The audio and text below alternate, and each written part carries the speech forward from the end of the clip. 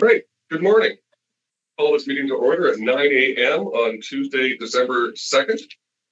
This is the final board meeting of 2025. Today's meeting is being live streamed, and we welcome those who are observing. We'll begin with a roll call of board members. Matthew Gordon has actually messaged me to say that he's stuck in transit and he will be here a little late.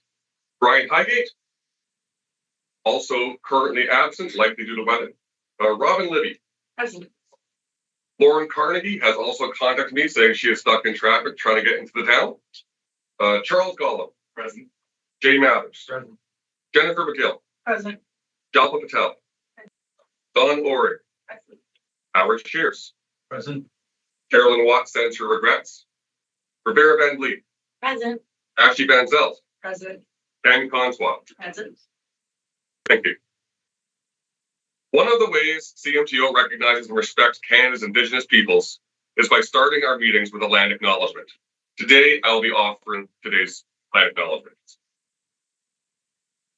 As I stand here in Toronto on the traditional territory of many nations, including the Mississaugas of the Credit, the Anishinaabe, Chippewa, the Haudenosaunee, and the Wendat peoples, I begin by acknowledging the land and its original stewards. Toronto is covered by Treaty 13, signed with the Mississaugas of the Credit, and the Williams Treaties signed with multiple Anishinaabe peoples. I live and work in Thunder Bay, on the traditional territory of the Fort William First Nation, signatory to the Robinson Superior Treaty of 1850. I am grateful for the Anishinaabe people's enduring connection to this land, which allows me to live, work, and thrive in this beautiful region. I also spend time recreating in Treaty 3 area, where the Anishinaabe Nation's stewardship of the land continues to sustain its forests, lakes, and rivers. My time on the land, whether canoeing, fishing, or simply being present, deepens my appreciation for the care and knowledge of the Indigenous peoples who have nurtured these spaces for generations. Their stewardship ensures that I and others can enjoy the land's beauty and bounty today. Today, I reflect on the importance of acknowledging the history and ongoing contributions of Indigenous peoples, and I commit to listening, learning, and supporting the journey towards truth, reconciliation, and justice. Thank you. Every year, elections are conducted in 3 districts. In 2025, residents in districts 1, 6, and 9 went to the poll, each electing a member to the board. While their terms begin January 1st, 2026, the board recognizes Susie Wu of District 9, who is possibly observing remotely, and Jennifer DuPont from District 6, who is intending to be here today, however, is likely also stuck in the weather that has hit the area. Saying hello to 2 new board members also means saying goodbye and thank you to 2 of our current members. Ashley Van Zelt and Jennifer McGill have spent the last 3 years thoughtfully and diligently protecting the public interest by sharing their ideas and participating in decision-making both here at the board table and on various CMTO committees, including the Ontario Massage Therapist Discipline Tribunal, Fitness to Practice, and the Increased Complaints and Reports Committees. To commemorate their time on the board, on behalf of registrants and the public they serve to protect, I'd like to present a token of our gratitude and esteem.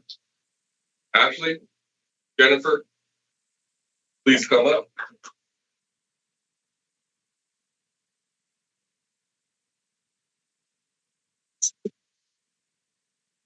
Ashley, we have lovely soapstone for you. Oh, thank you.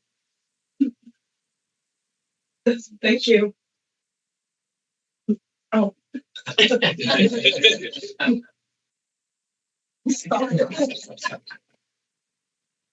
you.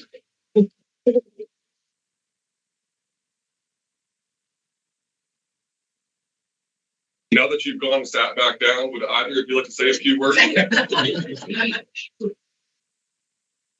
Oh, my God. Ashley's voice has failed her today. Jennifer? Yeah, I mean, I prepared some stuff last night after I got home from dinner, so probably I won't read that. But I will say, I think for me, serving on the board, first of all, was really daunting to come in. I'd never done governance before. So I walked through this door and I was like, ooh, total imposter, right? It's been such a welcoming, warm, like amazing experience with like everybody's been so generous with their knowledge and their helpfulness. their time, and everyone's funny, which is great because I love that. It's been such a good experience, and I think as a professional, what I found is that it's been a perspective change for me. Being able to sit specifically on QA, I see how compassionate college actually is, how it is supporting the profession, even though it's supposed to be regulating us and keeping us in line. It's a really beautiful thing to be able to witness firsthand. So I think for me, it's perspective change in how I view regulation, but also in how I practice. In my practice with other healthcare professionals, with my patients, with my colleagues. So I just really want to thank everybody for that. It's been a great experience, and I hope Susie gets the same thing out of it that I did. Thank you.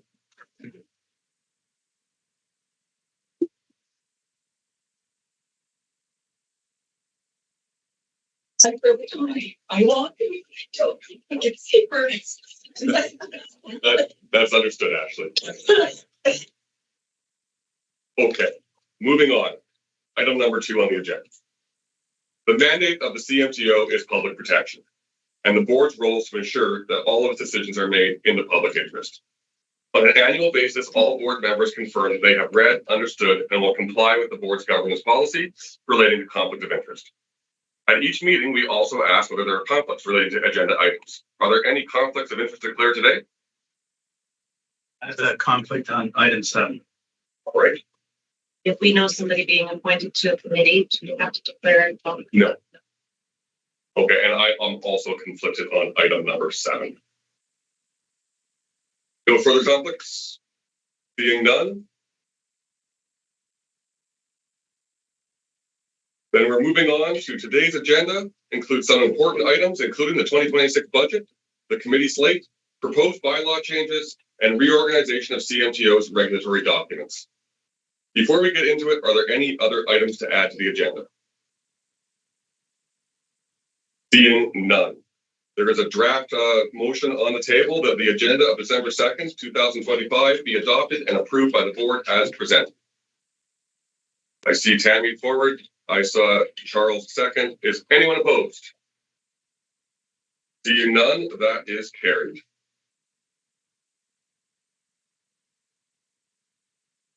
The consent agenda is a bundle of items that are voted on as a package without discussion. It is generally composed of routine matters not needing explanation.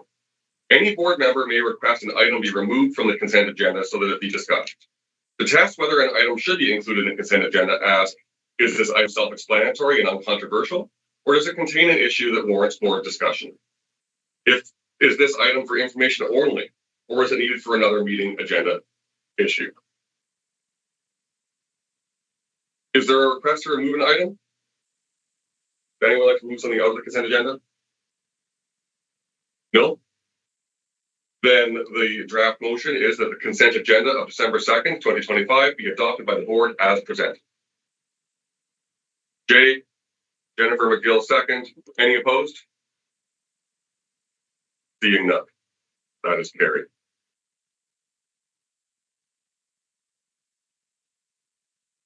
As I mentioned, the Governance Committee reviews the terms of reference.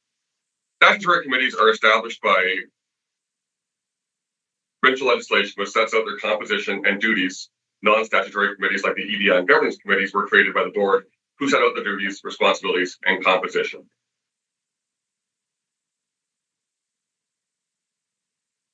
Kevin McCarthy is here with us today to discuss the updated EDI committee terms of reference and the Governance Committee terms of reference.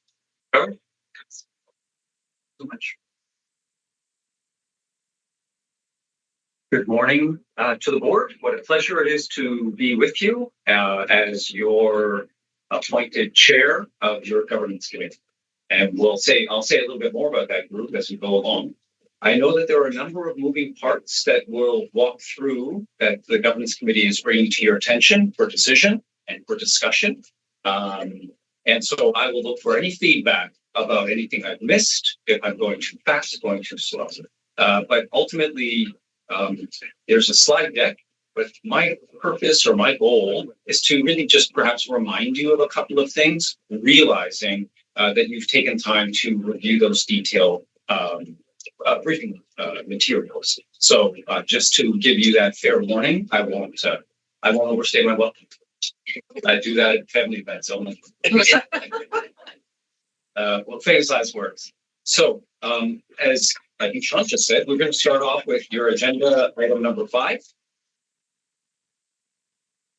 And just to, maybe again, just a kind of background, at least for my mind, this is a decision for you related to contractors. I see this and a couple of things that we're bringing to you as really process improvements or refinements that really assist with function of committees.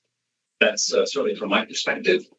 But you'll know from the materials that the governance committee is really recommending a change to the bylaw that relates to a provision around contractors, and that relating to eligibility for appointment to the board or not, because there has to be or would have been no employment or contract within 2 previous years. And I think just on a practical note, what the committee realized was that could potentially capture quite a wide berth of people, including those who might be providing resources to the college, whether that's for your assessment processes, contractors to support exams, and even coaching as well. So kind of an unintended consequence might be to make things so specific that it actually kind of it undermines our ability for our committees to function. So you'll see that the proposal and the motion hasn't been called, but you'll see that what we're proposing is to change from the current one. Oh, sorry, I thought that was a slide. But just to remove, sorry. Oh my gosh. I think I'm supposed to point this direction. Don't look, that's the best part. I keep going the wrong way. Can I help? No, I think I got it. Now, after this public humiliation, I'm fine.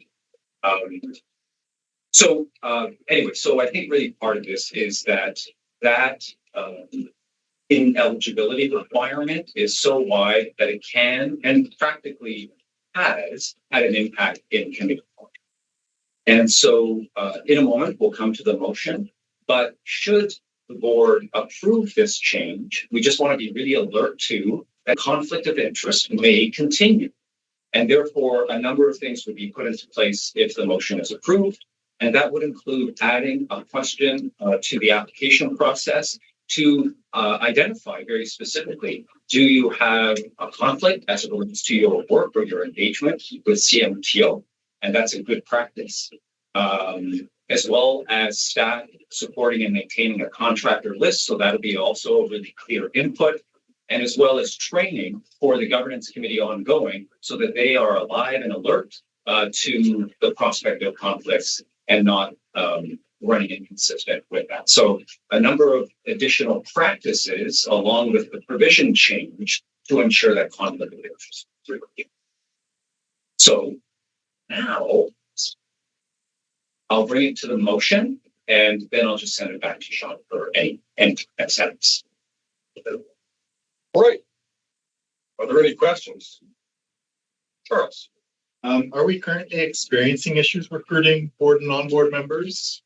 Is that a problem? I know public members, it's a challenge. I don't know the statistics on recruitment for board and non-board. Go ahead. No, you can. Well, I was just going to say, Charles, to your question, this has been a practical consideration. Like the committee, we've stumbled over this. So there have been, to ensure that we're following the provisions of the current bylaw, that has meant that we weren't in a position to recommend appointments that we think would have brought competence and skill to a committee. So this revision actually resolves that. So just to put a fine point on it, it's a practical reality. Yeah.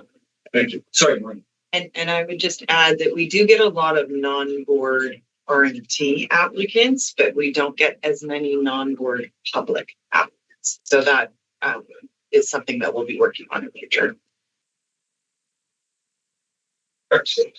Any others? Chapman. I just want a clarity on that. I know from application to when the candidate is successful, there's a 3 to 6 month project window, right? So they have to, if they have any conflict, and let's say before they get appointed, it's going to be over 2 years, do they still have to declare the conflict? So the conflict should be when they applied, or let's say I know from 3 months from now, 2 years will be over when I get appointed, and I don't have to declare the conflict. Oh, I see, in terms of the timing. So I think what our advice would be declare the conflict in all instances, and then there can be evaluation of the nature of the conflict by the governance committee. Is that fair? Yeah, I think that's really fair. It's an interesting scenario that you paint about what might happen. And I think maybe to Maureen's point, then the governance committee would really be attentive to that. There is a conflict, but it's actually ending before appointment. So that's really practical. I think this is a little bit more proactive. Let's not get into the situation where we can't have somebody appointed because of what isn't a substantive conflict. Any others? Rivera. Can you give us an example of a contractor conflict that would now get through the system, or at least make it to the governance board that would have previously been ineligible? Can you give me a concrete example? Can I make one up? Yeah. Because I don't want to identify. Of course. Okay. Let's imagine you have a governance committee and you want people who meet the competencies that the board had set out to be on that. The world of regulation is not a big world. So there's expertise around, and people do different things with different regulators. They may actually be doing work for the particular regulator they've expressed interest in being on the governance committee for. And that might be that kind of coaching scenario, or maybe they're supporting the chair in something. Maybe they're doing a project, like supporting some project, but also would be a great contributor to the governance committee.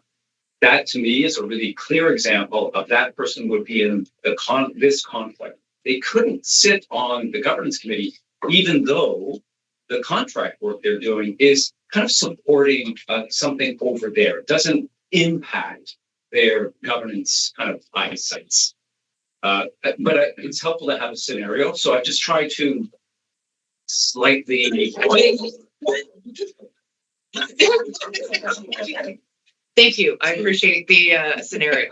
Does spilling the water mean that you'll stop talking? Oh my God. That's the landing. That's okay. There are other copies. I'm so sorry. Can I just clarify that the intention of this is not to allow all contractors and employees an opportunity, but more to allow the governance committee to evaluate whether or not there is a conflict before appointment? I think that's really well said, Sean. I think that's exactly what it is. You've seen it in your notes, but there's already been some consideration. I think there could be more, maybe if need be, but it's not to create conflicts. It's to be in a position perhaps to assess conflict. So that's got to be on the table. And then whether or not it has bearing on the ability to be in the position.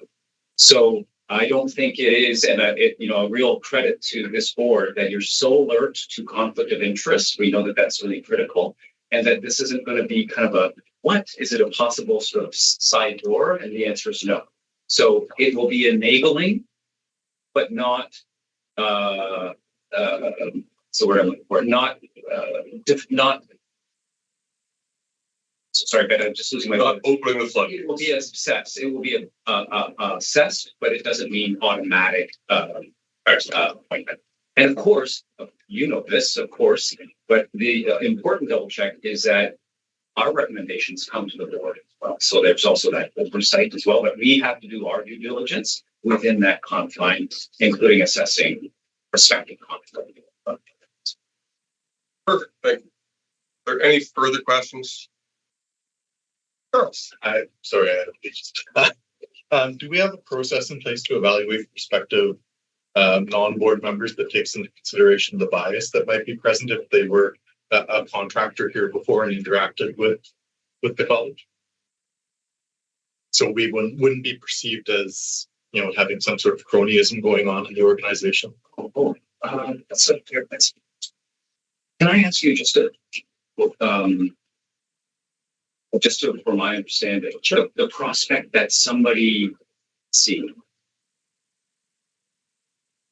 we might sidestep a kind of a conflict assessment because Yeah. cronyism. I just wanted to kind Yeah, of not sidestepping but more someone is familiar with yes. is there's an inherent bias because the person. As much as we try and compensate for that, just making sure there's a process to check for that. I think thank you for that. That's really clear. I would say both in terms of the competencies that the board has set out for the governance committee, really set out, in my view, that those are the very kinds of things. The only reason you should be at that table is that you have the competencies to be there. And that includes kind of recognizing one's own conflict and putting that on the table. So I think very practically to the earlier question, it's happening, Charles. We know it's happening because it's a small world, the regulatory space. And therefore, when we make our decisions, I'll just say, sir, you are the. We have to. I thought, what did I do this time? Strike three. So just to go back to it, is that I think that a couple things, both in terms of the competencies, it is a reality. And I think you've called it out, which is, I think, so practical. The other benefit is that you have, and this is later on, but 4 to 5 competent people at the table. So like you, people declare their conflict, their association with somebody. The practice with the governance committee is to have people step out of the room if there's a decision where they might have kind of engagement with someone or a role, like an appointed role. So I think actually, and I don't remember if this is in our orientation, but I think that kind of bias would be a really good thing to really pull out in there as well. But so it's not to say there's never zero kind of risk, but I do think the processes are there from competency to the collective competencies to ensure that our decisions are really informed by whatever it is, like evidence, what the needs are of the organization and not what Kevin likes or doesn't like. Thank you. Thank you very much. Yeah, I hope that's okay, Charles.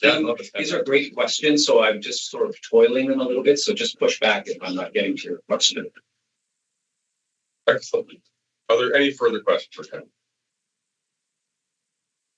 Seeing none, the draft motion on the table that the board approve the removal of contract provision from bylaw number 2 and number 6 to expand the pool of eligible candidates to serve on the board and its committees. Do I have a mover? I see Rivera and Robin Libby. Seconds. Anyone opposed? Seeing none, that has carried. And that then brings us to item 6, which is still Kevin. I kind of heard that tone of disappointment. No. But I have no sharp objects or water around me. So things are looking up. I've jumped ahead. You've jumped ahead. Yeah. People go back to the discussion. Thank you. Item 5. It's okay to just leave that up. Sure. So sorry. There's no slide for this part of your discussion. Sorry about that. So if it's okay, I'd just like to kind of call to mind just a couple of elements of this, but this is a discussion item. So this is not a decision item. You have something in your materials that look kind of well advanced, but just to kind of caveat it, it's not final and it's if you will, draft. So just to say that that's a discussion item. But you'll know that the issue at hand, and it's complicated in a way, at least I find it, is around eligibility and disqualification provisions. And frankly, I think for the committee, kind of toiling and contemplating what could be a source of reputational risk for the organization and to really put our mind to that. And part of that discussion, and you'll know that from the note, is the idea of a proposed provision rather, for an automatic disqualification rather than so that it's very clear, it's very cogent what the action would be. rather than a process of disqualification depending on this or that. So part of the idea was one of kind of efficiency, but also not relying on kind of nuanced thinking, but rather if a threshold is met, then a decision of disqualification would be made. And again, just a caveat, this is a discussion item. You're not making a decision. And so the issue at its heart is the prospect of having a registrant either run for election or sit at your board table with something that is a serious outcome and may pose a reputational risk for the organization. So currently, and you'll again know this, that the only ineligibility provision is related to a referral to discipline or a criminal conviction.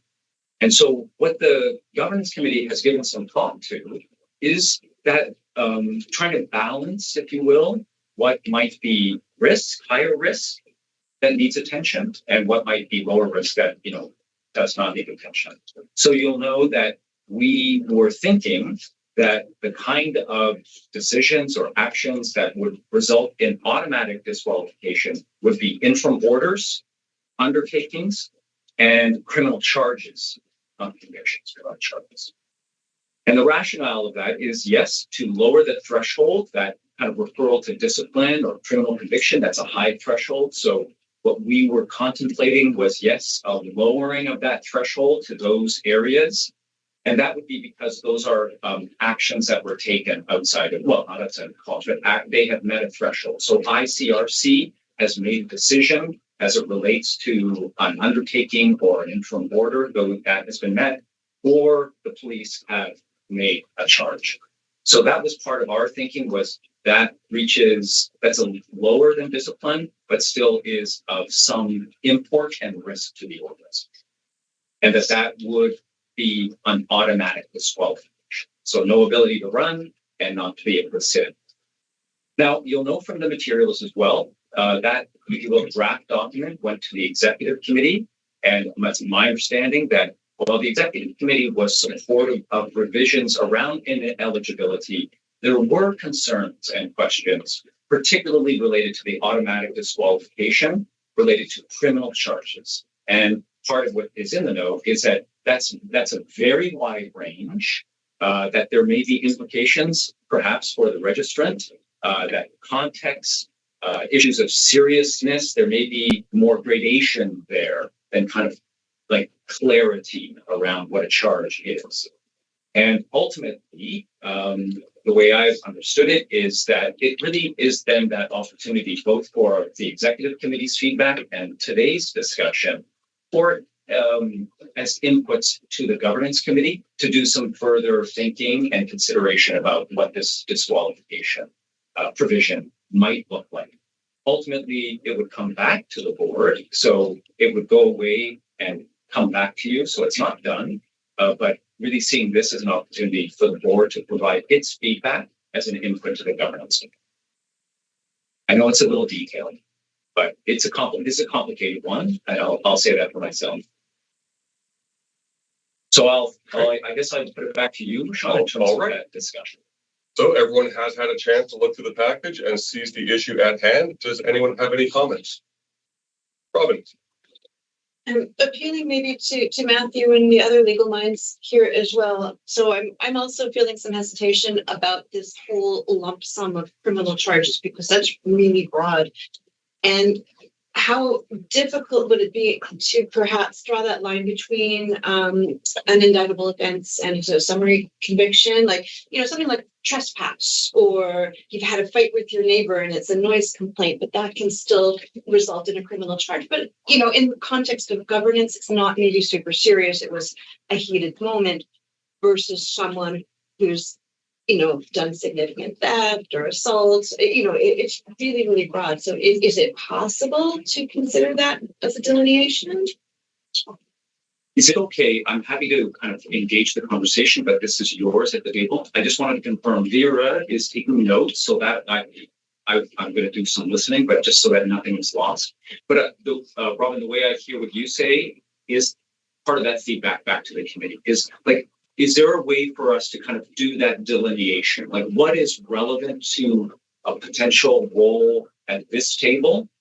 And what might be kind of something that would maybe not be relevant? So I think a takeaway for me would be maybe it is a little bit more of a deeper dive around can we get a little closer to what that might be? Others might have other thoughts, but that's how that's landed. So no answers. Great questions. I mean, I could give you an answer, but it'll be wrong. I had the same concerns when we first looked at it, and I'm not sure if it's possible to make a delineation like that. But I also think it's good to have clear and simple ones, and so we know what the line is, and then we can judge around that. So, or your committee can. But I think, and I tended to go from first imposing it because it's so broad to saying, you know, it's perhaps it's acceptable because it can make it simpler and clearer. Okay, thank you. Thank you. We're going to move to Jay next, and I see you next, Brian. Is there another one?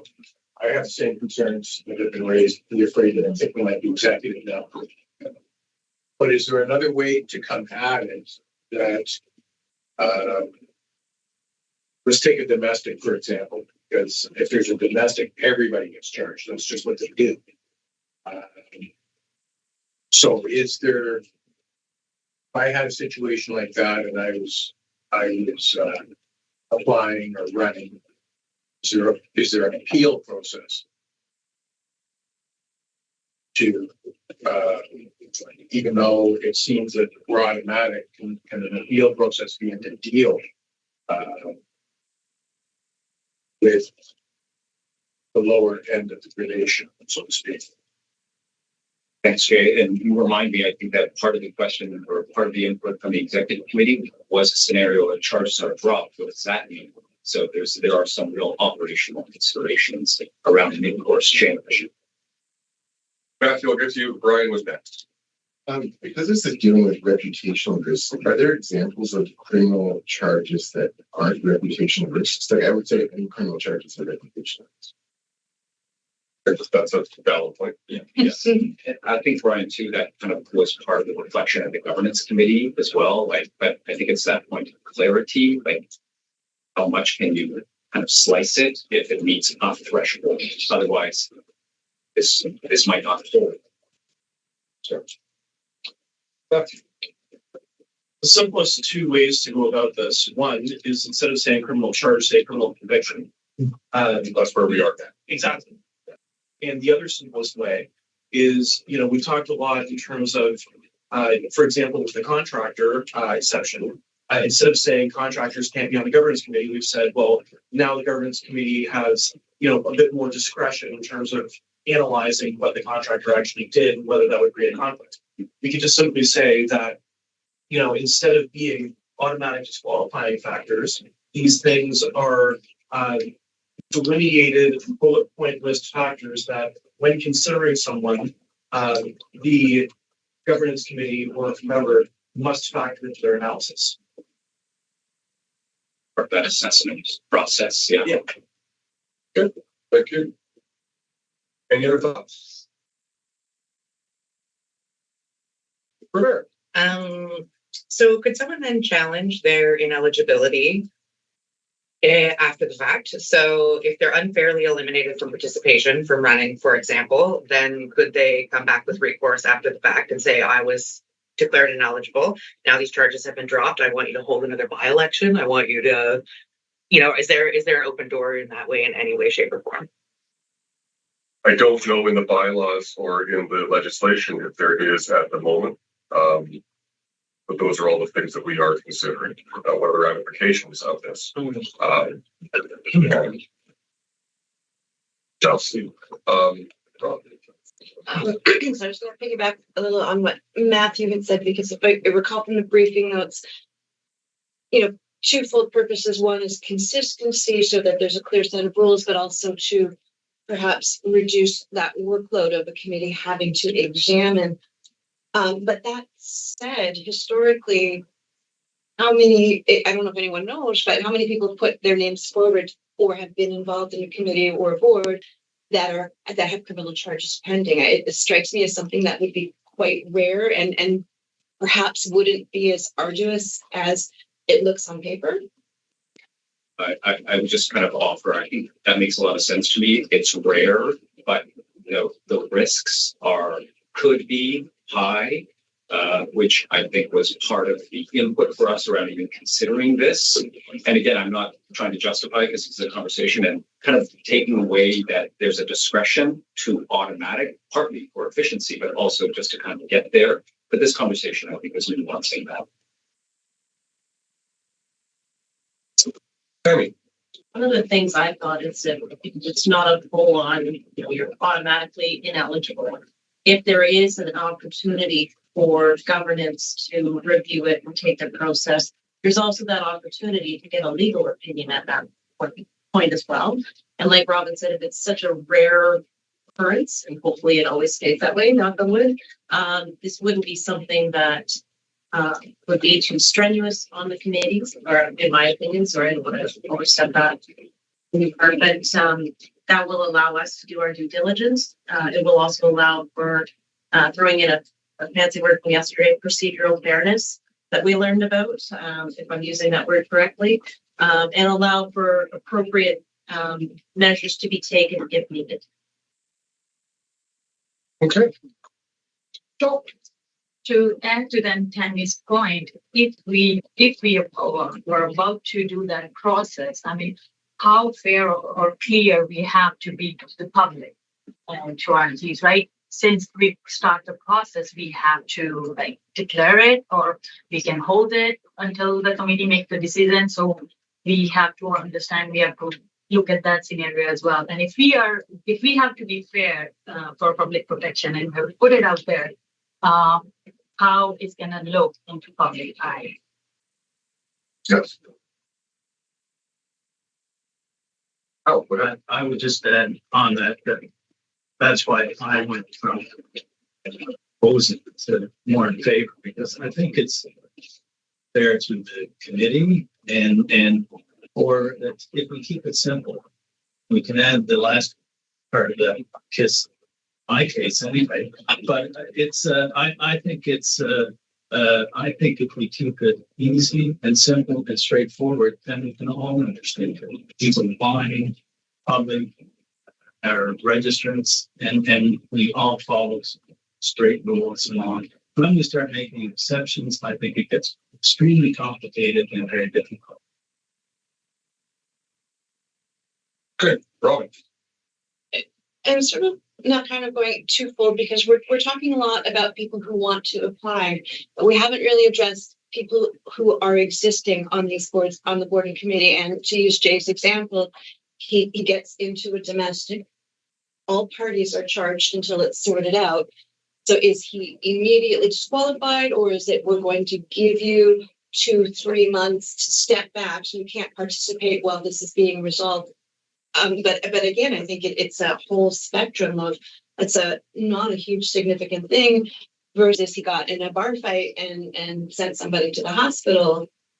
Pardon me. But, just trying to throw out, because it's easy enough to say you don't qualify to run right now because you have to deal with these issues, but the people who are already here, and we do know that not all charges lead to convictions.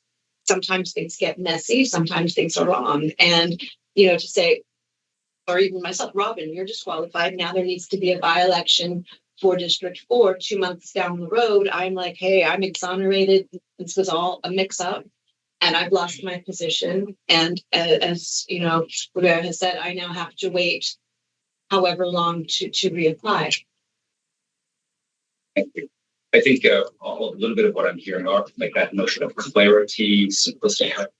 There are implications around operations. Like what would it look like to communicate this so that applicants know it, or board members know this, committee members know how to operationalize it. So I think the goal is not to what the people look like, I think, or is great. Maybe it's also about clarity. to ensure it's very, very clear, its rationale, the implications, and ultimately, I think in terms of staff, who would support the operationalizing of that as well. So clarity of key. Rivera. And around the clarity, if the threshold's going to lower to ICRC, I think that everyone around this table understands exactly the investigative level and diligence that an ICRC decision holds. An interim order does not come from the ICRC without a lot of evidence. But I don't know that the profession necessarily sees it that way, or the public. So just letting people know, if this does go into place, that the RCRC level of evaluation is extremely burdensome for the college. Like, there's definitely a high amount of evidence that happens there before somebody would be disqualified. Because I think the average registrant who has an interim order might walk around thinking that it's unjustified, that we don't have enough information. I think that might be a common misperception. Yes. That is a threshold itself. Yeah, thank you. Anything else? If I can summarize, then it seems that there is some discussion around the criminal charge, but interim order and undertaking seem to be relatively accepted. I'm seeing nods. Yeah. My own perspective in discussing this around the executive table was largely based on that.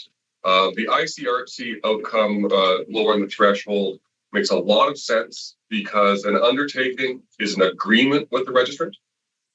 An interim order has met a very high legal threshold to be imposed, which is imminent public harm or threat of. Whereas a criminal charge doesn't have, there is a threshold, it's a policing threshold. As Jay has brought up, there are times when charges are laid blanket. It is also, I'm well aware of the fact that, I mean, we have a board full of people here who have not been criminally charged. I've been on the board for 6 years and no one has been criminally charged. This is not an imminent threat, but along with reputational harm to the college, I do feel that there is some threat of reputational harm to a registrant who would then be removed from board or committee based on a charge that may or may not stick, may or may not land with a conviction. So that is my concern, or was my concern. I've heard a lot of very good input around the table here today, and I have full confidence the government committee or governance committee will take that back and come forward in March with something new. It's okay just to acknowledge, thank you so much for the input. I really captured it. It's not surprising to you. This is challenging. The governance committee was challenged by it. So even the idea of kind of having an opportunity to get executive committee's input, getting the board's input, I think really supports it getting into the right direction. But where should it go? That when it comes back to you, that it's in a good state. So thank you. Excellent. Thank you. Sorry, my apologies. Before we move forward, can I ask you, have you looked at the other regulatory bodies that if they have something similar for this situation? Yes, that has been absolutely an input, and there's been like legal support as well. That will continue. Like what are practices? Like I think based on this conversation, what are other regulatory practices that might help us kind of get closer to what conversations like this have had? And absolutely, and it goes to maybe kind of like the fairness principles. Like obviously, this has to be like the details would have to be crafted by a lawyer for the obvious reasons. Excellent. Well, thank you. That was very well done. And I believe we're now moving on to item number 6, which is where I mistakenly started. But item number 6 is the statutory committees, which are established by the provincial legislation and sets out their composition and duties. Non-statutory committees like the EDI and Governance Committee were created by the board, who have set out their duties and responsibilities. And Kevin would like to talk about the updated terms of reference for both committees. Thank you so much. So you'll know from the note, but just wanted to start with the college's Equity, Diversity, and Inclusion Committee. And just to highlight perhaps a couple of things that you already know, but just to put a fine point on it, the genesis of that committee was really to support the organization's EDI initiatives. And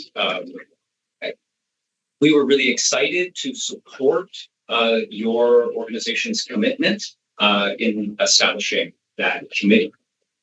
We also recognize, and I think this has to be like, this is such a good evolution, is that the EDI committee has really, there's a real practical reality of it being able to provide additional support that maybe was not initially conceived when it was first established. And again, I'll just say that that's kind of a learning as you go and a really positive evolution, which I think brings us to this item. And so you just see it, it's in the note as well, but just asking the committee to provide their additional inputs and insights to the college's work around some of those demographic questions asked of committee members and applicants. And I think we know in the broader space, that's a really important thing to get right. So having an EDI committee to kind of have that filtered through, because sometimes, well, I think we've known some regulators when they've asked sort of demographic questions, it's not framed well, and it actually kind of creates problems for the organization.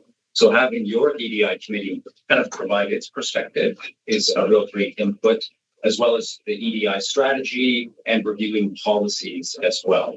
And I don't want to get ahead of it, but even the governance committee has contemplated, are there things that, additional things that it could benefit from the EDI committee's kind of input on as well, just to benefit from their expertise. So again, from our kind of perspective in terms of bringing this recommendation to you, it really is about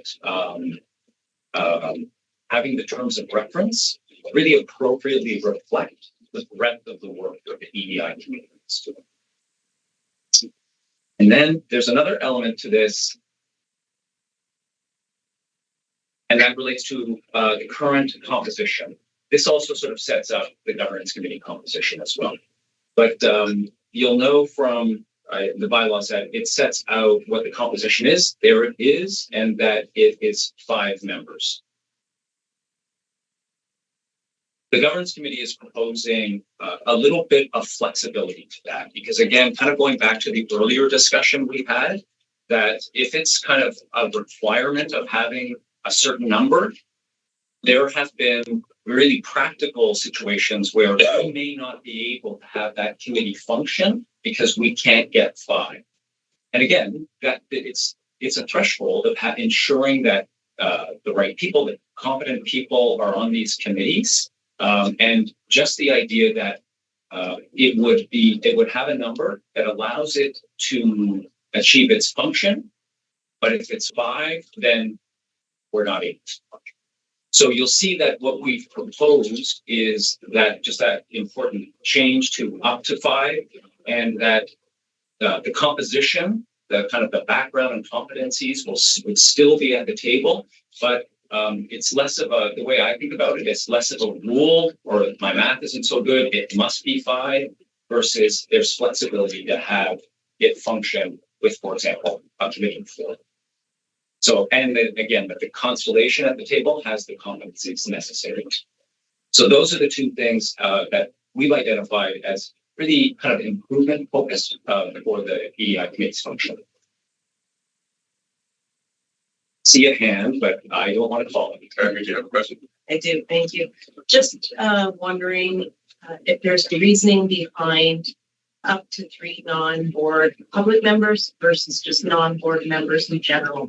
We would be able to include professional in there, or if there's a reasoning why it's non-board or non-public only, sorry.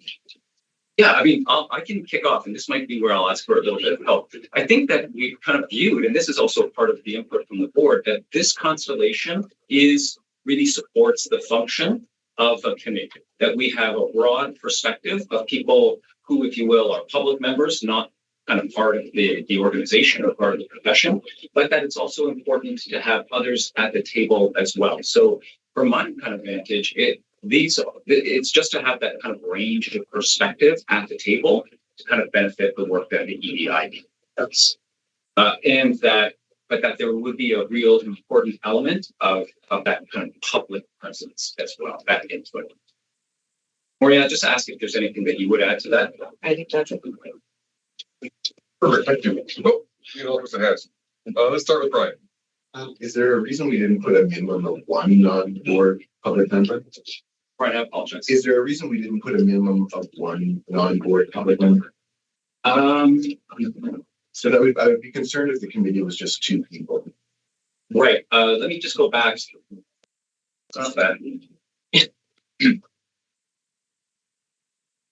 So, like, the way I do the math, but I want help, is that we wouldn't have a committee of just two. Like, we would have a committee that would be this minimally three. Two plus one, right? Like, so you'd have the one, and then one. So I hear your point, Brian, about it being the minimum.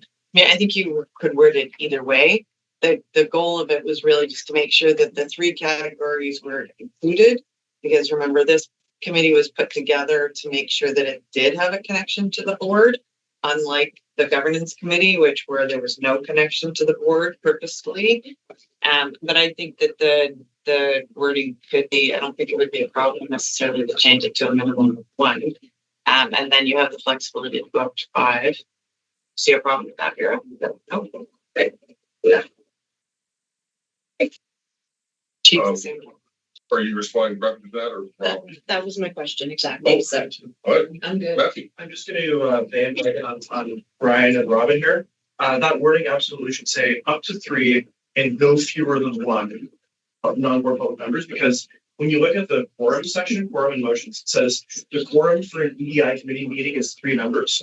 So theoretically, because up to 3, 0 technically is up to 3, you could have a committee with 2 members, but a quorum of 3. They would never be able to pass anything. Yeah, so we can just change it to 1 to 3. Yeah. Right? Yeah, 1 to 3. Okay. Okay. Right, and I know that I've already said this and it's in the materials, but that part of the rationale for us was just that kind of alignment with the current function of the committee, that flexibility to maintain function and consistency with other committees as well. So that, just given that conversation, That brings us to a motion. is the motion still? We're just gonna change the motion to say, as amended. That's amended. All right. So the draft motion on the table today is that the board approve the revisions to the equity, diversity, and inclusion terms of reference as amended. I see Robin has forwarded. Jennifer has seconded. Any opposed? Seeing none. Please continue, sir. Thank you. So somewhat of a similar conversation really with the governance committee. Again, this is just the current composition that's been set out, shall be 5 members, and so see it there.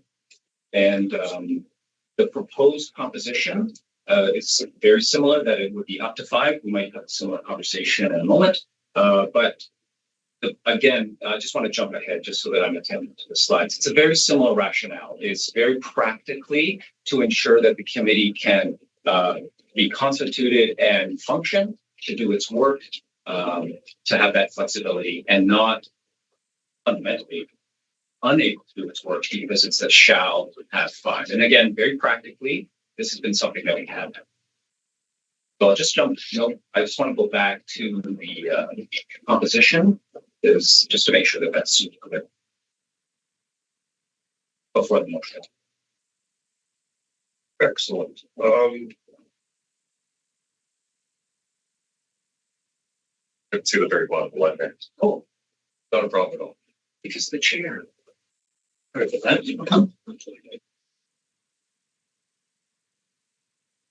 Any questions? We once again run into the problem of 0. That last part, no more than 2 members may be RMTs. It could very, very easily end up with 0 RMTs on the governance committee, which I think would be a problem. I think that perspective has to be on that committee. So I would amend that again, similarly to the EDI committee, to say 1 to 2 or no more than 2 and no fewer than 1. Let me ask you, Matthew, since 2, at least 1, and no more than 2 are past board members, does that perspective as a registered massage therapist have to be current? If someone's an RMT for 20 years, for example, and has retired, they are a past board member sitting on a governance committee. Does that bring that experience, or would you prefer it to be actual current registered members? That's a great question. I'll say two things in response to that. One is that I do think the current expertise is valuable. The other one is the phrase past board members. I mean, you know, that's true. Unless I'm going to serve on this board until the day I die, hopefully 90 decades hence, you know, I can be a past board member. You know, any of our public members could be past board members. So just because a past board member is highly likely to be an RMT, you know, at least a 50% plus one chance, whatever it is, it's far from a guarantee. So what I'm seeking to do here is amend that final line so that there's a guarantee of an RMT on the governance committee. Okay, that's good. Any comments to that end? Carlos. I had a very similar thought and concern with the committee existing without any professional, not necessarily professional input, but any insight into what's going on in the profession by having no members of the profession sitting. I'm biased because I'm a professional member, but I think part of self-regulation is, a part of self-regulation is being part of that regulated process. That was what you see, that insight would be there, that competency. Yeah. Okay. Any other comments or questions about that?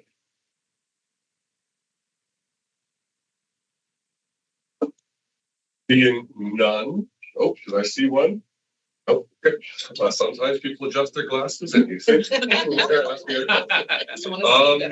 So before we get to the motion, are we proposing the motion as it was presented, or are we amending it to contain at least one RMT member of the governance committee?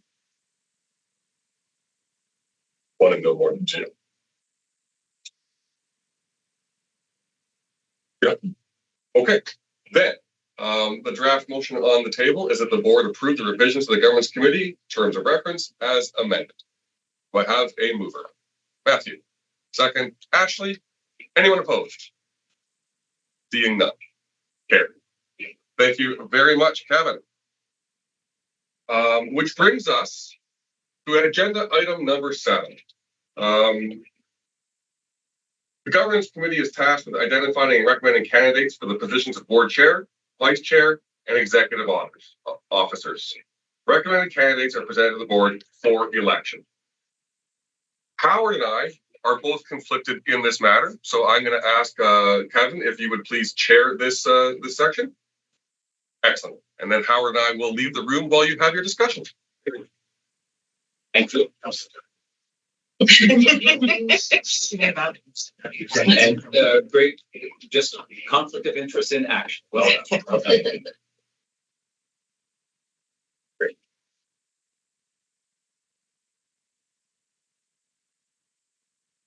So you'll know from the materials, there were 2 incumbents who put their name forward for these roles, and the governance committee is proposing Sean for board chair and Howard for vice chair. I don't think there's much more to provide on that one. That was the motion. Simple things. Is it me? Is it the machine? It's technology. All right, there we go. That's my favorite slide. So, I think I would see if there's any discussion before calling the motion. Is there any discussion? Okay. So then I will. Sorry. You want to give pause for the prospect that somebody just did. Oh, I do have a question or a statement. So the motion is that Sean Adderley be elected board chair for 2026. That Howard Shears be elected board vice chair for 2026. Right. Oh, sorry. If we can do them as 2 separate motions, because we have to elect the chair first and then the vice chair. Thank you so much. Thank you. Not a good technicality. Apologize for my lack. So let's just start with one. That Sean Adderley be elected board chair for 2026. I see Jay and then Matthew, a second, please. Thank you.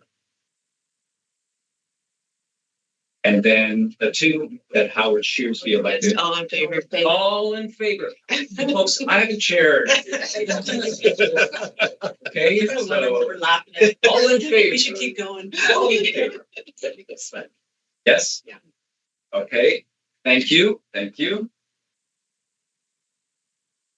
That, I lost track. We haven't done two yet. Properly. Oh my gosh. We did get a first and a second. Yes, All in favor yes. for Howard. Great. It looks unanimous. Thank you so much. Carried. Thanks for your patience. So that motion is. Can somebody invite them back? If you want. Yeah, there was a lot of laughing. Don't worry. Not at your expense.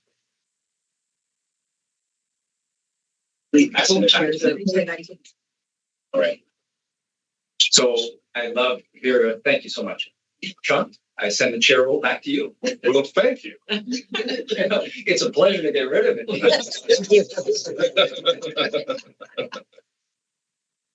Before moving on to the next item, I'd like to take a moment to thank the board for supporting my nomination. I'm assuming the board supported my nomination.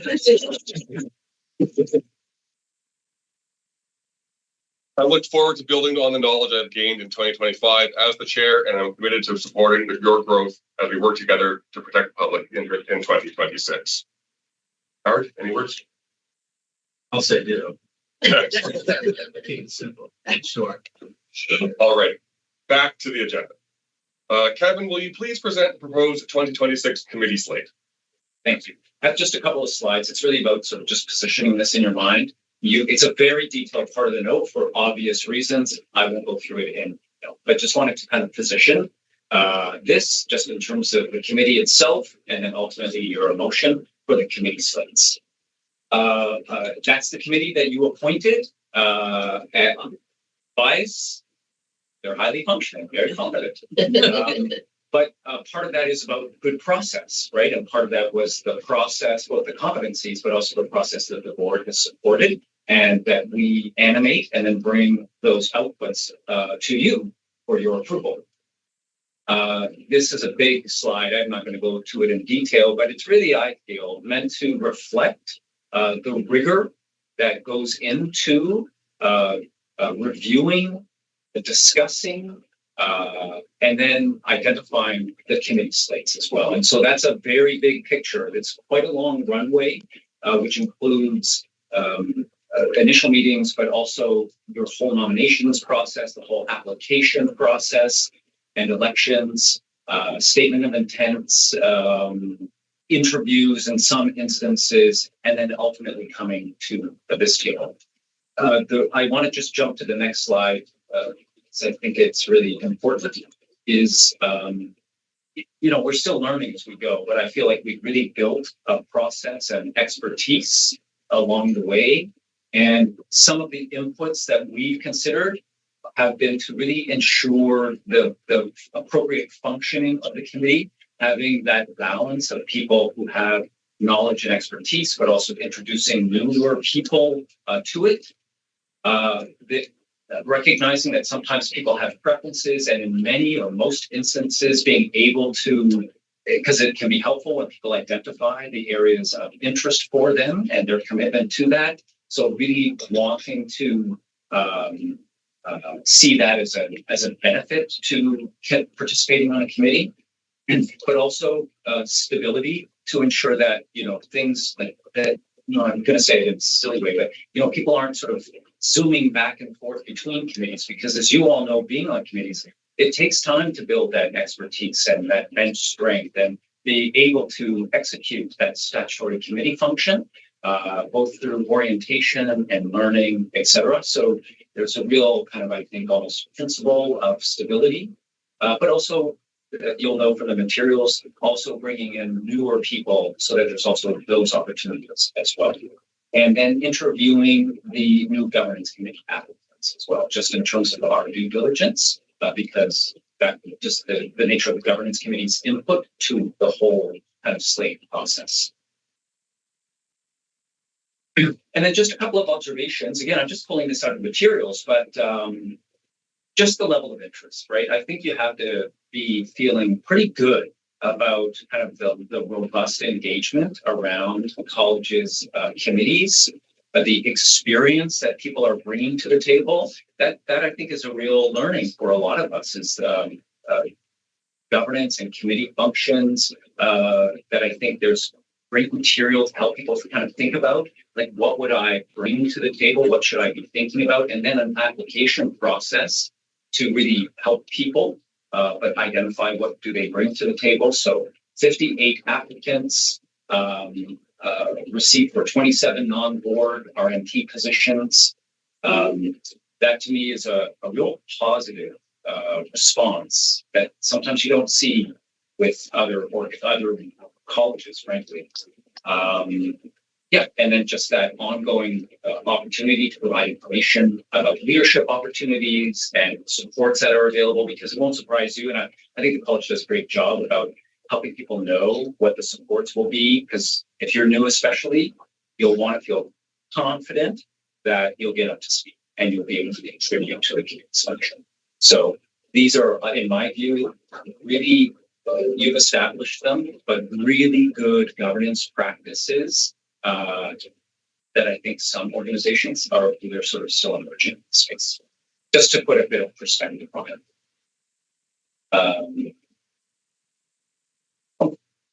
Oh, that's right. That's right. That arrow did point back. Yeah. So can I just double check that the next slide is a motion slide? Like I just yeah. So any. Do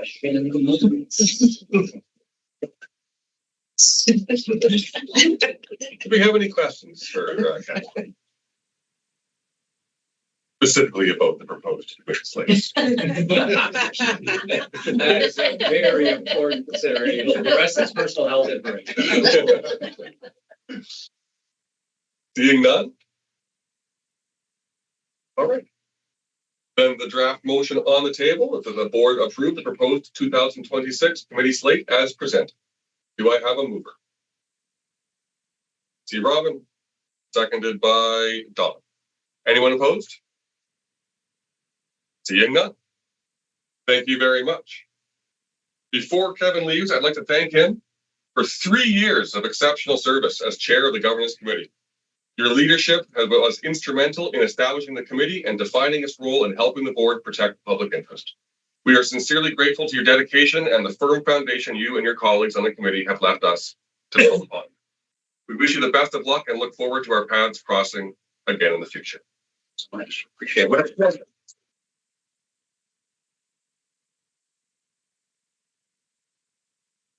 Been a real honor. Thank you, everybody.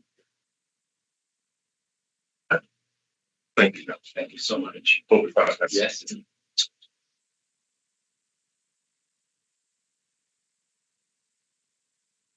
All right. Before our break, we have one more agenda item to accomplish, which is number 9, the amendment of bylaw number 8 for circulation.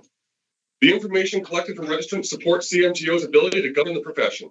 It is important that the CMTO is transparent about what information it collects and whether or not it will appear on the public register.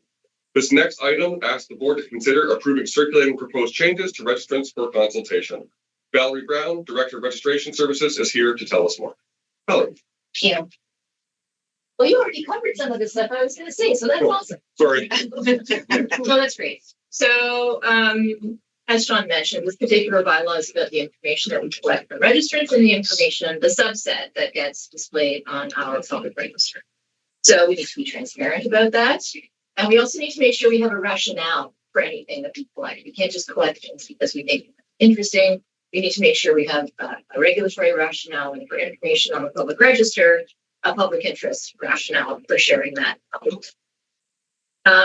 Also, because of the nature of the information in this particular bylaw, it does need to be circulated to registrants for at least 60 days if amendments are proposed. We usually also include other interested parties, other sod regulators, other health regulators when we do a circulation. Like the executive committee did consider the proposed amendments at their last meeting. And there are two of them. The first one is sharing registration numbers with insurers. So we do not display registrant registration numbers on the register. This is an attempt to mitigate fraud, but insurance companies need this information, and we do get calls from insurance companies asking for this information. We can't share it directly because it's not part of the information that we share. It's not publicly available. So what we do to get around this is at renewal every year, we ask registrants that they consent for us to share their information with insurers. And about 97% of registrants say yes, because it makes it easier for them to get paid. So if we don't have their consent and we get a call from the insurer, we have to direct the insurer to contact the registrant directly, which it seems counterintuitive given our role as a regulator to help facilitate this kind of information. So the proposal is to amend the bylaws so that we are able to give this information to insurers upon request, specifically the status of an individual registrants. We'd be prescribing information for you to share. And this amendment, because so many registrants already consent to this, would impact a very small number of registrants. Second proposed amendment is about removing massage therapy education information from the register. Currently, we display both the massage therapy institution and the year of graduation, or proposing to remove both of those. All registrants have to meet the education requirement for registration. Some colleges choose to display this information, possibly because they want members of the public to verify for themselves that the education requirements have been met. But of the other 25 health colleges in Ontario, only 9 are currently displaying education, sort of foundational education information on their register. It's possible that, so in the midst of time, we don't actually know why CMTO chose back in the day to include this information on the register. But it is possible that it's somewhat related to the fact that we don't have direct control. When our requirements were written, it was the Ministry of Colleges and Universities that determined which education was eligible for registration. Now that that is going to be changing as of January 1st, 2027, it might make more sense because college will be in control of that to remove that information from the register. So the proposed amendments were included in the package. They're pretty simple in terms of the changes. And so the recommendation from the executive committee is that the board circulate these proposed amendments to registrants and other interested parties for assistance. I think there's a motion. Yes, there's a motion. And the motion is, there's a draft motion. May I ask a question first? Please do. Thank you. Just a curiosity question, because I'm sure once it goes to circulation, we'll get the information. But has anybody ever said why they've said no to having the CMTO share their number with the insurance company? We don't ask that question, so we don't actually know. Okay, so when it comes back to circulation, we may have an answer, but Maybe. Yeah. thank you. Thank you. I see some other questions. Charles, go ahead. Matthew, you're next. With the proposed change for the sharing of the registration number with insurance companies, are we going to be wording it so that when it gets circulated to the membership, so that they realize that they're effectively giving their ability to consent away, and that this is their consent to do that? Yes. So I think what we would do is we would articulate what's happening now, and then we would indicate what the change is going to be. So that we can make it particularly clear that we are no longer going to be asking for your consent. This will be something that happens on that. Charles, Matthew. I'm not going to pretend to know anything about registration numbers and insurers and all that. So I think, the more RMT's views we have on that, the better, because of the subject matter experts. My concern is with the education on the register. I think it's for any licensed professional, being one myself, it's a point of pride to be able to say where you went to school and have that on the register with you. I don't know Like, has anyone actually been opposed? Has anyone that said, oh, you put my school in the register, like, can you please take it off? Or I feel bad about that for some reason. It's not so much that we've had pushback saying why am I in that information on the register. It's about struggling to find the public interest rationale for sharing. If all registrants have met the requirements for registration, why are we creating a differentiation when in our eyes none actually exists? Doesn't look like that answers your question. So the answer to the question was no, we have not received any pushback. We have not received any complaints of people asking to have that information. Don? But isn't displaying that information to give transparency to the public? Because I actually just used it yesterday. Because I'm seeing somebody, I want to know how many years, because it makes a difference how many years that RNT is in practice. I feel it does. If people want to make a decision of what therapies they choose to see that is beneficial for, like, I understand their schooling, but it gives transparency of where they went, how many years in practice they are, and then you would never know. A new grad, somebody that's been practicing 10, 15, 20 years. I don't know. I just think it. Can I ask just to clarify, we're removing the graduation date from the educational institution, but not the registration history, correct? The registration history will still be there. You will still know when someone was just registered. It's just, it's right there. It's very convenient, laid out right there for you. On the first page saying when they graduated and the institution. I just feel it gives transparency to the public to make a decision for whatever reason they choose. And if no one's arguing about it or RMTs are making a fuss, let's see why they change. As Valerie said, their concern is the public protection rationale. Not that it's a contentious issue at the moment, just why are we collecting that or displaying that information publicly? Correct? Right. Yeah. Because I'm not sure why it matters what school somebody went to if everyone has met the same education requirement for registration. Rob, please go ahead. And again, this is all going up for consultation or so you'll get more feedback, but just to give an opposite perspective. So I went to Canadian College of Massage and Hydrotherapy in North York. It does not exist. In fact, Canadian College of Massage and Hydrotherapy does not exist in Ontario anymore. They are now out in Halifax, which if someone's looking at the register, it could be very confusing to them because the curriculum in Halifax may or may not meet today's current credentials or even the credentials that I graduated with. And there are so many private schools that have closed, reopened, changed names, changed curriculum that in some ways I think it could be a hindrance and it could end up confusing the public. Just to provide a different perspective. Thank you. Charles. I know the board and those directly involved with CMTO are well aware of accreditation. Yes, hear about a lot, which is wonderful. But I don't know the public is. So one of the benefits to having your educational institute on there, in my mind, is that it shows that you've gone to an educational institute, as opposed to, Joe's massage therapy teaching that he does out of a van down the street. Which I would hope the public wouldn't assume that's something that can happen, but because having nothing there leaves that open in my mind.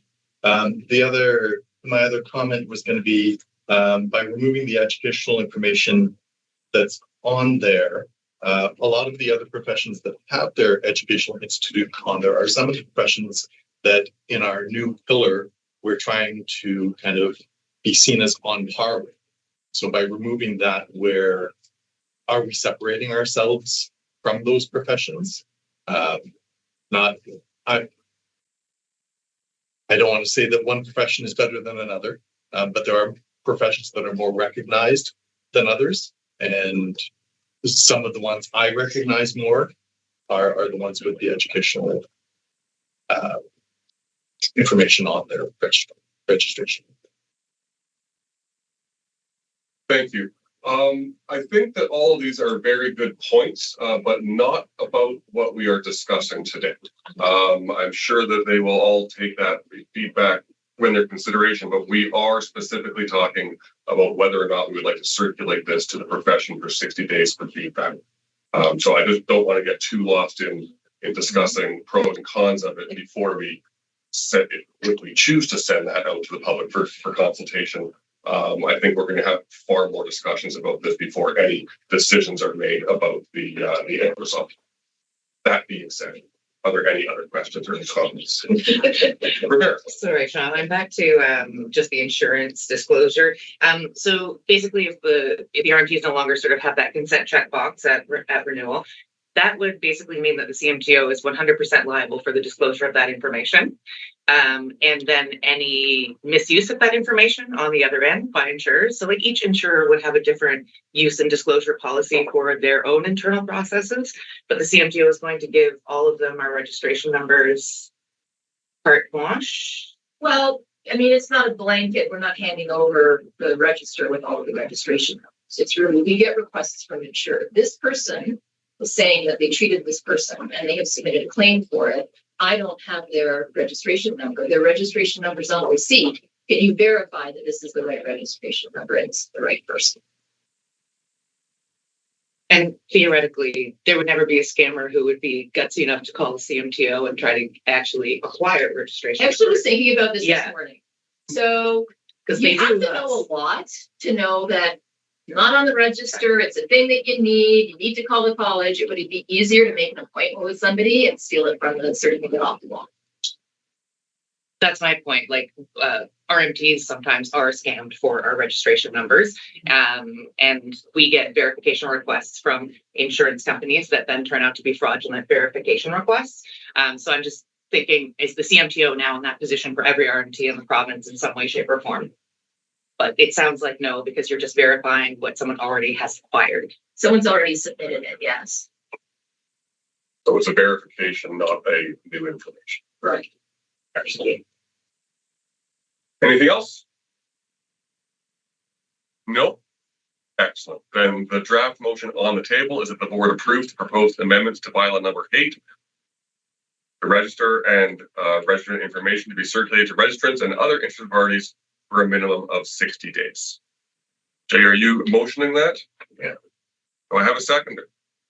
I'll use Jennifer. Anyone opposed? Seeing none. Thank you, Valerie. And that brings us to our break. We are right on time. Let us return at 10:35 to carry on with item number 10. Congratulations. Shockingly, you were right next to All right. Welcome back from break. Moving along on the agenda to item number 10, the 2025 Q3 financial report. I would like to invite Mala Chanapatna, Finance Manager, to present the Q3 financial report, as well as Robin McArthur. Please come on up. Thank you. Morning, everyone. Mala and I are here to, along with inputs from the directors as it relates to their specific areas, to provide you with the details on the financial operations up to the end of Q3, which is September 30th. And without further ado, here's Mala. And I'm going to be jumping in with some points along the way. Hi, everyone. Thank you, Robin. Today, I will present YTD Q3 2025 financial results.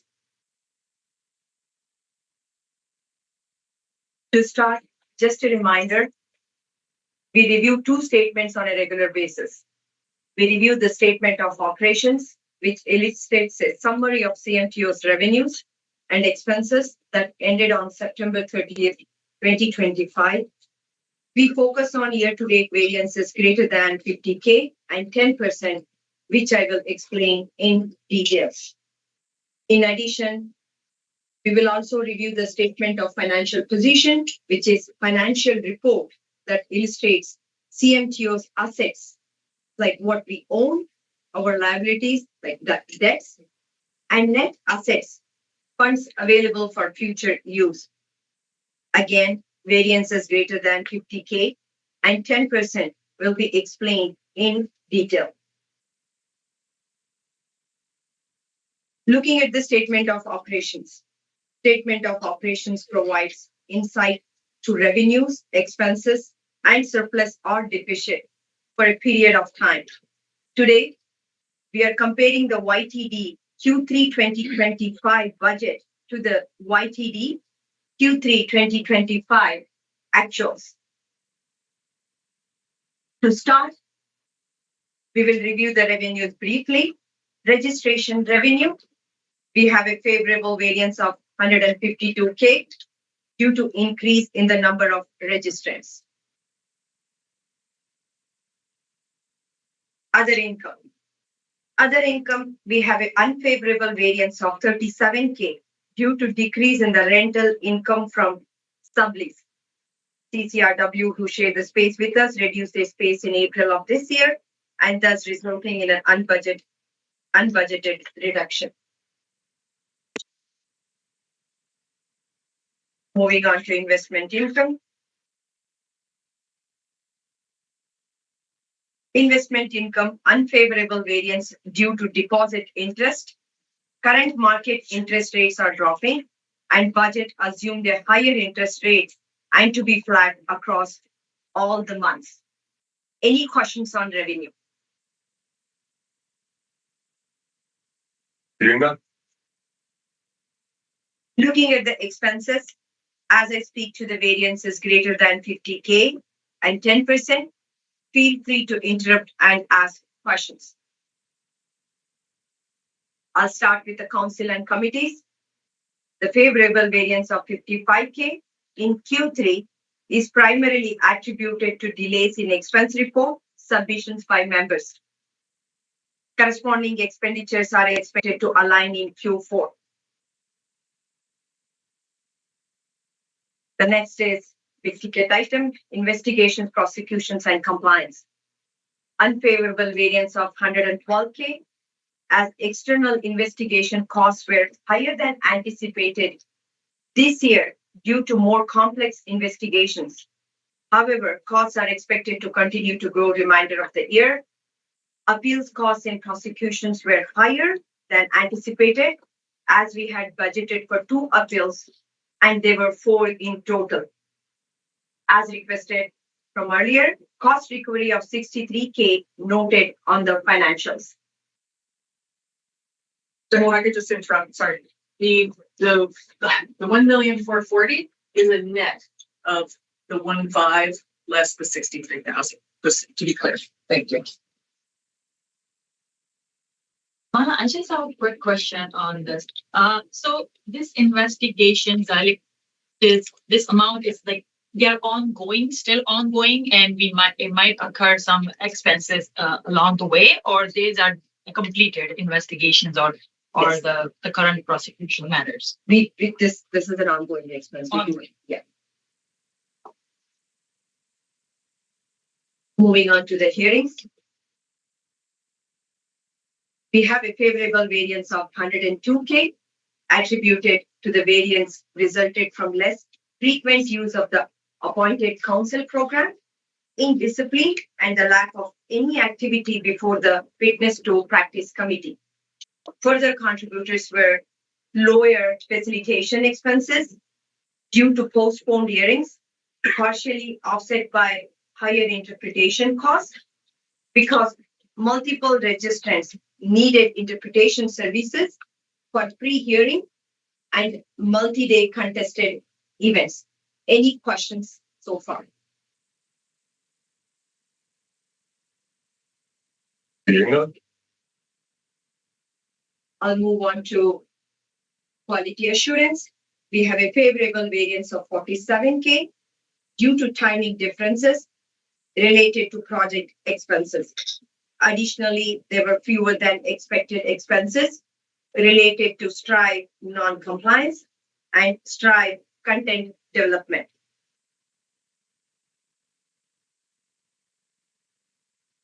Next is communications. Communications. This line typically includes media training, outreach expenses, and general communication costs. We have a favorable variance of 58K or 66% in Q3. However, Q4 will reflect increased spending to catch up on general communication and translation services. Outreach initiatives, including college visits and the annual sexual abuse prevention seminar, will continue as planned. Moving on to the salaries, favorable variance of 620K or 10%. There are a few things which come into play here. A, salary increases at 4%, budget was at 5%. B, RSP budgeted 3.3% higher than actual. C, professional development and paramedical were budgeted at full entitlement, but has experienced lower than expected use. Last is D, which is hiring time. Budget assumes from January 1st. This is a fairly large variance. Are there questions? I can give you more detail if you like. Okay. This is the salary and benefits line. Yes, it is. And you've discussed that a large part of the variance is that people were not hired on January 1st, but later in the year. That's correct. That assumptions were made in calculations that turned out to be a little incorrect. Well, they were high. I so think they so were we aspirational. estimated high, and it was a little bit lower in the end. Yes. Do we have any idea if that's going to be like, are we still going to have that problem moving forward, or has the calculation? The plan is not Right. to have that problem going forward. We do have 3 individuals budgeted. When I speak to that area, we do have 3 individuals budgeted for new hires for the new year, and one of them started yesterday, and the other 2 we anticipate to start in January.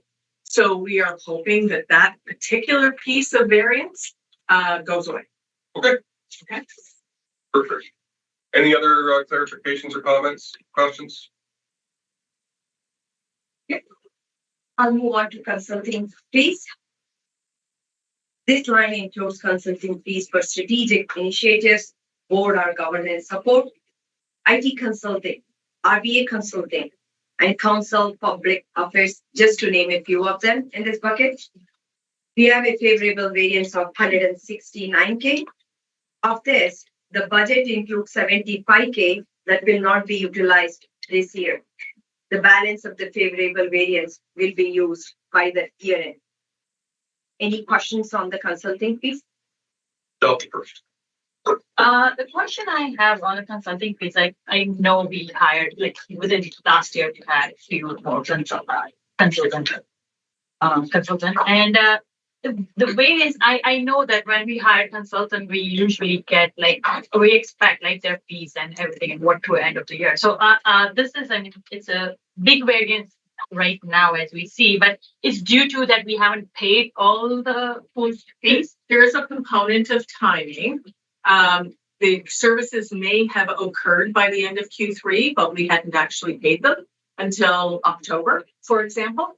And there could and we may not have even gotten their invoice until October, for example.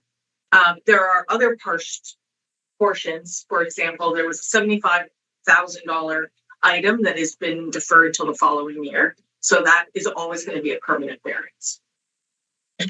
Howard, you My question was more on in general, your cutoff date for adjustments. Yeah. So in mid-January, you'll have. I'm going to speak to that at the end, but yes, we do now have a date from Hillborn as it relates to when they're going to come in the middle of February. So we would really like to have January 15th be when we get everybody's claims, when we get all the invoices in, and that's when we have to start from the 15th to the 31st, we have to start making decisions around accruals. And I know that's a word that nobody wants to hear me say. Thanks. Okay. Anything else? Oh, they're plugging it in. Yeah.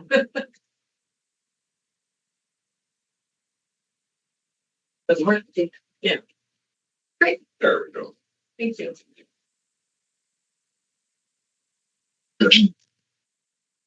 Professional fees, unfavorable variance of 88K, driven by an increase in legal fees and auditor fees associated with the payroll audit and the 2024 financial audit. Moving on to office in general, this line relates to projects, general office expenses, translation and majority of the IT budget, such as software licenses, etc., to keep us functioning. Favorable variance of 106K is due to the timing. Some projects haven't started and expenses will be incurred later in the year.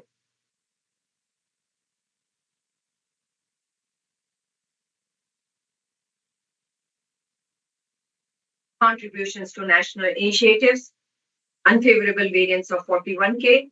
The budget for this item is allocated annually and the full payment was made in Q2. This timing results in an unfavorable variance in earlier quarters and will balance out over the year as no further payments as expected. Amortization of capital assets, small favorable variance of 15K or 14% due to underspent in capital asset purchases in 2024. To summarize, the total expenses of Q3 2025 came close to the Q3 2025 budget projections with a variance of 8%. Similar to Q2. Also, most of the projects and expenses are coming in Q4. We should be able to catch up. So I'll take a pause for any questions before I move to statement of financial position. Great. Any questions? No? I have just one thing I'd like to clarify. We glossed over it pretty quickly. There was an $88,000 variance, negative variance to do with the audits. Yes. Now, the payroll audit, I imagine, was not budgeted for because you could not. But I'm wondering if we could speak to either yourself, Robin, or Maureen, the value that we as an organization got from doing that payroll audit. Well, we have had Hilborn as our, I'll start and Maureen can jump in, but we have had Hilborn as our auditors for quite a long time now. And there's can sometimes be a familiarity that doesn't mean that they are as vigorous as they could be. So this was an excellent opportunity for them to look at our internal controls and give us a positive feedback that many of the things that we were doing were very, very good. And we had, as we know, we brought to their attention in the first place that we had one issue, one overriding issue. And we had some very small amounts with LTD, rounding errors, really. So I think that there was some value for everyone to have a feeling that, hey, we're pretty good at this and we're doing it well. Was it worth $25,000? That's not for me to say. But the professional fees also include legal fees, but we do have other Hilborn expenses in there. And Maureen and I have met with Blair at Hilborn and asked him to provide us with a more comprehensive estimate. What's been happening in the past is we get an initial estimate and then we get a bill for him coming to present at the board, or we get a bill for preparing our tax returns. Whereas, Maureen and I are of the view, as obviously Paula as well, that this is part and parcel to the entire financial audit for us. And we would like to know entirely what that's going to cost us so we can make decisions. Thank you. Maureen, do you have No, I think the question was specifically about the payroll audit and it was worth it in terms of improving processes overall. Fantastic. All good answers. Thank you very much. Thank you.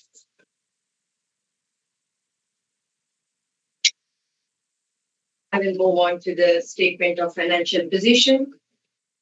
Looking at the statement of financial position, which includes assets, liabilities, and net assets of the organization, I will present the variances greater than 50K or 10%, and we are comparing to September 30th, 2025 numbers.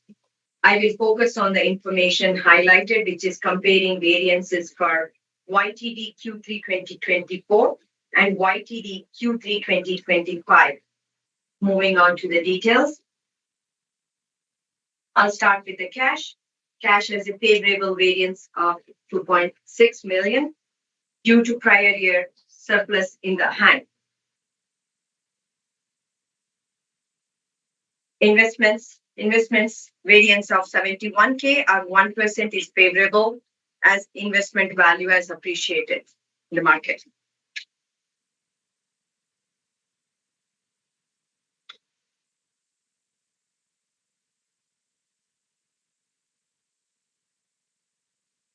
Prepaid expense increase of 119K is due to the prepayment of Embers and other annual application subscriptions. Capital assets, variance of 54K or 14%. Capital assets are physical assets that have value like computer, furniture, etc. and they depreciate. Reason for the variance, no new assets added to this section. I'll pause for a moment. Let me know if you have any questions so far before I move to liabilities. Hearing none. Next, we will move to liability section and I'll start with accounts payable and accrued liabilities with a variance of 1.8 million. This is due to reduction in the C&D cost as we are moving from external investigators and hiring internal investigation team and streamlining of accounts payable process.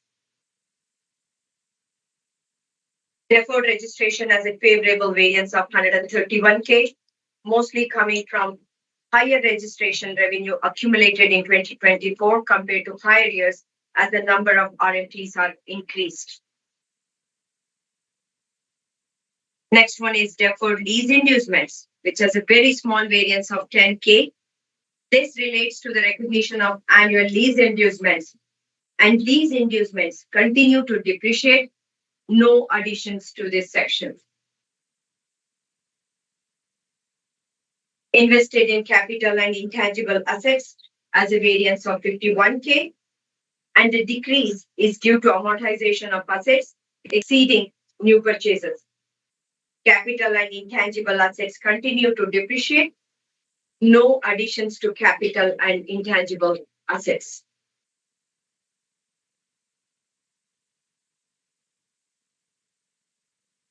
Internally restricted for national initiatives, variances due to the timing differences will be cleared in Q4. Coming to an end, last one on the statement is unrestricted, which is 3.66 million or 29%. These funds are largely due to prior year surplus and current year surplus. These numbers are expected to change as we progress to Q4. Any questions so far? Brian, please go ahead. Sorry, just going back to the assets, cash and investments, do we have a policy or how do we decide what goes into investments and what's kept in cash? You want to take that? Yeah. Okay, go ahead. Investment in cash is based on the, just give me a second. It's okay. I'll start. You can jump in. Yeah. So we do a projection of how much cash is going to be needed on hand, and we make strategic investments into GICs, either 3 months, 6 months, 9 months, depending on when we think we're going to need the cash. And it's always redeemable if something untoward were to happen. Does that answer your question, Brad? Yeah. Thank you, Robert. So this concludes items that are greater than 50K and 10%. Next, before we move to the draft motions, any questions or we can move to the draft motion? Do you have any further questions? Seeing none, there is a draft motion on the table that the board approve the unaudited 2025 Q3 financial statements as presented. Do I have a mover? I see Charles, seconded by Howard. Anyone opposed? Seeing none, that is carried. Thank you. Thank you. Thank you, Robin and Mal. Robin will now present the 2026 budget for consideration.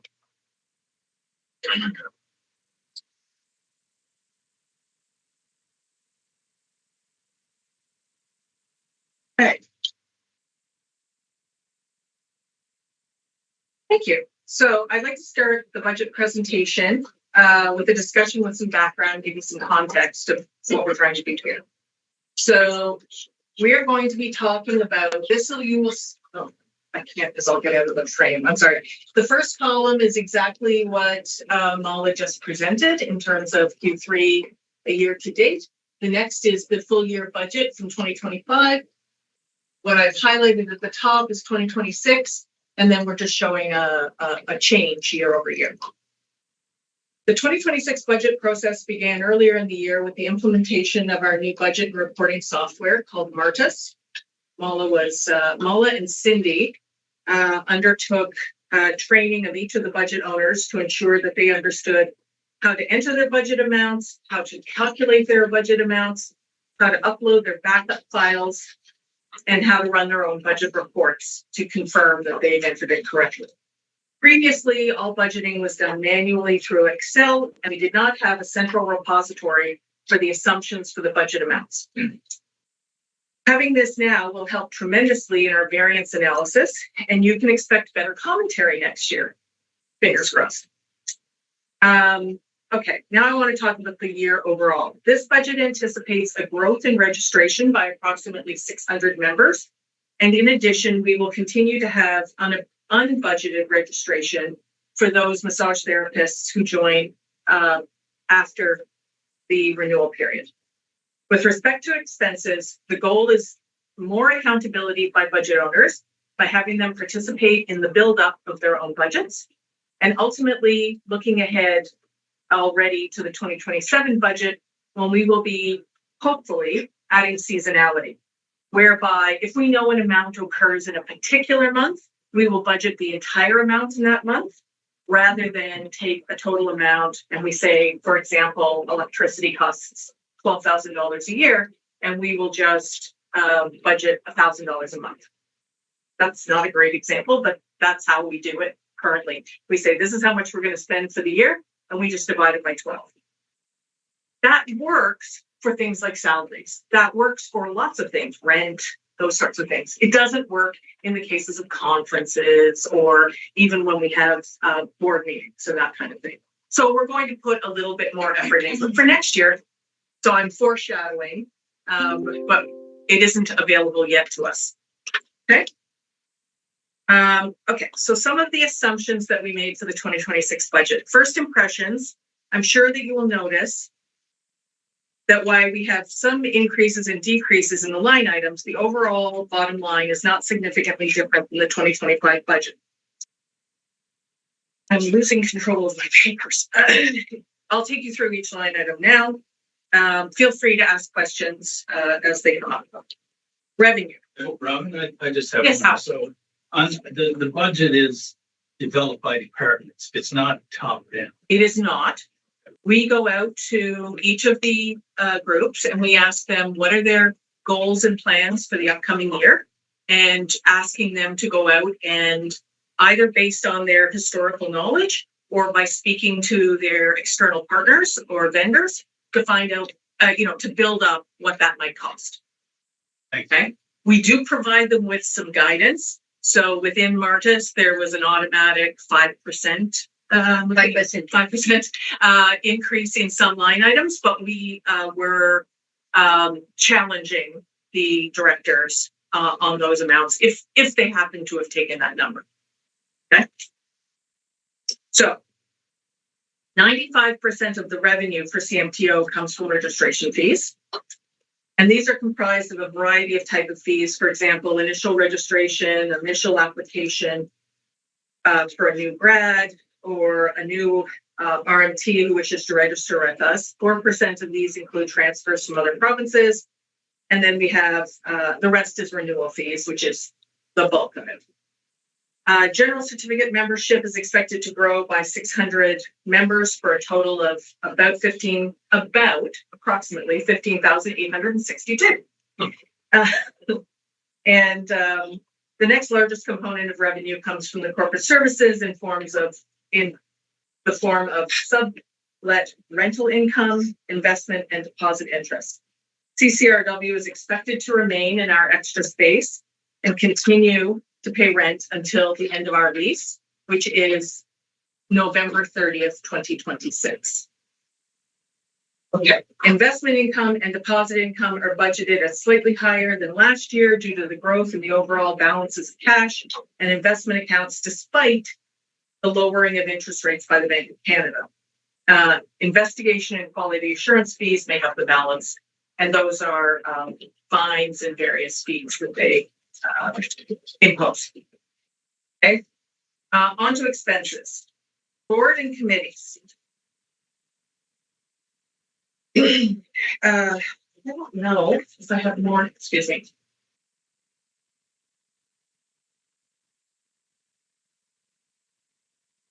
Oh, it's moved. Oh, okay. Oh, I'm so sorry. I'm having the same problem everybody else had. Okay. Board and committees. 2026 is calling for a $112,000 increase in the line overall.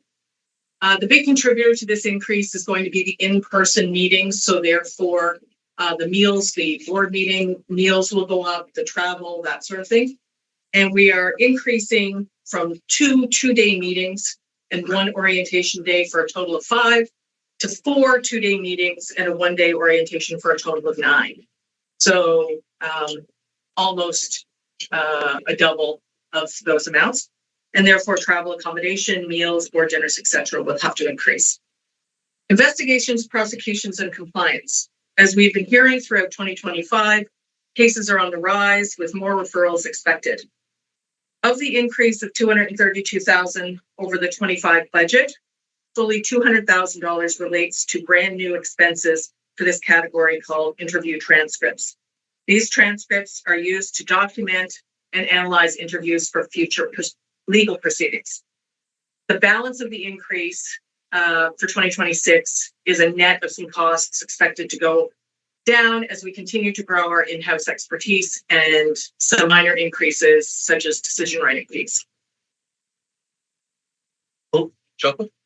I have a question for second line expenses. We see in Q3, we just saw like just in the last slide that Q3 unfavorable variances was -8% already in Q3, right? And Q4 we don't know the expenses yet. So, and I know it's just the budget, but the question is, do we think that has to be increased? Looking at the expenses already in Q3 that we are in unfavorable.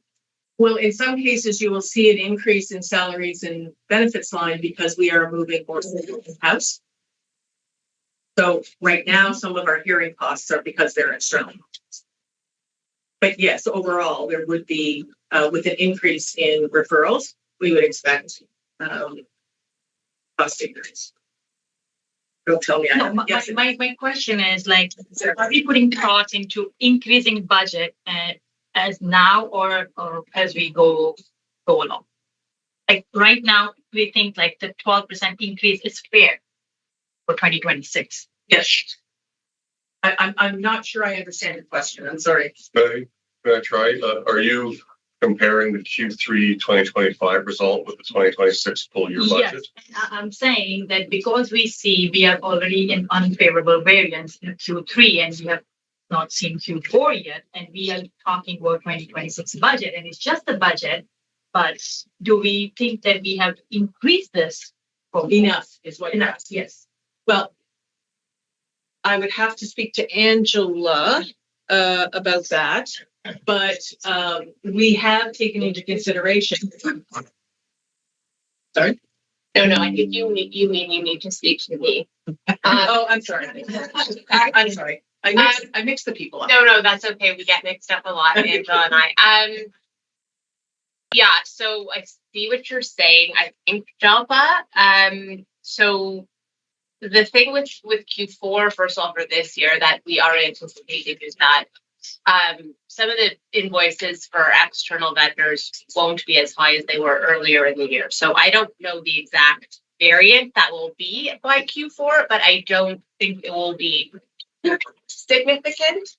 The other thing is, so while we do anticipate some more expenses coming in, for example, on the new line item of interview transcripts, which we didn't have this year, because we've built up our in-house capacity, we are expecting that The external vendor invoices will not be again as high as they were this year. So it's sort of offset. So yeah, it is just a budget, but I think we've probably captured as best as we can. Yeah. Sorry about that confusion. Excellent. Rivera has her hand. Maybe in addition to that, we're in the same vein. Q3 seemed to have two outlier things that drove up costs, which was the two appeals, which was double what we had anticipated. Have we taken into account that is that a trend, or is that just really an outlier and therefore it doesn't need to be carried forward into the budget for 2026? I wish I could predict a trend on appeals. That's really hard to predict. So we have increased our appeals budget significantly on the assumption that likely there will be appeals and that what we thought they would cost was not accurate and they will cost us more money. Yeah.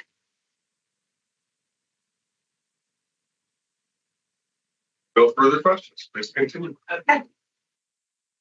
All right, quality assurance. Sorry, appearance. I'm sorry. I thought we were talking about appearance earlier. Totally messed up. This category is budgeted to be 560,800 with a growth of 84,000. The bulk of that comes from tribunal costs paid to CPSO, and the balance is for a hearing interpreter. Questions about hearings? No. Quality assurance. We are calling the budget for QA down by $128,000 from 2025. This is because we are transitioning away from Be the Best You Can Be, and we have a decrease in projects for external consultants. And I think Ren can provide some color. Sure. We're about to go through a transition with Strive where we've kind of come to stability with the amount of costs that we have to continue to renew Strive each year. And we know that along with our digital strategy, that we're considering new ways to provide Strive to the profession. And we're kind of at a point, as being 4 years in, that it's time to consider renewing Strive and changing it going forward. And so there's some additional timing pieces that are being considered regarding content development and other things that will not need to be done in this upcoming year, we anticipate, but will follow in future years again. So there's a little bit of cost savings, along with the fact that we are not going to be using our consultants as much to continue to develop the Strive program in this particular upcoming year. Great. Thank you. Communications is next, and we are budgeting a $10,000 increase for tours, seminars, social media advertising, and general media. Salaries and benefits is our biggest ticket item on the expense side. In 2025, this category represented 51.13% of total revenue. I understand that revenue isn't the best metric to capture this because we don't spend versus it's not tied to specifically to our revenue, but I'm using this to measure that I haven't lost the plot when I'm doing my budgeting. And so it is useful to see that in 2026, we are budgeting 51.43. So the quantum has grown, but the overall percentage is only slightly higher. Specific now. Brian, you had up? Oh, so it's just a question, probably a combination of communications and salaries. Just does it reflect the strategic plan that we just passed yesterday, and whoever or whatever we might need to kind of deliver on that? So we have not yet done the work plan that would support the strategic plan yet. That is work that is in progress and will be done over the next month or two.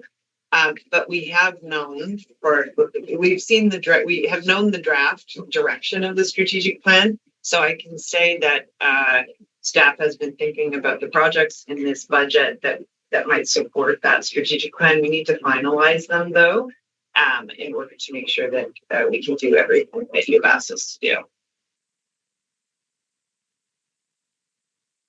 Rivera. Same basic question about the CMTO rebrand, but that's all built into the communications line.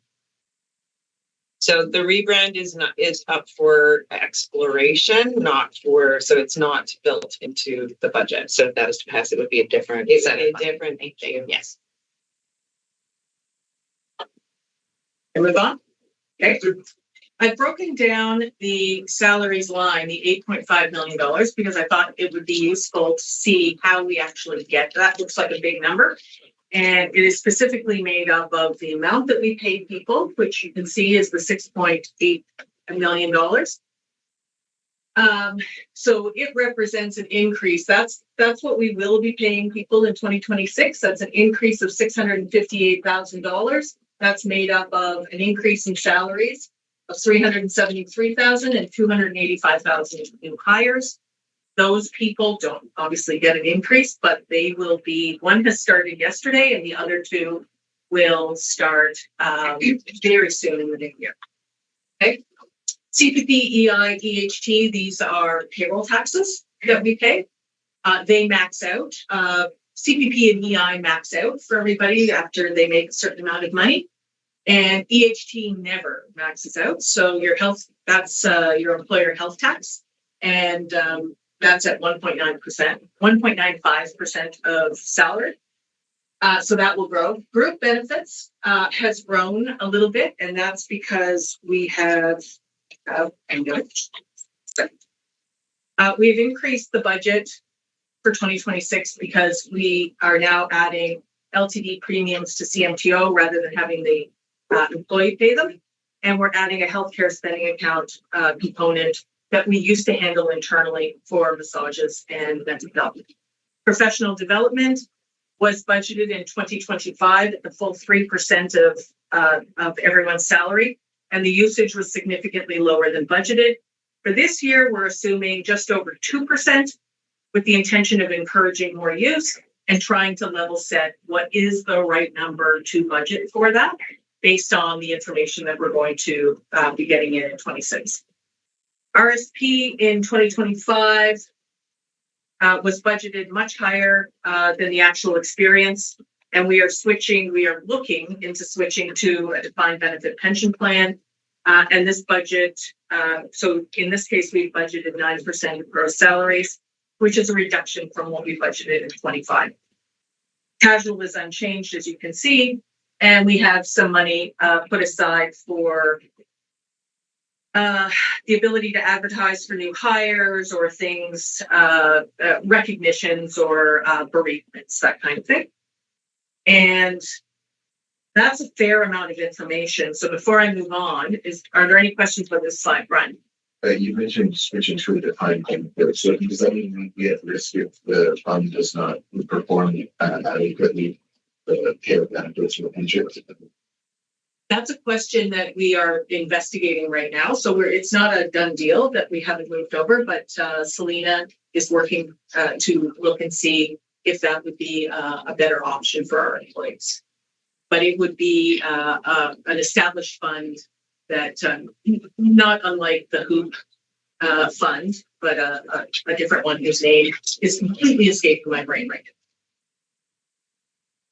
now. Okay. Okay. And we're back to, where am I? Consulting fees.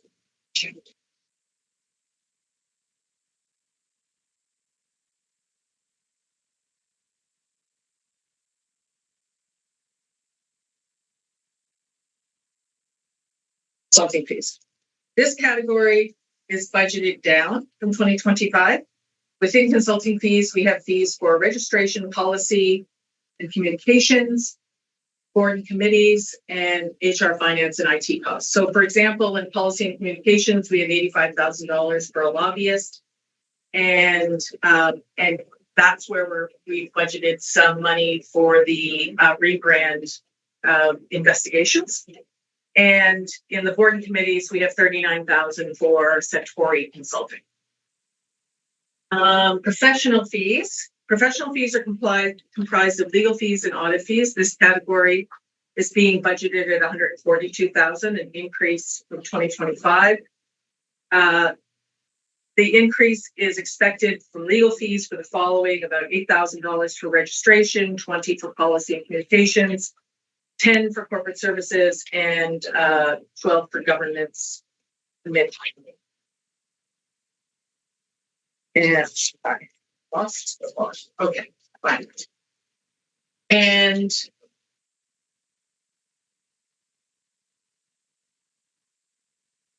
I have a mix-up. Sorry.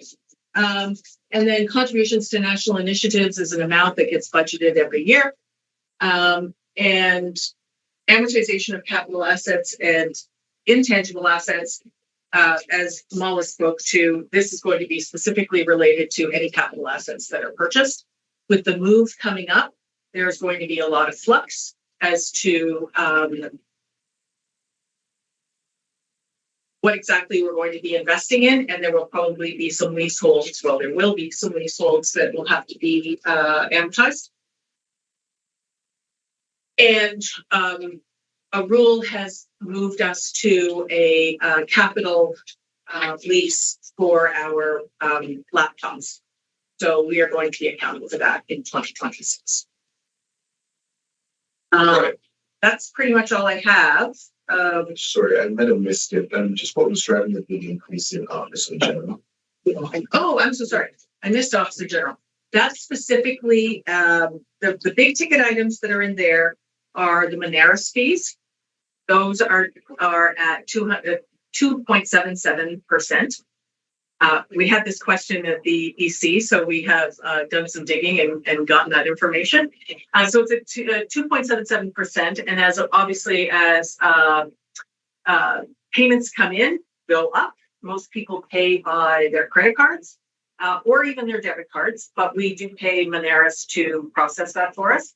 And if it's processed by a credit card, we also have credit card fees. So that 277 is a blended amount that we pay. That's the biggest, one of the big items. And the other biggest item in there is IT. And so that entirely comes from, it's broken into two portions: the operating of the organization and any new upgrades that they need to do. And the other part is the projects that is run by Nomani. A follow-up, Ryan? Okay, Charles. So to kind of piggyback on that, it looks like with up to Q3, we're at 717,000 there. We're expected to get another 700,000 in Q4 to kind of match with the budget. Is that still what we're thinking we're going to see, or because I assume the 2026 is based off the 2025 budget number, right? I mean, because it's a zero-based budgeting process, we can't just take what we spent last year and bump it up. But you're right, we do have a fair amount of spend that is going to happen in the fourth quarter. Well, it has probably happened by now. But the timing for it and the cutoff, as Howard was referring to, we are working on making sure that we have those accruals done properly for each quarter end. So I'm not entirely convinced that 717 is the whole amount actually to the end of Q3, but we only really have one reporting period for our audited statements. So it will be captured entirely by the end of the year. And then anything new that the rule is adding for 2026, and we are going to have some expenses as it relates to setting up the new office, that would also be included. Thank you.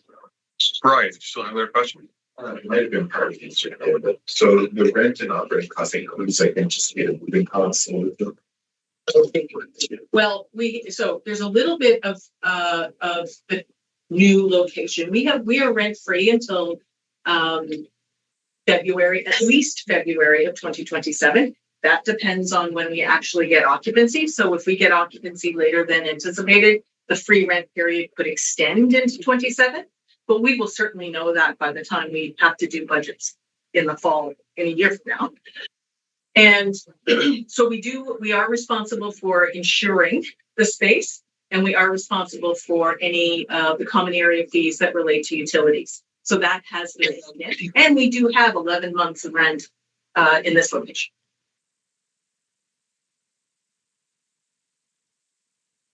Okay, anything else?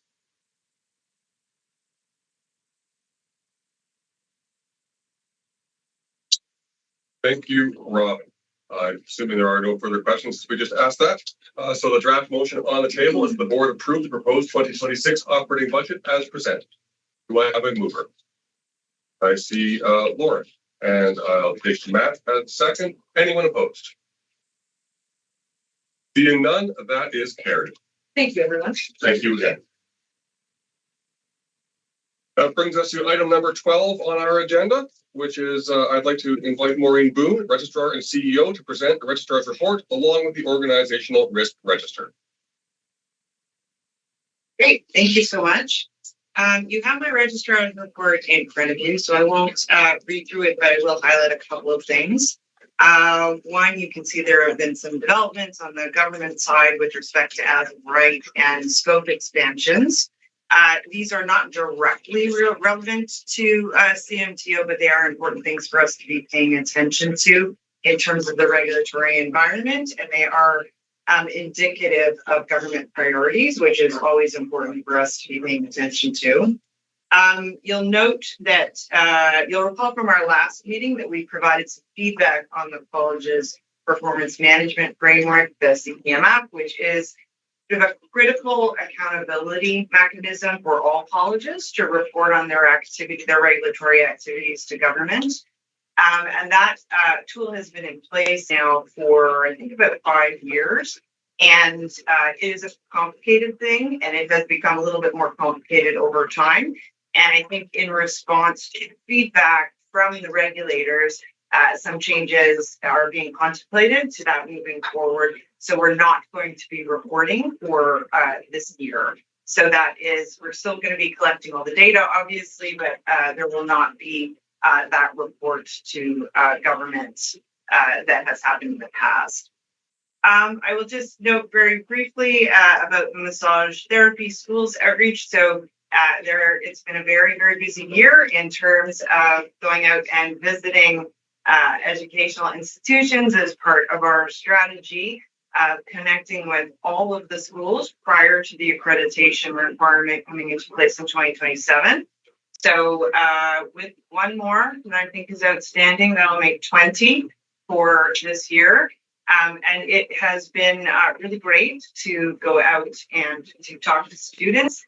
And as mentioned, the purpose of this is really to get students aware of what the role of the CMTO is, to talk to them about some decisions they might want to make in their practice and where they're going to practice, making sure that they have the necessary supports when they move into practice, because that is a bit of a risky time in your career, and also providing them with some advice about how to prevent problems in practice, including emphasis on sexual abuse prevention and fraud.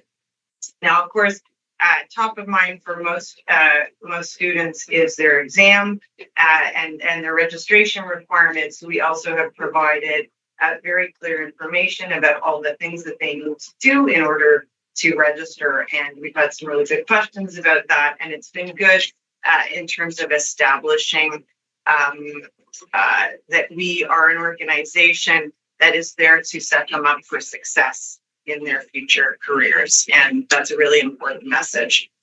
I also tell them to wait to date. That is the other really important message that I give them to ensure that that they are complying with that requirement.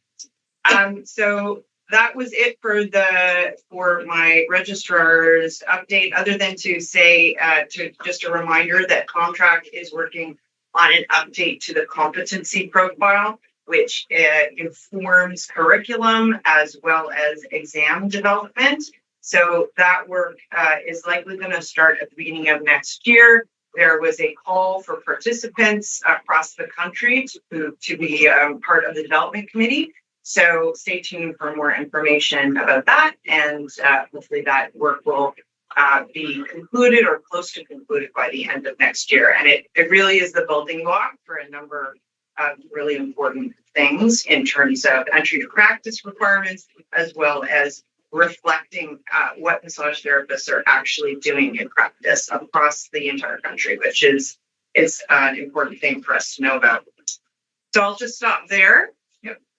I just have one question on that, kind of piggybacks on something Robin brought up earlier, but half provinces are regulated and half aren't. Right. So how does the curriculum work in those provinces that aren't regulated? Is the curriculum fairly standard across the country? Valerie might be able to assist more with this. So there are five provinces that are currently regulated. There are a couple that are in the process of potentially becoming regulated, but it's kind of stalled at various legislative stages there. But in terms of the accreditation of schools, it varies across the country. There are us and two other provinces I think require accreditation, or maybe more. Valerie can let me know. Oh, I know at least one other. I can't remember. Yeah, so there are a couple of regulators that require accreditation via CMTCA. And then I know that CMTCA is also actively encouraging the schools in non-regulated provinces to become accredited as well. And Brent, did you have anything else? Just to throw a little bit an addition is that generally speaking, programs will use this tool as an aid for curriculum development, whether they have yet or are imminently achieving accreditation or not. But part of the accreditation process requires them to use these competencies as part of their program.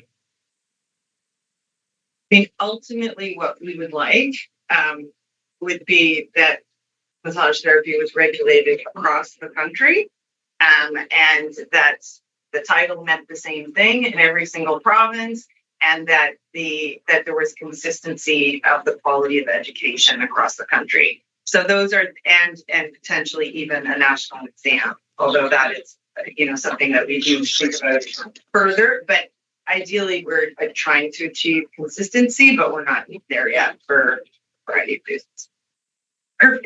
It's also important in a labor mobility environment, right? So that you can ensure that the people who are moving across the country have met the same requirements that we would expect. I think in psychotherapy, there were some concerns, right, that it was going to be watered down, some of the qualifications with the labor mobility. So. Yeah, labor mobility, but also just I think they're having a look at their entry practice requirements generally. And if you've been reading the press, there has been some controversy with respect to that, differing views about the access versus perceived quality issue, which is always a thing that needs to be balanced in this conversation. Thanks. Any other question for Maureen? Rivera. So as I understand it, the CPMF is basically suspended for 2026. We're going to come back with a new process in 2027 and have to report 2 years in a new process. Correct. But hopefully the new process is more streamlined. So I just feel like, is that going to be really burdensome to have to do twice as much in 2027? New process and double the years. It will very much depend on where they end up with revisions to the tool. Because I do think that, there is a group that the ministry has convened to look specifically at that issue. What are the things that are actually useful for the public and the ministry to know about the performance of colleges? And it is very detailed, as I mentioned, detailed at the moment. We're hoping it will rise up and be rejigged a little bit. And yes, we will have to do 2 years, but hopefully it'll be offset by the simplifications to the form. Is there any? I think ours is close to 80 pages or something. It's quite a long thing. Is there a chance it might get scrapped completely? Like the suspension will become a never again? I can't really comment on that. I don't think so, because I think that the ministry is quite keen to have some mechanism for colleges to demonstrate their value to the public and to report on key indicators. Those indicators might change, but I think they are interested in having that. They're very interested in data generally. So, go ahead. Along with what Rivera was saying, so I know when we submitted this year, CMTO did provide a lot of feedback about what would make it a more streamlined process for reporting. I mean, are they taking that into consideration? Are we being called to the table at all to contribute to the modifications that might be happening, or is it blindly happening without our input other than here's what we'd like to see? So I know for sure that they have received lots of input from a lot of, from, I think every college provided their input. So I know that they are considering it. I have spoken with the industry representatives about that. And what they have done is convened a working group that includes multiple registrars as well as external experts to consider the revisions to the tool. So they're going to take all that feedback and then think about it, apply their expertise, and then come up with a new proposed format.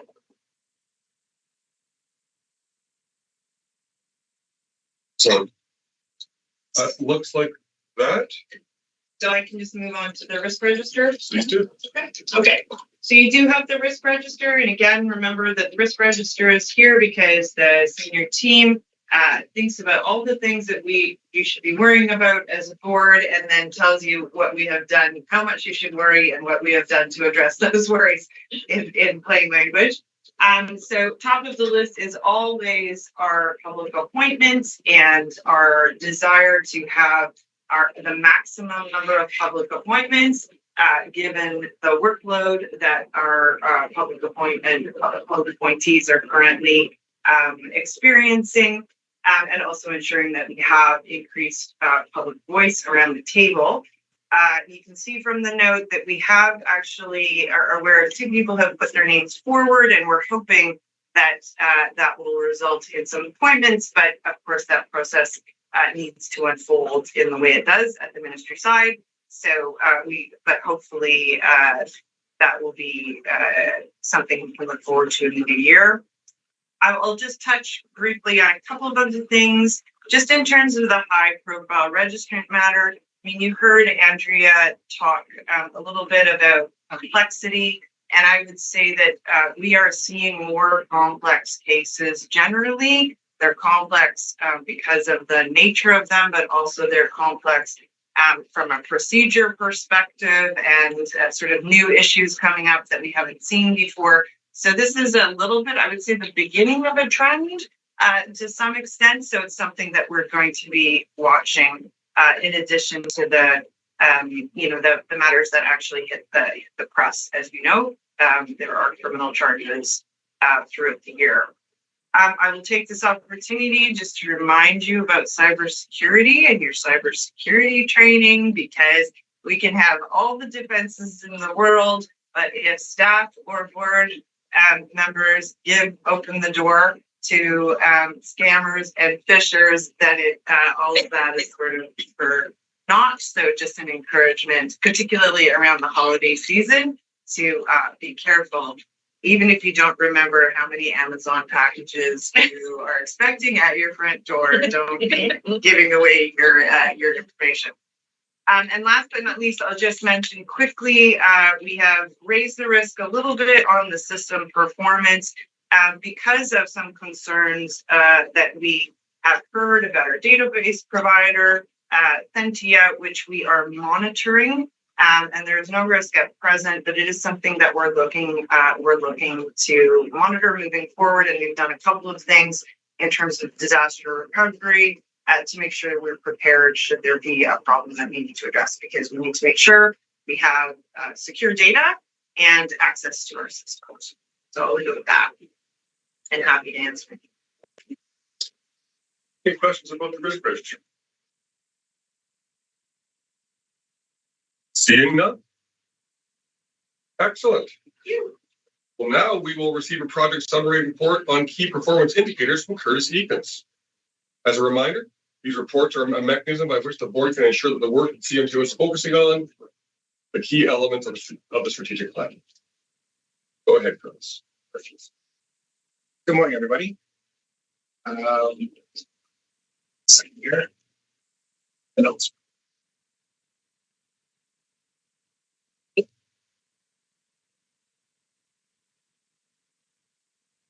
One second here. technical difficulties. We've been experiencing some technical difficulties today. We understand. Okay, so we begin. So I'm here to present the project summary and KPIs for period Q3, which is July 1st to September 30th, 2025. I'll begin with the project summary. As you can see here from the 2025 project summary, CMTO has established 11 projects to be completed this year. As of Q3 2025, we have 3 projects completed out of a possible 11. You may notice that this slide went through a little bit of change. The previous version was a bit static. So now we've introduced a percentage completion as well as next steps. The version here, in terms of the project completion, is based on an internal date target. So, for example, if the project is slated to be completed in December, and we're reporting for September, it's 9 out of 12, which is 75% completed. We've also added, again, next steps, again, to show visibility in terms of where the project is going. And I'll kind of go through each project and kind of provide some additional commentary. So for the first project, Launch Sexual Abuse Prevention Communication Strategy, or also known as Sexual Abuse Prevention Measures 2025, is at 75% complete. At the time of writing, which is end of September 30th, we had the prevention seminar happening November 14, which I heard went really well. Project number 2, Sexual Abuse Case Management Strategy. This project is pending legal review, and all policies and procedures will be completed and serve as a guide for all sexual abuse cases for the future. Project number 3, enhance engagement with public, students, and educators. We're continuing to, our ongoing work with the public and student engagement. As you can see in the later slides, the engagement and partnership slides, we've done really well from a metric standpoint. And our focus for this project here is the accreditation, which we're steadily moving in the right direction, which we'll see more on that in a bit later. Number 4, conduct communications audit is completed. Number 5, consolidation of policies and standards. We've submitted those policies and procedures to the QAC, and we'll provide an update at the board meeting. Number 6, develop a strategic plan. And again, we're in the final stretch of the strategic plan. It will be it's going to be reviewed and look to have approval at this meeting. Number 7, implement investigation process improvements. There's been a lot of work done in terms of the process improvement on our investigation side. The items that we are focusing on the final stretch is monitoring and reducing timelines, which again is part of the ongoing process improvement process. Number 8, the digital strategy prioritization. 75% complete, and this is a really hefty project. We're focusing on the learning management system, which is governing the STRIVE program, and we're going to be making updates to that system. And number 9, improve remediation strategy. This is essentially 92% completed, but I believe it's completed. The new remediation framework and plan for new remediation tools are almost complete. Overall, this will help improve our remediation process and use it, and will be the basis of phase 3 for the project in 2026. Any questions on the project summary here? Oh, go ahead. So for item number 3, and it's for program and accreditation, can you elaborate when we say continue to work with I understand the student, but public, like how are we working with public? It's essentially just meeting up. So this would include all of our public engagements, both our social media engagement and sort of public events that have taken place. So that the major part of that would have been the town halls, which would have been included in that. So there's a public, the general profession element of that as well. Yeah. Thank you. I like the addition that you put of the percentage completed, but very like where it's one thing to say it's going to be completed in Q4, but like whereabouts are we? I'm just wondering, it looks like everything will be complete by the end of 2025. Is there anything that we see that might be outstanding that would have to go into the new strategic plan or just put into?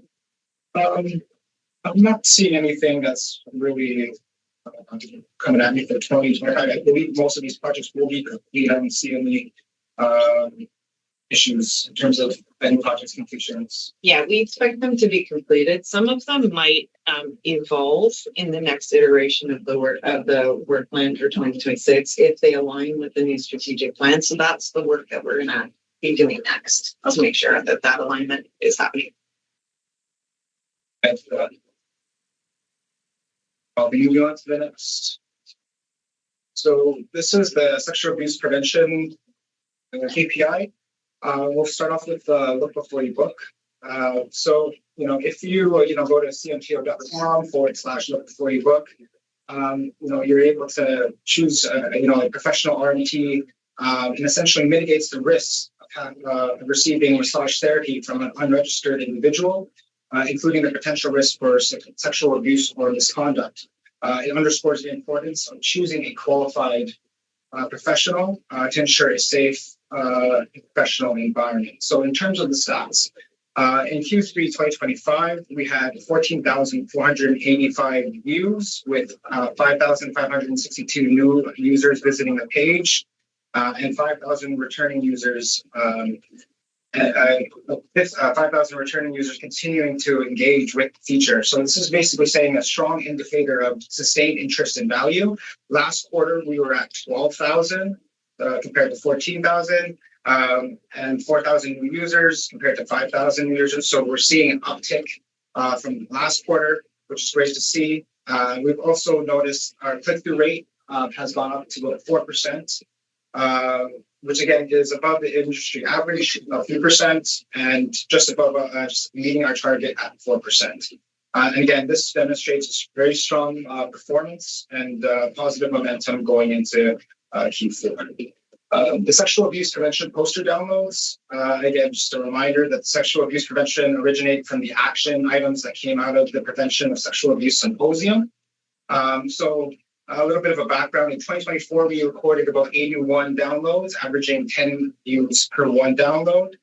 In 2025, we're averaging about 5 views per one download. So again, a significant improvement over 2025. Specifically in quarter three, we added 32 downloads, bringing our year-to-date total to 177 downloads. Again, we saw a slight decline in the number of downloads, which was correlated to our social media promotion and word of mouth. We will continue to build on this momentum by leveraging our targeted outreach and expanding our promotional channels, LinkedIn, our social media.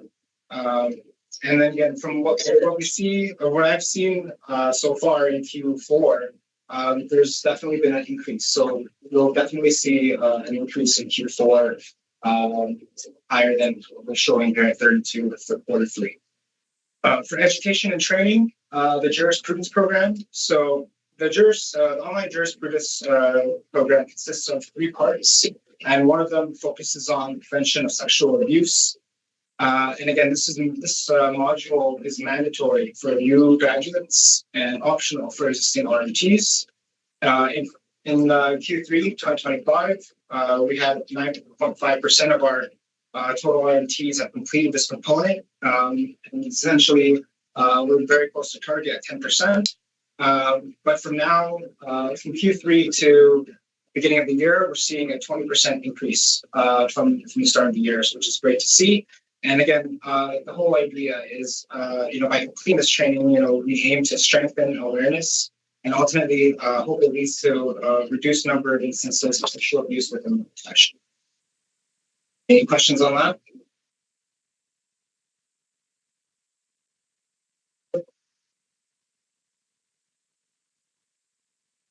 The engagement and partnerships. So let's kick things off with number of people reached.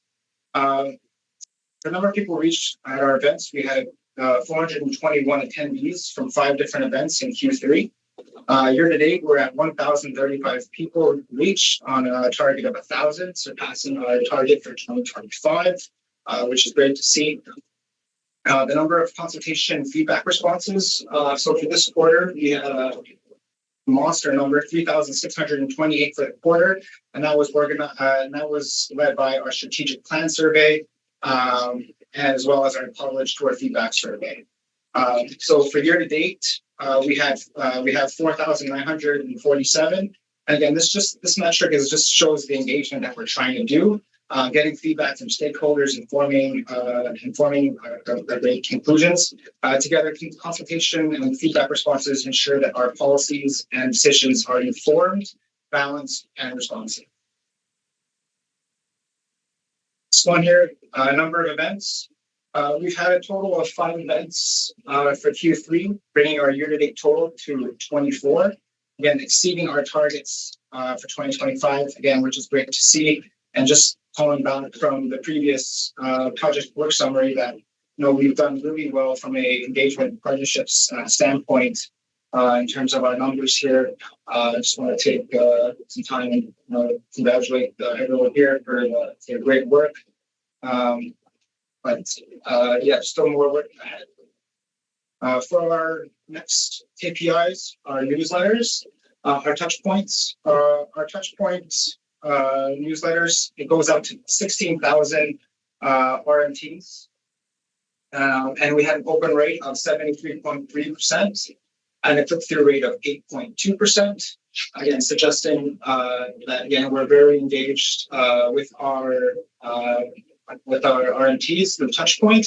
They're opening at a very good rate and clicking through at a very good rate. For Massage Matters, there were no campaigns scheduled for Q3, but again, there will be in Q4. So stay tuned for those numbers there. Any questions on the engagement and partnership piece? Beyond?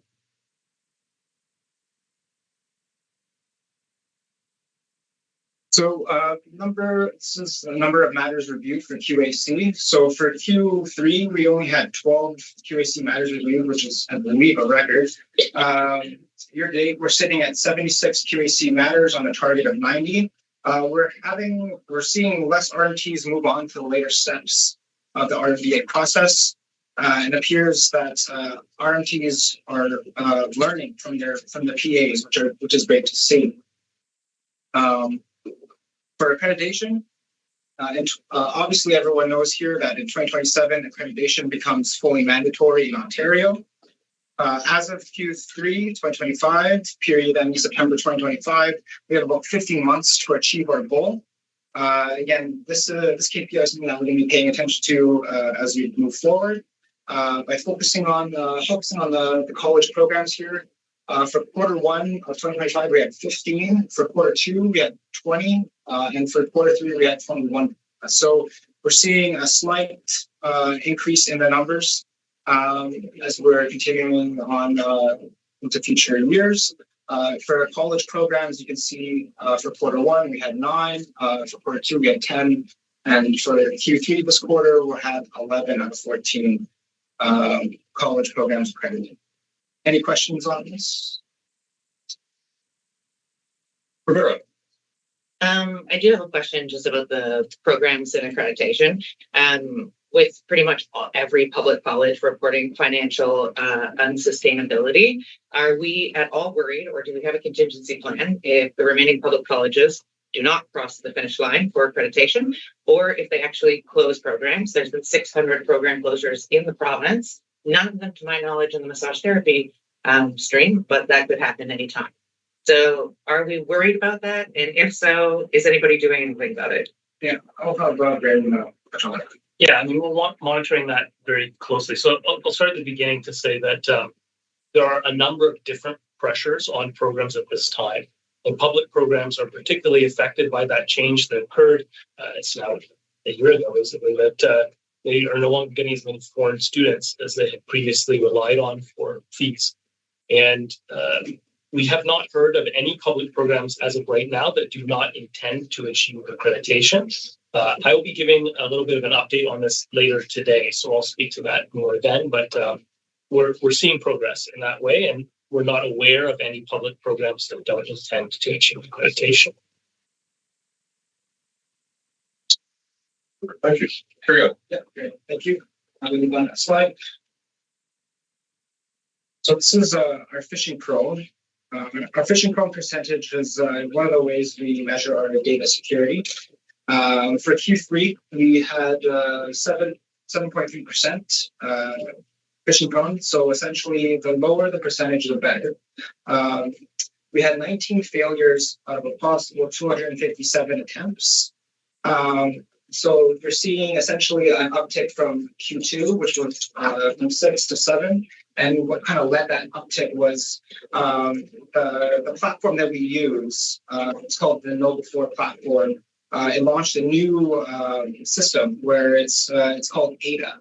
And it's essentially a new era adaptive security training. Essentially, this is a milestone for the platform, but essentially it's CMTO's new adaptive intelligent defense assistant designed to transform the many ways users experience security awareness training. ADA delivers personalized data-driven learning that adapts to each user's risk profile and performance and ensures the right training at the right time. So you can kind of see that there's a new I guess feature to this platform that you're seeing some more threats that are being simulated and essentially getting the training and feedback to respond to those threats. And then also too, another reason we've had the same group of people continue to not pass our tests, and we reached out to those users to give them additional training material. So if you were to actually remove those said people, our rate would normally would be closer to about 4%. For the next KPI, the compliance clearance rate. Whenever a committee orders an outcome that requires follow-up, we make sure that follow-up occurs, and that's the case clearance rate. So the case clearance rate indicates how effectively we manage matters, and also measures how many we are closing versus how many we are receiving. So in a way, it helps us make sure that we're not developing a backlog and therefore processing all matters that they're receiving and making sure that they don't stick around forever.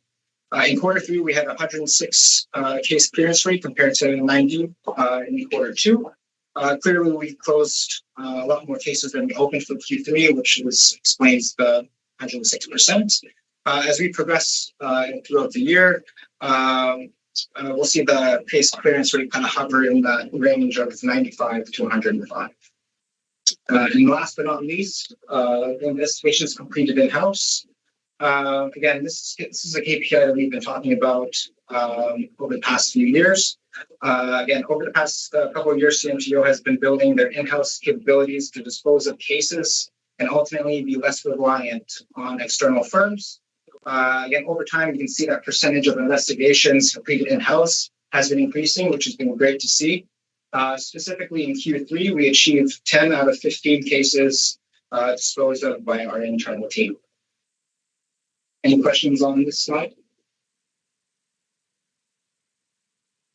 Seeing none, Curtis. And that concludes the KPIs and other summary. Thank you very much. Do I have any final clarifying questions for Curtis? Seeing none, then we have a draft motion on the table that the board approve the 2025 Q3 project summary and KPIs report. Do I have a mover? I believe I saw Matthew first, and we'll go with Jennifer with you. Any opposed? Seeing none, that is carried. Thank you very much, Curtis, for your time. Which brings us to item number 13 on our agenda, the sexual abuse seminar update. On November 14th, CMTO held a sexual abuse seminar, and Ron Alawalia is here to update us on the seminar's outcome. I just want to clarify that's a prevention of sexual abuse seminar. Thank you. I didn't want to have to make that clarification myself. So thank you, everyone. this was our third annual seminar on the prevention of sexual abuse in the profession. Over the course of the last few years, we have hosted various groups of stakeholders, including business owners, educators, registrants, to collectively address the issue of sexual abuse prevention. This year's seminar is built on that work, and it was focused predominantly on the issue of the disproportionate number of the disproportionately high number of sexual abuse complaints that are lodged against male members of the profession. So, so that was the main theme. We had 12 RMTs and educators attend in person, chosen across recommendations of people who are engaged on this issue or generally engaged in the profession. And in a rarity for a group of massage therapists, the vast majority of them were men. We also had virtual attendees from the College of Physicians and Surgeons, the Royal College of Dental Surgeons, and the College of Kinesiologists. And as always, the chair of our Client Relations Committee, Rivera Van Vliet, also attended, as well as staff.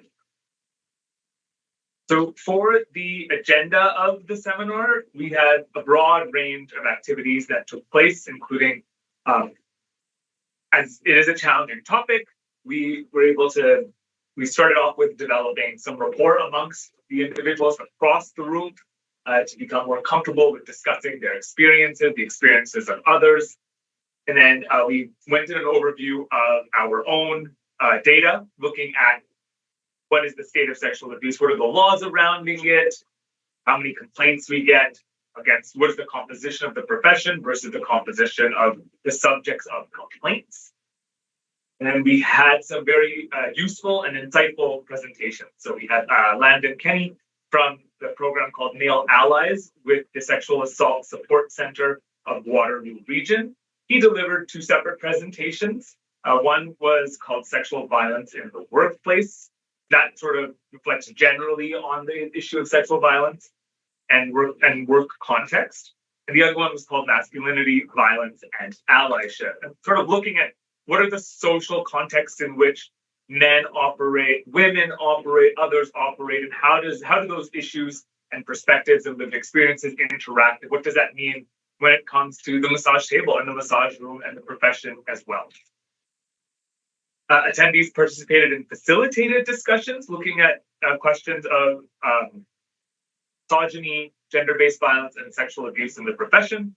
And then at the end, we had a panel discussion featuring Gabriel Flaminio, who is an RMT and an educator, Amanda Baswell, who is a former RMT and a researcher in the space, and then Archana Patel, who is a nurse and a social worker who engages on these topics generally, but she's also done, as part of her work as a social worker, a lot of work with massage therapists, particularly those working in mental health settings. So we covered a lot. There was a lot of great discussion, and I think it was very, and there was a lot of engagement and ranges of emotion that were experienced by the attendees as well. And we believe that it was a useful and insightful experience for all.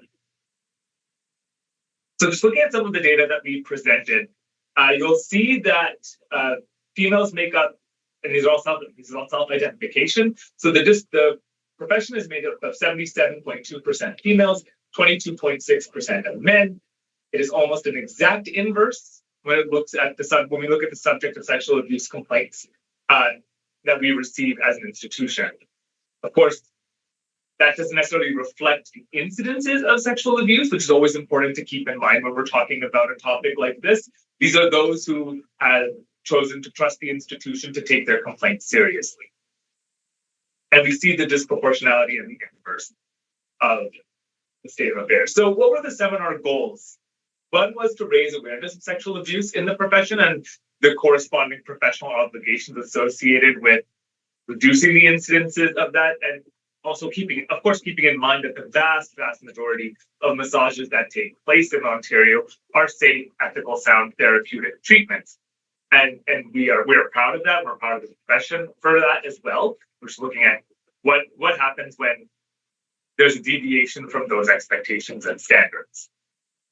So, and what is the context in which these professional obligations take place? Looking at power dynamics, consent, and maintaining professional boundaries.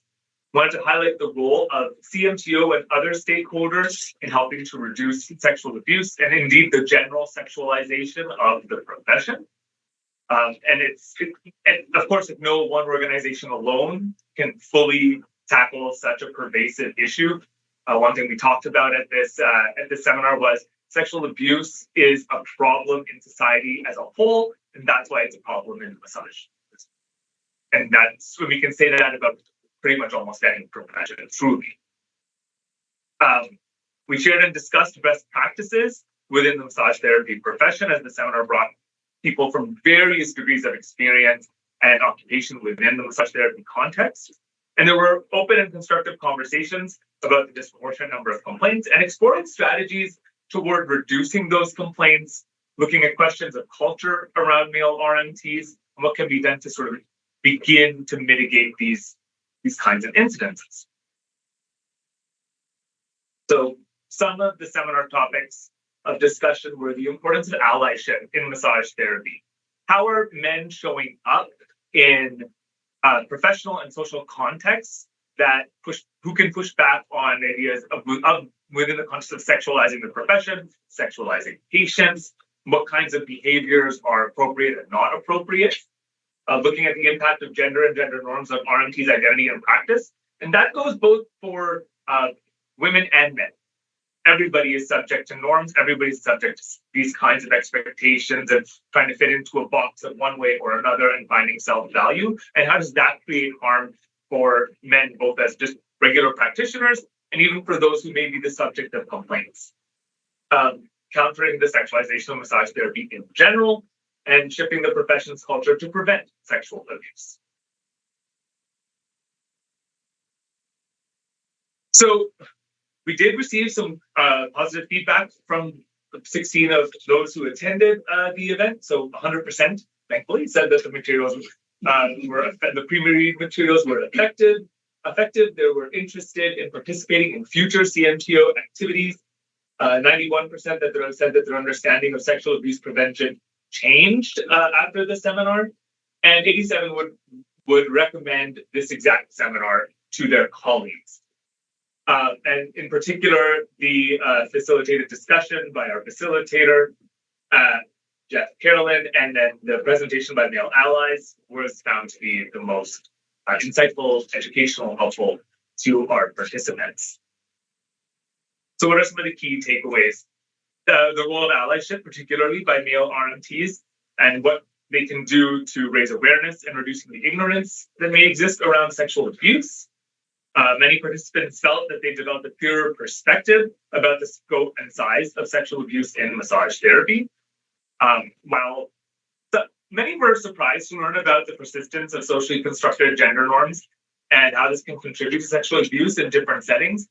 I think that for those of us who think about this topic or have worked on this topic in various contexts, or we live it in one way or another in our daily life, that can come as a bit of a surprise. But I think what was really heartening to see was that for those who maybe have not drawn the most attention to this issue, there was openness, there was appreciation of the learning, there was an eagerness to learn and do more. So that was really good to see from the participants.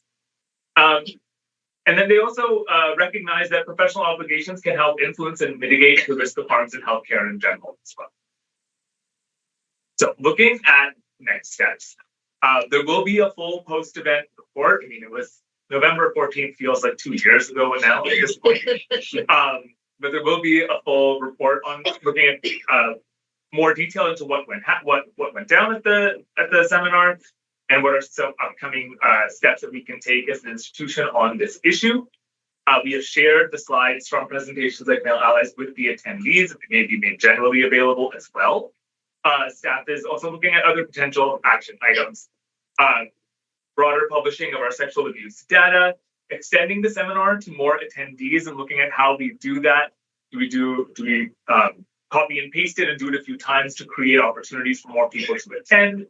We do a larger one because there's some options again there. Working with educators to embed more sexual abuse prevention into curriculum.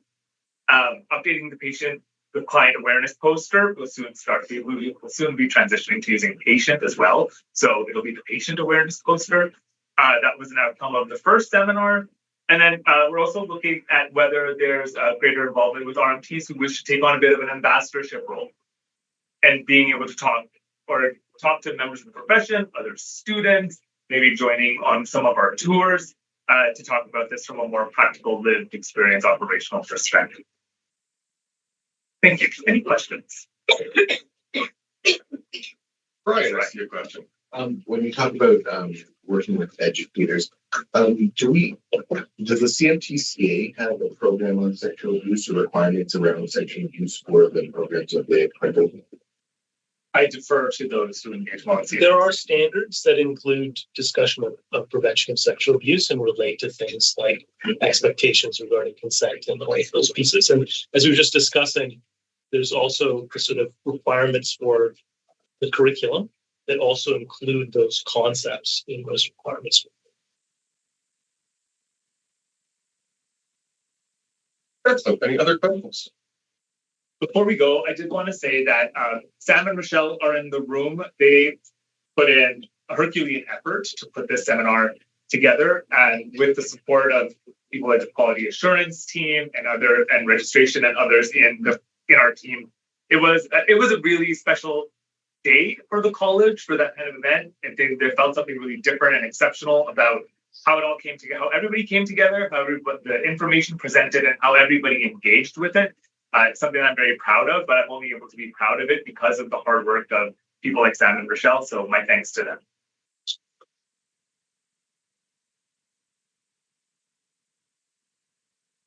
Thank you, Ron.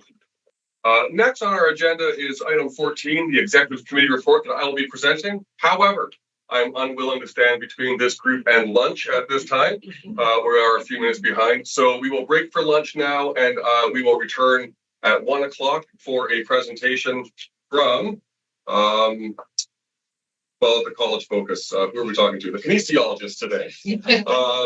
And I will present the executive committee report later on this afternoon. Thank you. All right.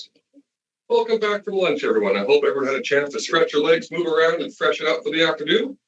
We are at item number 15 on our agenda today, which is a regulatory college speaker series.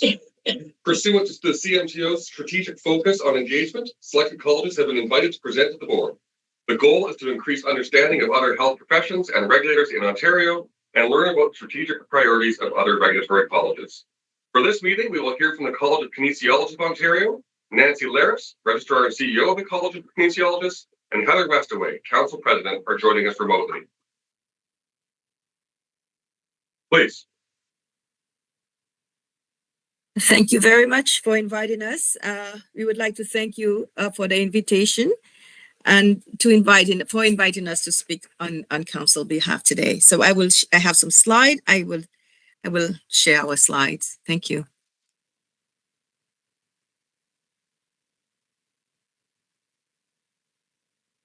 One moment.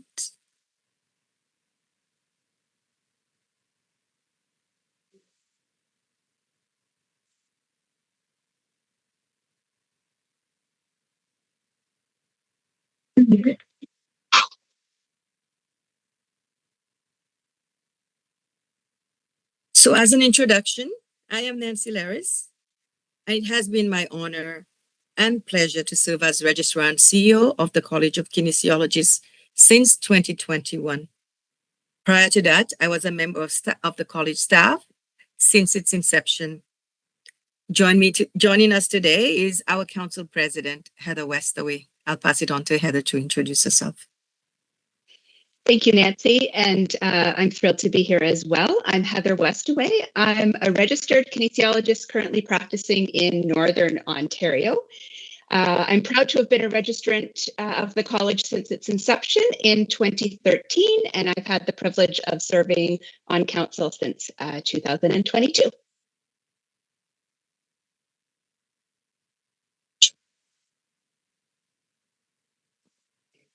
To give you some insight into who we are, our mission is to protect the public through governance that ensures excellent professional practice of kinesiologists in Ontario. As a regulatory body, our core responsibility is to ensure that kinesiologists meet high professional standards and are held accountable for delivering safe, ethical, and high quality care to the people they serve.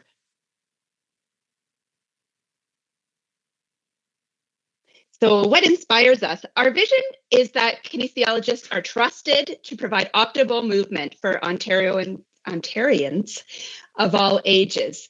This speaks to the growing recognition of kinesiologists as essential health professionals, helping people move better, live better, and thrive at every stage of life. We're also guided by our values of dignity and respect, accountability, transparency, excellence and innovation, and equity, diversity, inclusion, and belonging.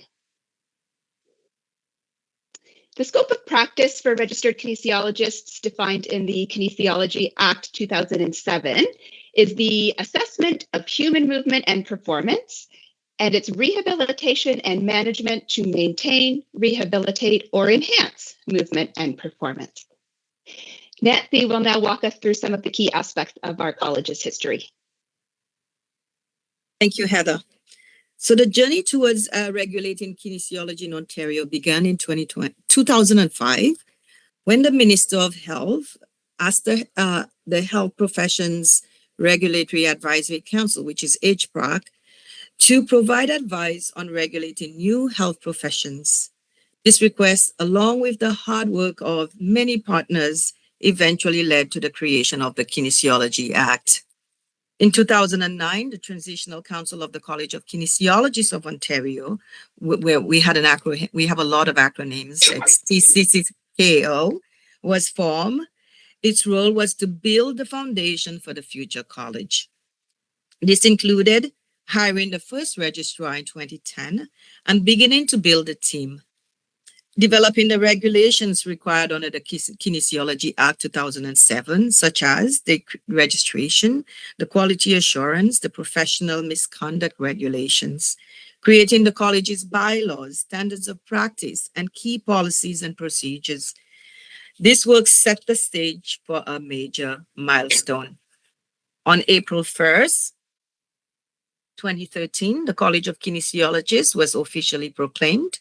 Ontario remains the only jurisdiction where the profession of kinesiology is regulated. In 2015, the college launched its first 3-year strategic plan, which is between 2015 2018, marking the shift from establishing the organization to focusing on growth and development. When we talk about growth, we don't just mean adding more registrants or staff. While that is one part of it, our focus is really on strengthening the college, building our capabilities, becoming more adaptable, increasing our resilience, raising public awareness and confidence in the profession. This broader growth has been guided by the goals in our past 2 strategic plans. Between 2015 and 2018, our work focused on demonstrating the value of regulating kinesiology through strong public accountability.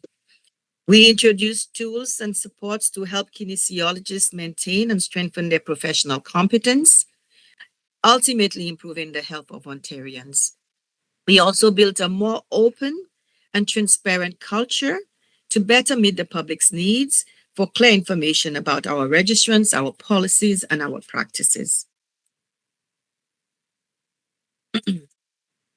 Our 2019-2022 strategic plan continued our commitment to growing in ways that best serve the public. During this period, we strengthened the college's ability to make sound decisions that protect patients and clients. This included improving our governance practices, creating a competency profile for council and committee members, and expanding training to support their work. These steps helped make our council and committee selection process more open and transparent. We also continued to promote safe, ethical and patient or client-centered kinesiology practice. This included increasing a clear definition of what patient-client-centered care is and what it means for kinesiologists, and developing more resources to support safe, ethical, and empower patients and clients. Our third goal was to better analyze and report on data to show how we reduce risk of harm and how our work protects the public.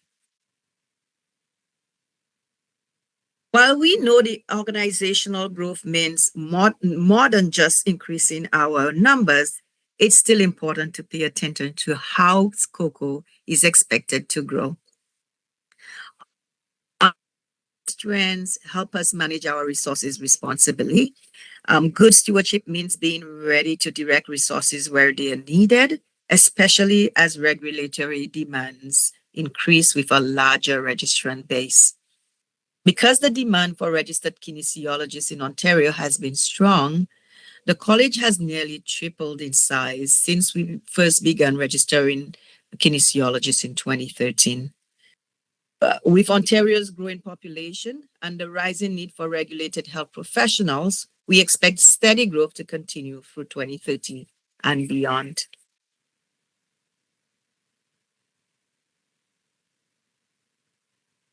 We know we will never outgrow our commitment to continuous improvement, but we are ready to take the next step towards becoming a fully mature organization, one recognized as a leader and innovator. Our aim is to use evidence-based approaches to address challenges, make the most of opportunities, respond effectively to anything that may affect the public interest. Our 2025-2030 strategic plan will guide us through this next stage. In particular, we will strengthen governance and build public trust by using a risk-based, right-touch approach to regulation. This includes reviewing our licensure pathway and continuously improving our governance practices. We will engage more meaningfully with with the profession, with partners to improve communication and increase public awareness. We'll build strategic collaborations that support a strong healthcare system by encouraging interdisciplinary partnerships and helping shape policies that serve the public interests. With that, I would like to invite Heather again to guide you through some of the commonalities we share. Thank you, Nancy.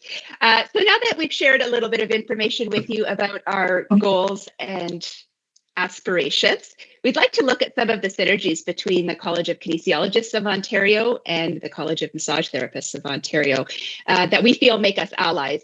So both professions have advanced training and education required to enter practice. And because of some common elements of our scopes of practice, our registrants often practice side by side in the same practice environments. As a result, there's a great deal of alignment and commonality between our standards of practice to which our respective registrants are accountable. Both colleges provide robust quality assurance programs that require continuing professional development and have mechanisms for both member self-assessments and peer practice assessments. And both colleges participate in investigations and take resulting action when necessary, including referrals for disciplinary or other actions. But most importantly, we have a common mandate and a common goal, which is to be trusted, credible regulators that work to protect the public and serve the public interest. The College of Kinesiologists registration requirements ensure that both applicants and existing registrants demonstrate the knowledge, skill, and judgment to safely practice the profession.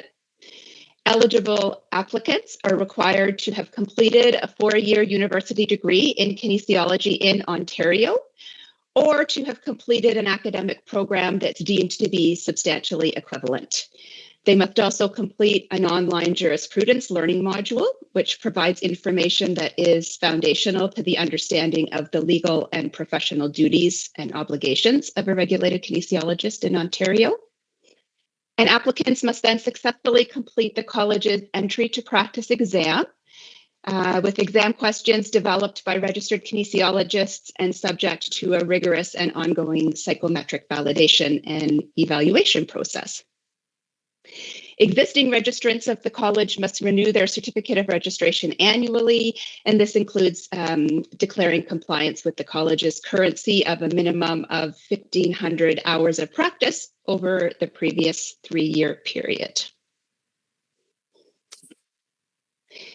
To better understand our registrants, we collect some demographic data as part of our registration and renewal process. As you can see, we're a relatively young college with the majority of our registrants currently under 40 years of age. Like other regulators in Ontario, we also collect gender information from registrants, and our gender distribution is comparable to the broader health and social care fields, with approximately 64% of our registrants being female and 36% male.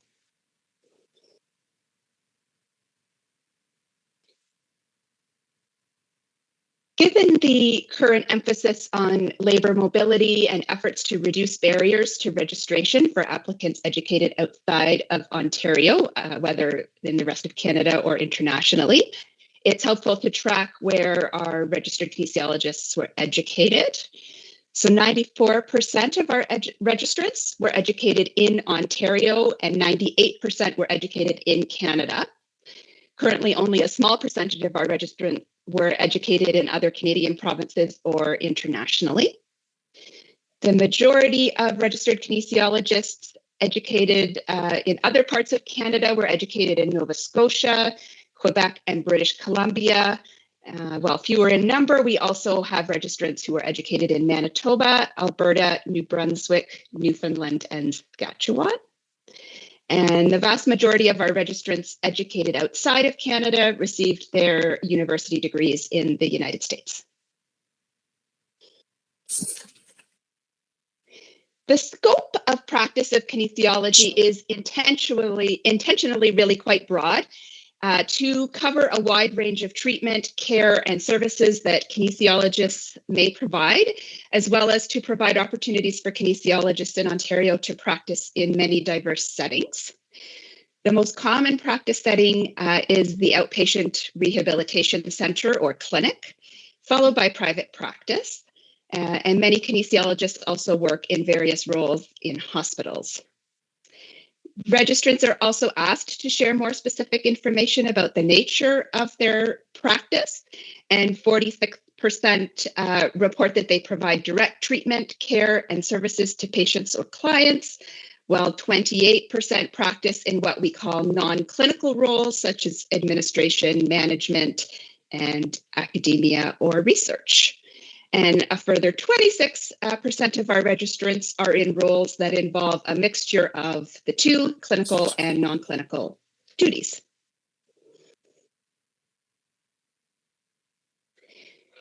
With a broad and inclusive scope of practice and a wide range of practice settings, we can assume many different roles in the healthcare system, but the three most common are service provider, owner-operator, and consultant. And given our mandate to protect the public, it's important that the college understand not only where our registrants practice, but also to whom they provide treatment and care services. And so we also collect data on the ages of the patients and clients served by our registrants. And this data indicates that most kinesiologists work with patients and clients of all ages or with adults, and a relatively small number of registered kinesiologists practicing primarily or exclusively with either older adults or children.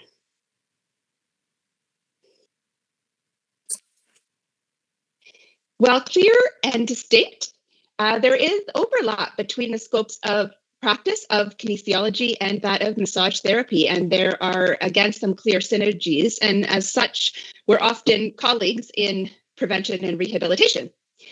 Both professions use some of the same broad approaches to provide treatment and care and services to prevent and rehabilitate injuries. And both professions can readily work together within our scope of practice to help patients and clients maintain movement or rehabilitate and enhance function and performance. Registered massage therapists and registered kinesiologists often work together in the same practice settings, including as members of collaborative interdisciplinary teams or in sporting and athletic contexts and as part of broader family healthcare teams.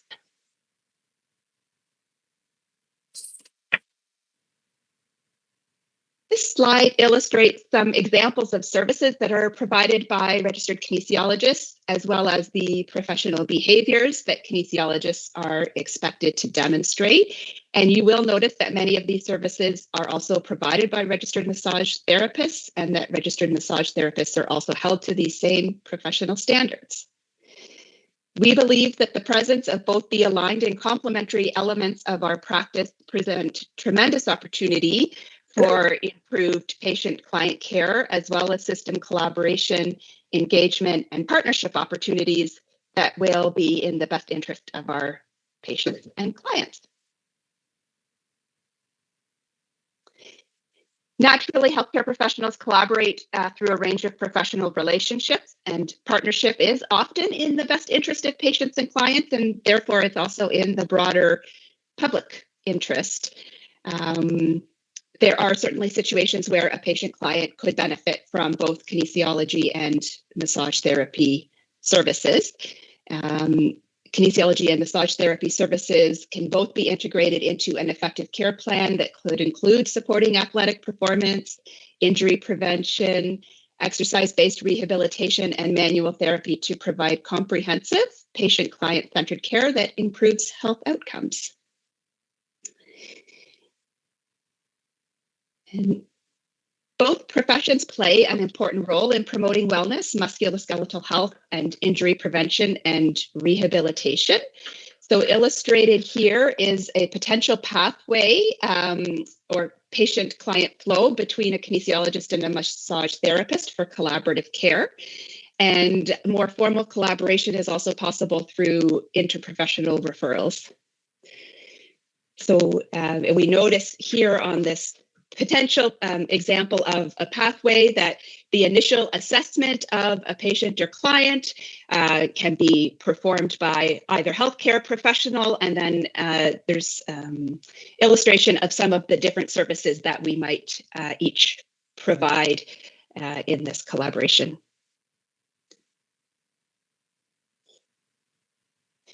This type of two-way referral allows either discipline, like I said, to initiate the referral of the other based on what they identify during assessment and ongoing treatment.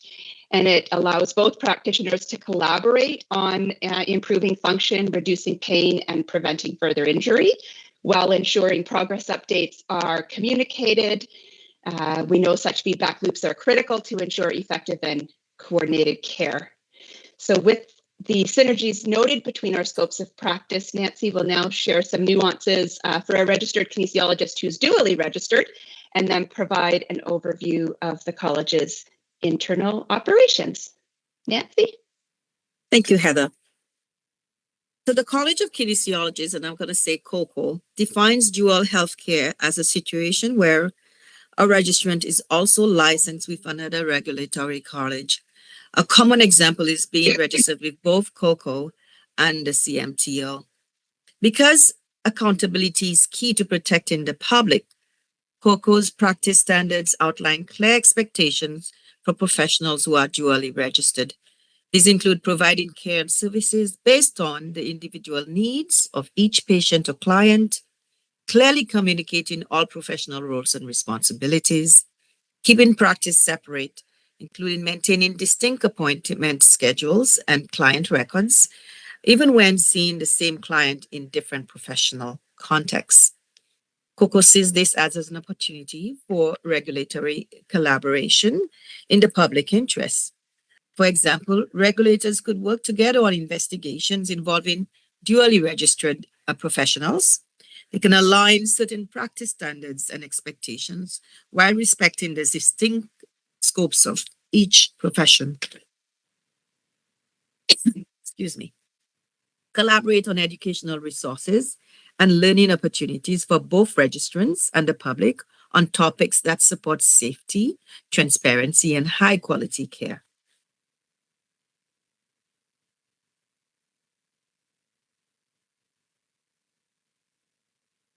I would like to share a brief case study illustrating what a collaborative approach can look like in practice.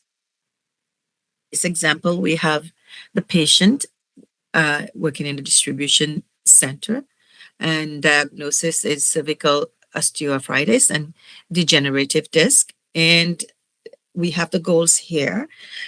I would like to share how this example in the patient client symptoms and diagnosis could benefit from both kinesiology and massage therapy. Both professions can contribute to helping the patient achieve their health goals. With the patient's or client's informed consent, including consent to share relevant information between practitioners, and assuming the approach is in the best interest and avoids unnecessary or duplicative care, the registered kin and the registered massage therapy can work together to provide coordinated patient-centered care. This collaborative approach offers several key benefits. It reduces the risk of conflicting or overlapping treatments.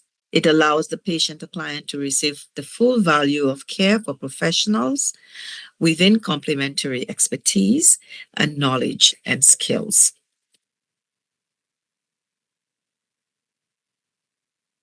We've shared some perspectives on the profession we regulate. Let's turn on how we govern, along with some of the future directions, challenges, and opportunities ahead. Our governance framework is led by Council, which provides strategic and high-level oversight. COCO's Council currently involves 10 elected arcane and 8 public appointees appointed by the Lieutenant Governor in Council through the Public Appointments Secretariat. Council is responsible for approving and overseeing COCO's strategic plan, annual budget, and operational plan. It also reviews and approves bylaws, practice standards, and policies.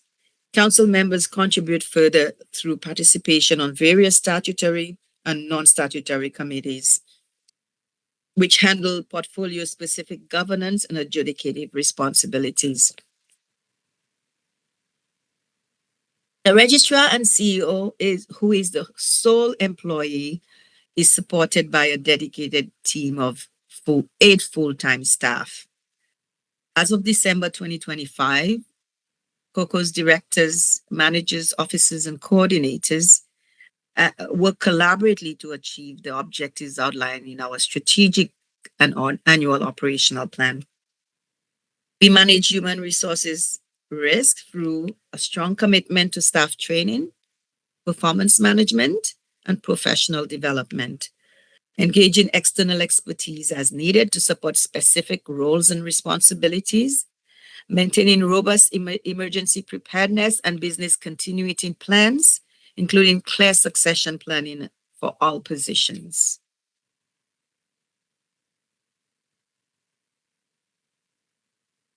Effective stewardship of financial, material, and human resources is recognized as a key indicator of regulatory performance and excellence in the Ministry of Health, CPMF, and I'm sure you've heard many times about the CPMF, the College Performance Measurement Framework.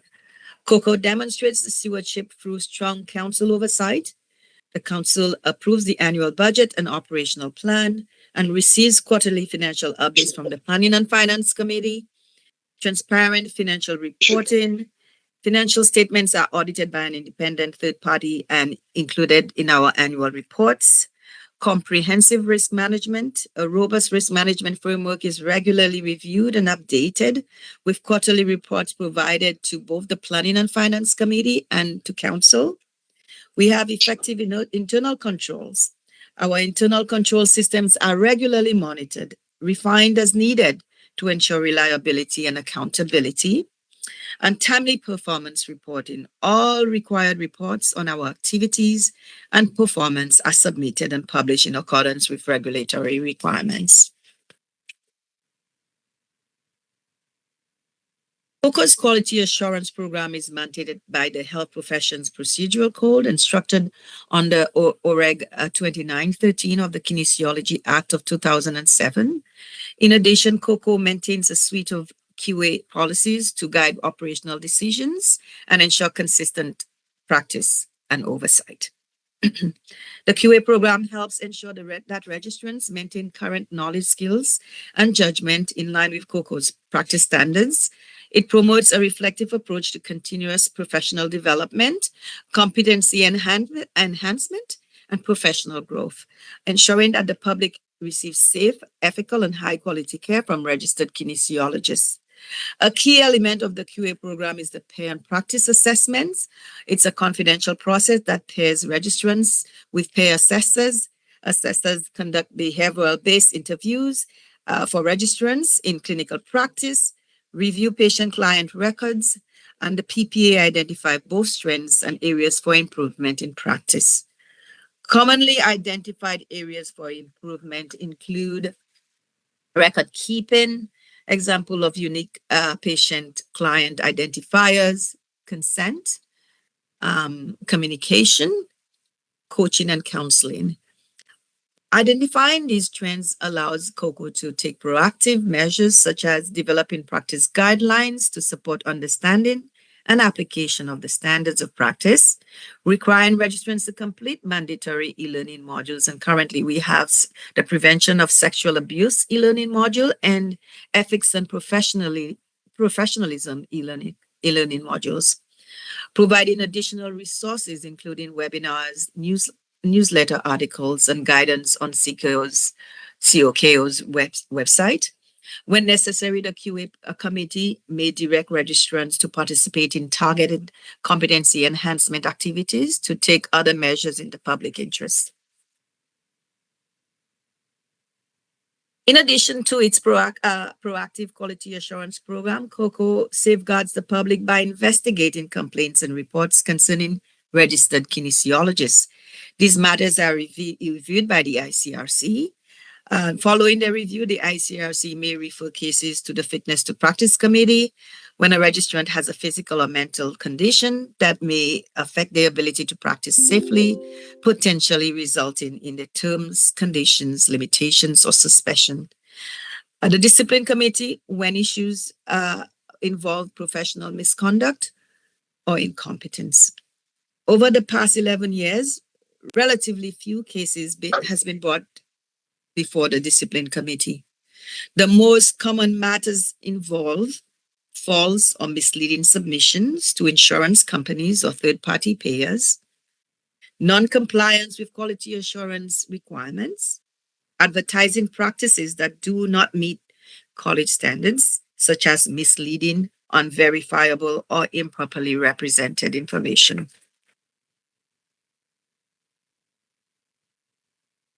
Now I'll turn on to our strategic plan.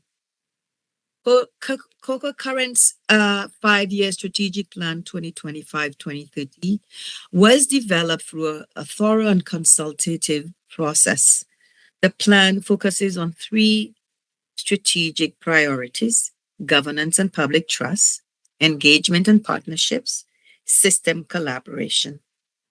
Overall, the strategic plan underscores COCO's commitment to protecting the public while enhancing awareness and understanding of kinesiologists' contribution across Ontario's healthcare system. Less frequently, COCO address. Sorry, my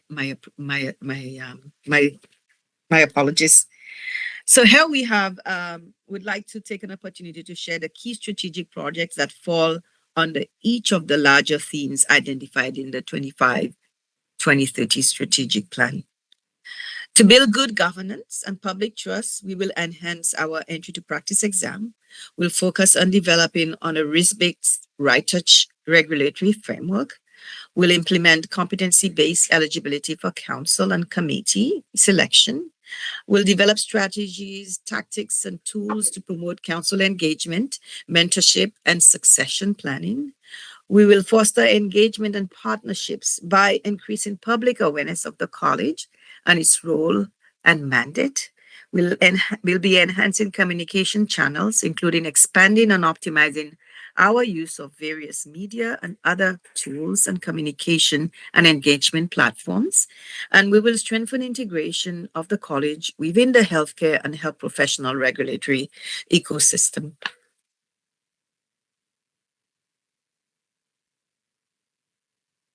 Finally, we will continue to be effective collaborators by fostering interdisciplinary partnerships. For example, we will build connections and partnerships with both the public and the private system partners, and then we will work with system partners to influence collaborative policies in the public interest. So here, achieving our strategic goals requires focused operational effort. Like any organization, we encounter operational challenges that must be addressed. Key examples include registrant engagement. Applicants and registrants often ask, "What is in it for me?" They seek a clear understanding of the value and benefits associated with registration and its responsibilities. We also have human resource management challenges. As a small organization, we must carefully manage our talent. This includes retaining staff, ensuring business continuity, and preserving institutional knowledge. Like I said, we only have 8 staff members. Resource stewardship. Rising operational costs make it essential to manage our resources efficiently and responsibly. Professional conduct management. The professional conduct portfolio, including investigations, discipline, and fitness to practice matters, has become increasingly complex. While cases remain relatively infrequent, it is critical that we indicate the necessary resources and allocate resources to manage this area efficiently and effectively. So we recognize that both operational and strategic challenges exist in achieving our goals. We view these challenges as gaps to bridge and puzzles to solve. So here are some of the steps we have taken to address these challenges and mitigate risk to both our operations and the public. So under public awareness, to advance our strategic goal of increasing public awareness, we are developing a targeted communication strategy and implementation plan. This initiative aims to enhance understanding of the value of regulation while maintaining neutrality and avoiding advocacy for the profession. Human resources and business continuity. While staffing and business continue to present ongoing challenges, we believe a strong culture of personal and professional development, combined with effective recruitment and recognition of staff contributions, will support retention and foster internal commitment to succession planning and business continuity. Resource stewardship. We remain committed to responsible management of our resources through a robust system of internal controls, alongside an ongoing organizational commitment to transparency and accountability. In the professional conduct, we are adopting innovative approaches to strengthen our professional conduct portfolio. This includes exploring partnerships with the Health Professions Discipline Tribunal, considering alternative dispute resolution processes to serve the public interests, and utilizing external support where needed to enhance internal operational capacity. Mike Heather mentioned synergies with COCO and CMTO. Having provided perspective on where we are and where we are heading, we see a number of opportunities for strategic and operational synergy between COCO and CMTO. Here are some of the operational collaboration initiatives that can be pursued. Preventative healthcare. By working together, we can help ensure that preventative healthcare in Ontario is delivered in the public interest. As the acute care system continues to face strain, collaboration allows us to identify pressure points and prioritize preventative services that protect the public health. Regulation of registrants. There are opportunities for effective and efficient right touch regulation of registrants, particularly where professionals are dually registered or work collaboratively across disciplines. Prevention of sexual abuse Both COCO and CMTO are committed to the prevention and elimination of sexual abuse of patients and clients by healthcare professionals. Joint efforts in this area can reinforce public trust and strengthen regulatory impact. Public awareness. Informing the public about the role of regulators in ensuring safe, ethical treatment is critical right now.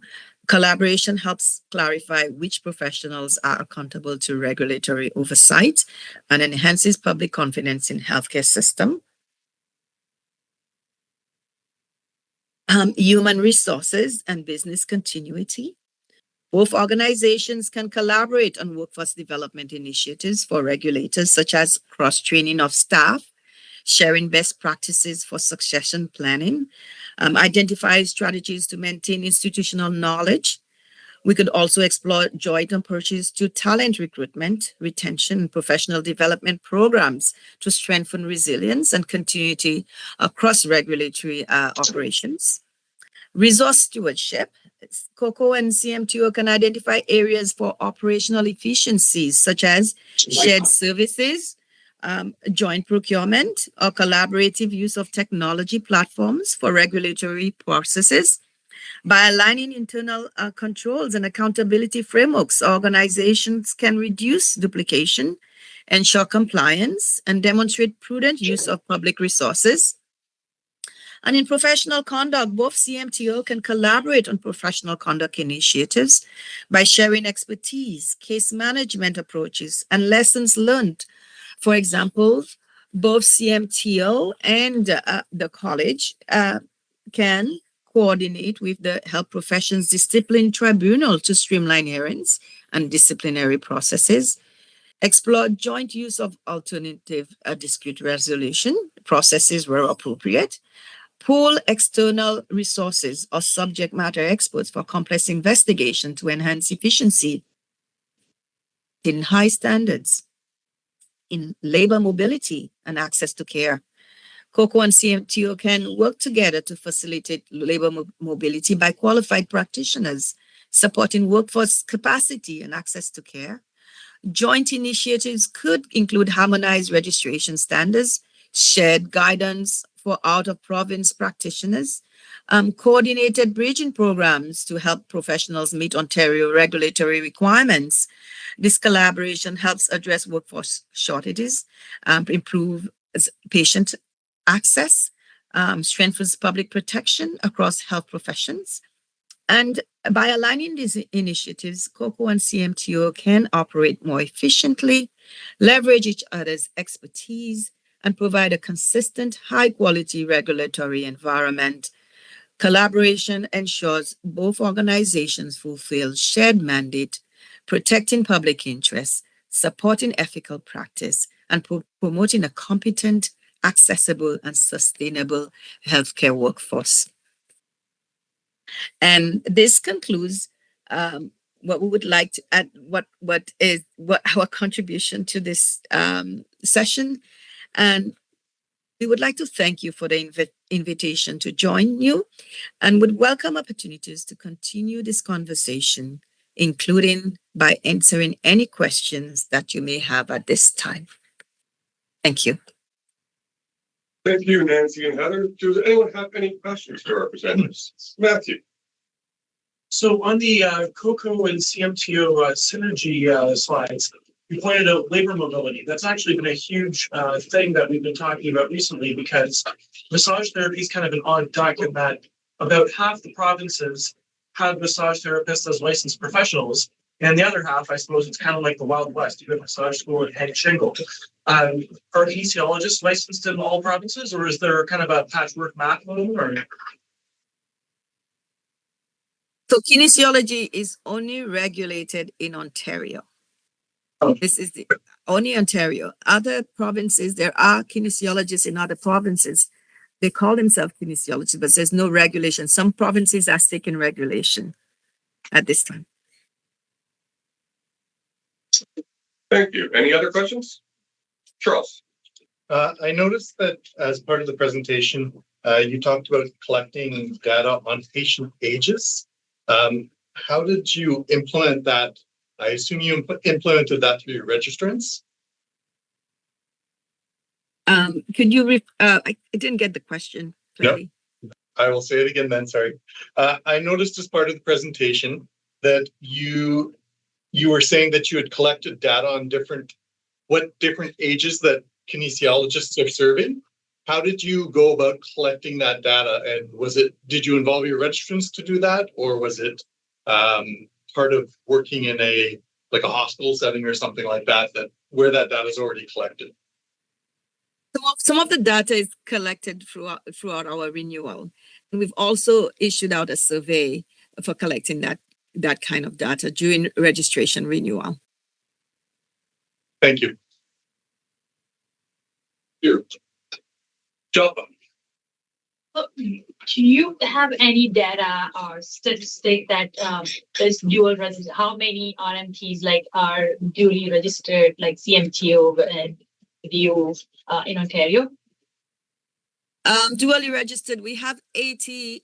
The last count we had was 80 RMTs registered with the college and CMTO.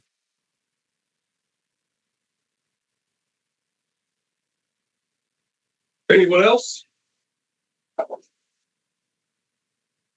Seeing none. I will say thank you again, Nancy and Heather, for taking the time out of your schedules to see us today. We appreciate the presentation. Thank you for the opportunity. Hope you enjoy the rest of your meeting.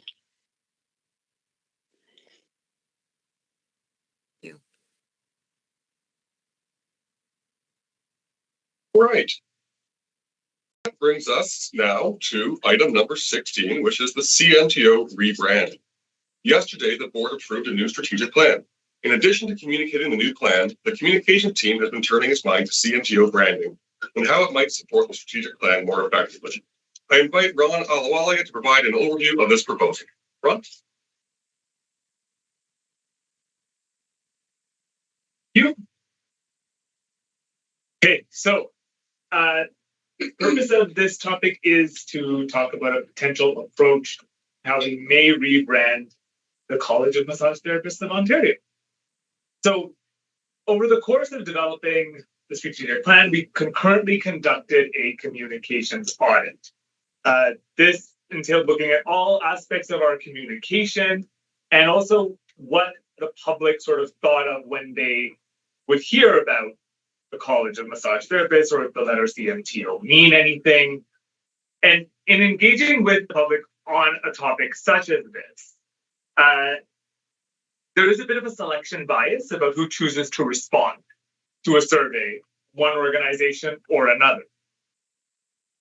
To that end, of all the members of the public who responded to our surveys, less than half understood what CMTO did. So even though they knew what CMTO was or that it existed, it couldn't tell you what it did.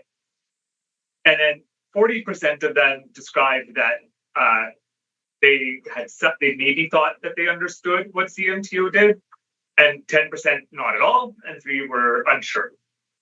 So we're looking at over half of the population that responded to our strategic plan survey and our communications audit, even though there was a selection bias, didn't know who we are, what we do, but the name they recognize and therefore they engage.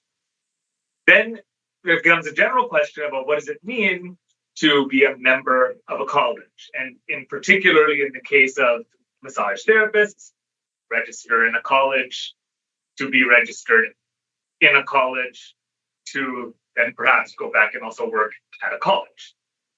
A lot of college. So is there confusion? Does that cause challenges for us in collaborating outside of the immediate regulatory space? In the policy and communications shop, there has been some challenges in conveying what it is that a regulatory college is. And then there's also just the general question of accessibility. Accessibility of an institution is also, and looking at us as a sort of quasi-publicly minded institution, accessibility is also, people get that we exist and who we are when they hear our name, or is there something that can be done? So part of what we're looking at in our new strategic plan is also similar language.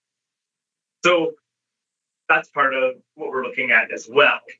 Something else to consider along the way was, what is our visual identity? What does it say about us? What does it say from both a competency and values perspective? And part of that would be questions about the misalignment between those values and those competencies, and movement toward a shield, and the sustained relevance of a shield as our logo. There is a difference between a police and a regulator. While we do have an investigations and prosecutions unit, we also have practice supports, prevention efforts, and also engagement on getting out of the way of RMTs. For example, with our recent changes to client discharge in the event of abusive patients. All of that in the name of and in line with public protection. So I think the question is also, so what does this entail? I think that we're looking at a question of investigation.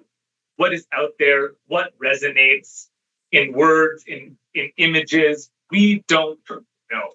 So we'd like to get some more clarity on that. And that's part of what brings me here today with the support of the communications and policy team. So when we speak about our name and our identity, is to ensure that we speak clearly about who we are, and that people who know us and hear of us, even in passing, they have a very clear sense of what it is we do. We just want to be as clear as possible. The other question is about elevating massage therapies while going back to our strategic plan. Massage therapists are highly trained professionals. You don't have to convince anybody at the table of this, but they are highly trained professionals. They're good at what they do. They're part of our healthcare system. Anybody who's ever had a massage knows that very few health practitioners can make you feel as reinvigorated as a massage therapist can, and just and feeling better about yourself and the state of your body. So it's an important healthcare profession. And in line with that, we as the regulator sort of stand as a representation of that profession. It's part of self-regulation and to an extent as well. An updated, modernized, and accessible identity is perhaps useful in making sure that we are better able to both stand for the profession and the values and standards that we uphold, but also the ability to bring the public in to engage with us better, to make use of our public protection mandate. And of course, an investigation like this does not take place in a silo. It's not going to be 4 or 5 members, this building sitting around a table. We'll go out to the public, right? This is a very publicly minded endeavor. What is it that people think of when they hear the word college? What do they think of when they hear the term College of Massage Therapists of Ontario? For those of us who are regulated by an entity or have gone to school where there are people who become regulated by an entity that call itself a college or a law society or any of these sort of terms of art to an extent, there's a lot of intuition to it to us. But what does the regular public think about this? For those who aren't regulated by a college or who have jobs that don't involve engagement with regulated professionals in that way. And another thing to consider is that when we've gone to our town halls, we've heard from RMTs that they would like to see a greater profile for the profession, for organization, especially with respect to government. This puts us in a leadership position within the space of regulated health professions. And part of that is we can see that there has been some movement in this space toward what does it mean to have what's in a name, as Shakespeare said. But Homer Simpson once said that nobody would mind crabgrass so much if it had a cute name like elfgrass, and that's kind of the energy that's becoming forward here. So the College of Medical Radiation and Imaging Technologists of Ontario has chosen to approach its branding by keeping its initialism, CMTO, but with a descriptor that they are the regulator of medical radiation and imaging technologists in Ontario. They're probably the first mover in this space of trying to create a name and an image of themselves that, whatever CMTO stands for, this is who we are and what we do. It's an approach. It is a laudable first step in this, but we believe that there's a point to investigating further about what resonates what doesn't resonate? Does it make sense to people to see a bunch of letters and then a descriptor but not know what the letter means? Don't know. So we'd like to take it a bit further and understand what that means for us. So this is a proposed investigation. Proposed investigations done in-house don't cost money, which is a beautiful thing.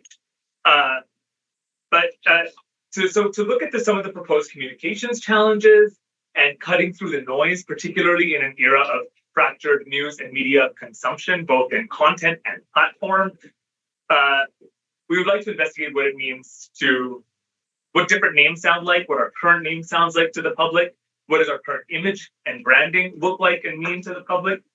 At a technical level, at a legal level, we are not seeking a legislative amendment to change the Massage Therapy Act that would change the name of the regulator. That was what was done when the Massage Therapy Act was made in 1991. The previous regulator gave it this name. We would conduct this via bylaw. Should you choose to accept a change at the time options are presented to you. The option to do nothing always exists at the time. But at the same time, government would be engaged on this matter as well. It's not going to be a big surprise to them. And we would be interested in their feedback on this too. And it's a strategic opportunity, both in light of our strategic plan, the move that will be taking place, and taking a public identity that would signal organizational renewal and cohesive launch of a brand as well. And in line with sort of the fundamental changes that even the profession has noticed in how we communicate as a regulator, right? It's not so much as finger wagging as it is what is in the public interest to bring the profession along in the best way possible, while still protecting the public when there are deviations from, again, I think what I said earlier, an overarchingly well-performing, ethical, highly trained profession. So the sort of proposed or recommended path that this might take over time, both including an investigation and then, if later approved for further development, the whole thing in total, but today is just about the investigation, is in the first quarter of next year, we would in-house look at the options, go out to the public, get some feedback about what that means, what names sound right, what doesn't sound right, what makes sense, doesn't, and also with visuals as well. And then to that end, if there was an approval to move forward, we would then work with a vendor to create a cohesive identity, which would then be brought forward for approval. So summary rationale of this would be that it provides clarity. Should we choose to move forward with a change of identity of some kind, we would be doing so because it provides clarity. People would immediately know what CMTO's role and purpose is, trust and credibility. Attention spans are shorter, things are on the go. I think when people feel confident that they know who and what they're talking about, that fosters credibility. I think we already have that from an operational sense. We've been building on that. It creates a cohesive identity, and it moves from authoritative to approachable. Shields represent a visual identity. They represent strength, tradition, authority, masculinity, toughness, boldness, confidence, no retreat, no surrender. We are a profession we represent a profession that's 77% women. Should our visual identity be something that screams masculinity is a question worth asking.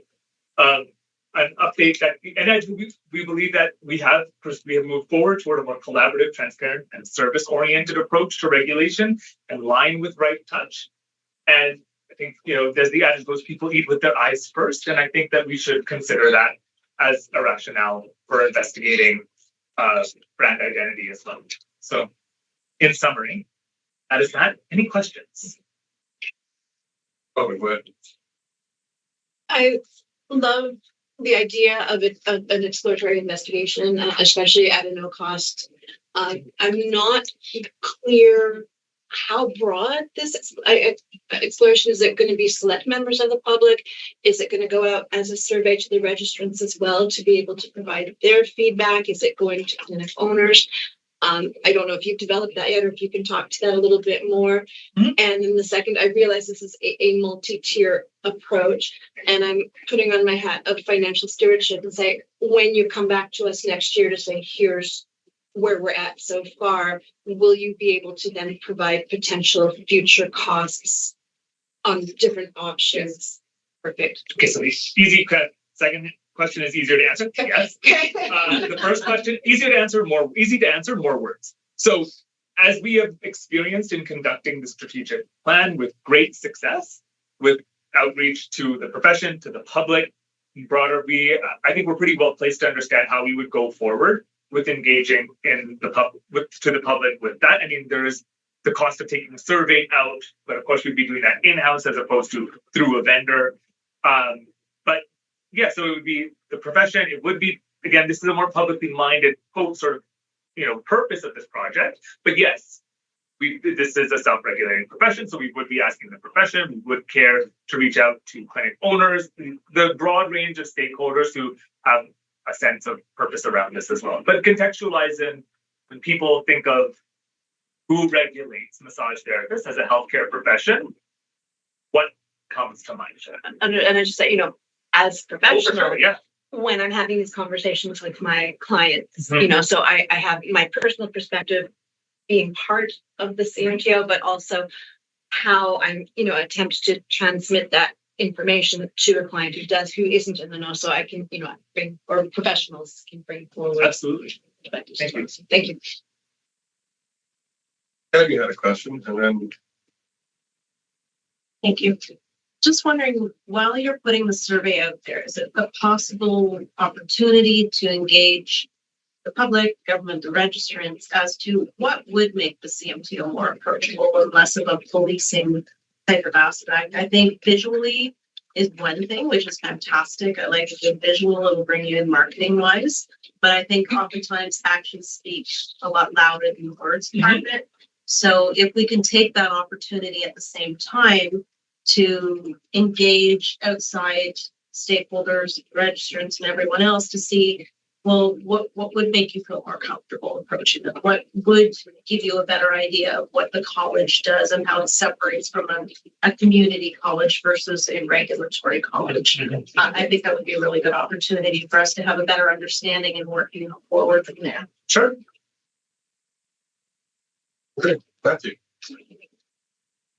So looking at the other regulatory colleges names within the health space, I didn't know about Cerrito rebranding, so thanks for putting on the board, by the way.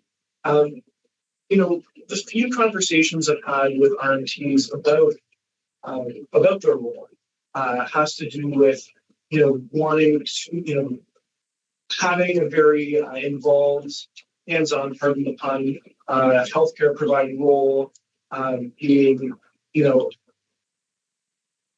being or maybe wanting to, in some cases, wanting to be highly respected professionals, seen as very much like going to, more so like going to a physiotherapist, for example, than as some sort of relaxing thing you do on a cruise. And so when you look at the other regulatory college names, though, I'm thinking about the doctors, about the nurses, and I've never heard anybody be confused about those colleges. Why would being a first mover or I guess a second mover be an advantage here? Because you'd be decoupling yourself from kind of the from prestigious healthcare organizations and regulators that we see ourselves as either being or should be a part of. So, I mean, the question of professional prestige, I think I'll go back to what Charles said, that no profession is better, but some are simply more recognized. Thank you for that, Charles, by the way. I think that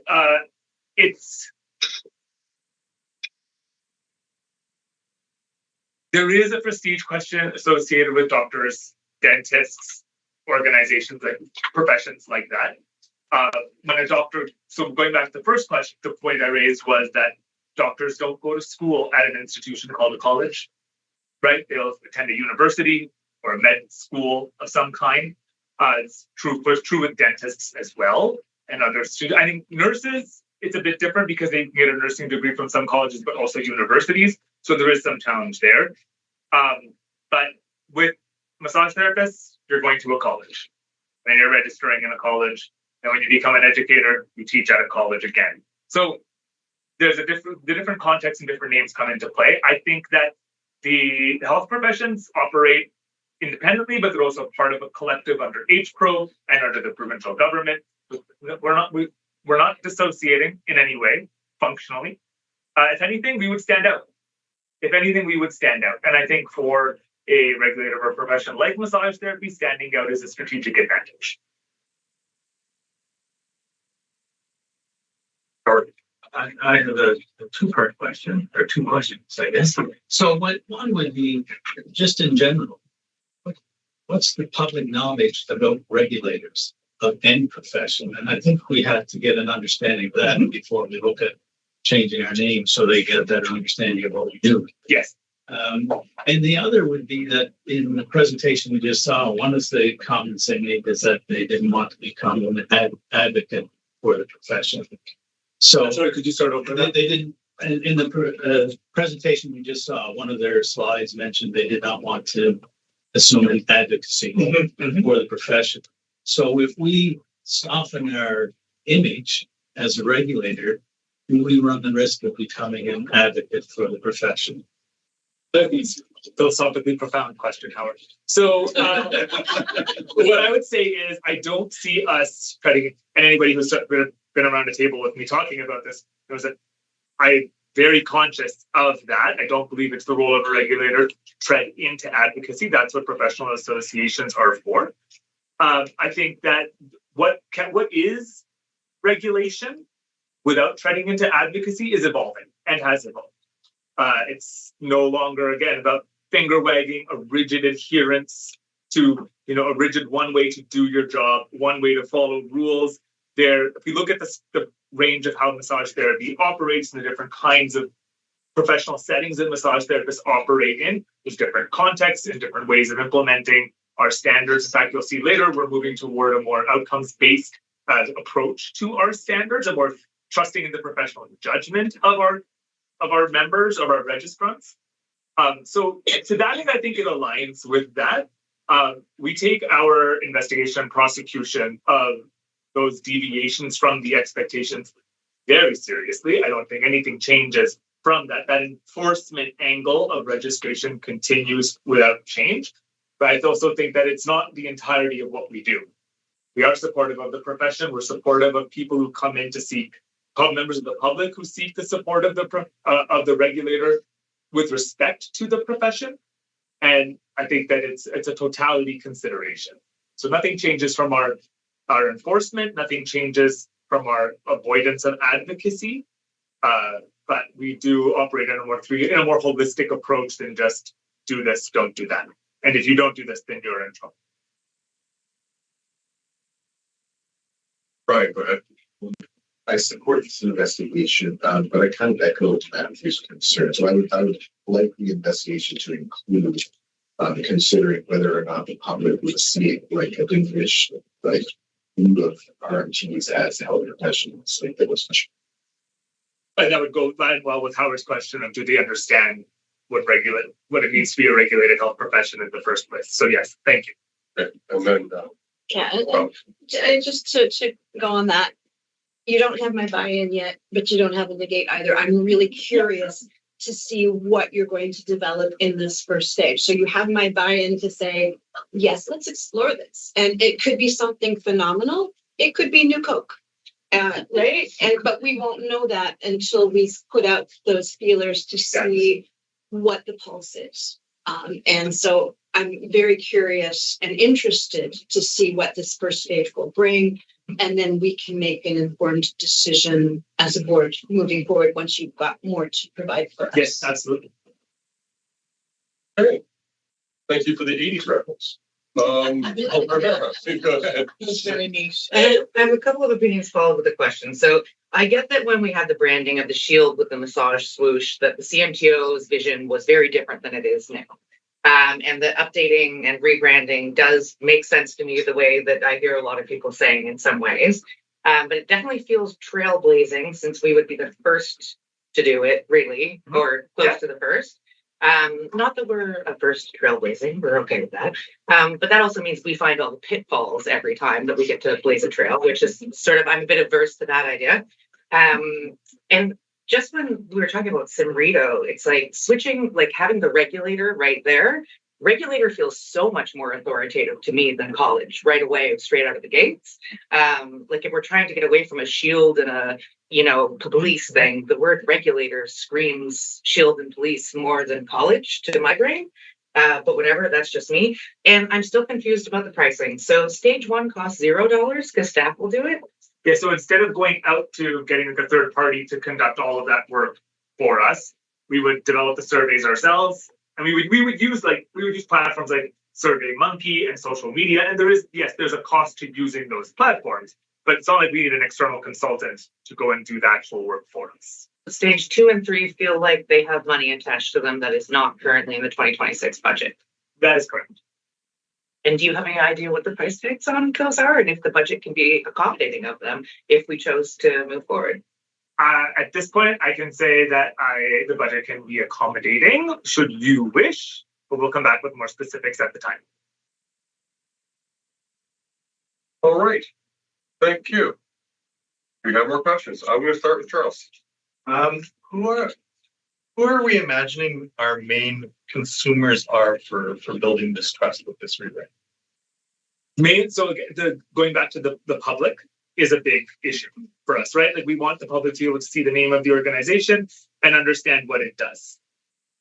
So that would be the primary function as we do protect the public interest. We're here to engage with them on those levels. So that's the fundamental issue or question.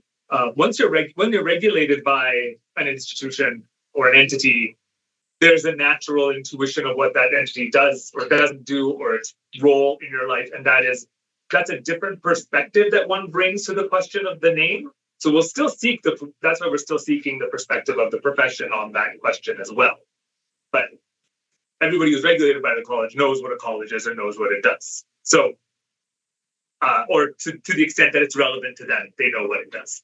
So that's sort of the main difference in audience that we're looking at, is those who likely know little to nothing for obvious reasons. It's not a big deal in their life.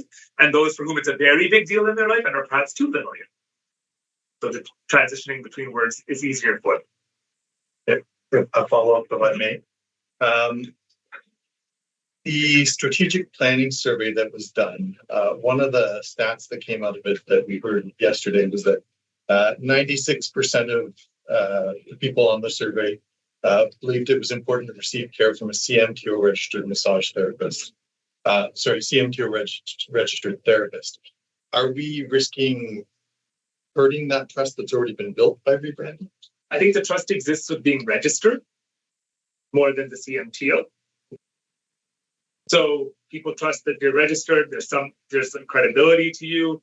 And to some extent, that also just means your insurance will pay for it, right? Depending on, because honestly, no news is good news a lot of times in health professions as well. So if I had never worked at a regulated health profession, but I've been getting massages forever, it is quite possible that it would never cross my mind to go figure out who is keeping the massage therapist in check if I've always had a good experience or felt like I had a good experience. So, and again, that would also go back to the selection bias of anybody who chose to respond to those surveys too. Thank you, Ron. Yeah, for sure. Okay, just before we go to other questions, we are running a little over, so I just want to make sure that future questions are about the matter at hand, whether we want to explore this option or not further opinions about the options ahead of us. With that being said, do I have any other questions? Beth? Yeah, so I don't have any particular love or hate either way for Shield logo. It actually reminds me a lot more of the NFL than the police badge. It may have their own internal disciplinary procedures. I was just wondering, so the only sources we have for this Shield authoritative masculine police stuff is speedylogodesign.com and marketingpartners.com.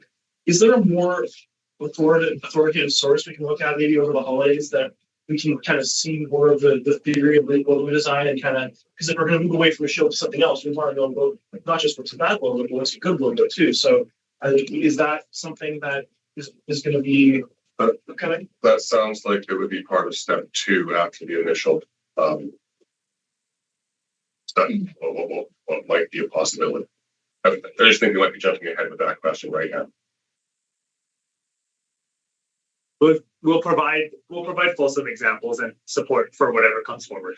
And I'm kind of on the line on this one, but it's just a request that when you come back to us, if we approve this, in addition to kind of giving the cost breakdowns, are you willing to also explore how that money might be appropriated in a different way with just PR campaigns if we choose to keep the existing, or even whatever we choose to keep, and say instead of spending X number of dollars to rebrand everything, the same amount of money could be better spent or maybe better spent? Is that something that can be explored?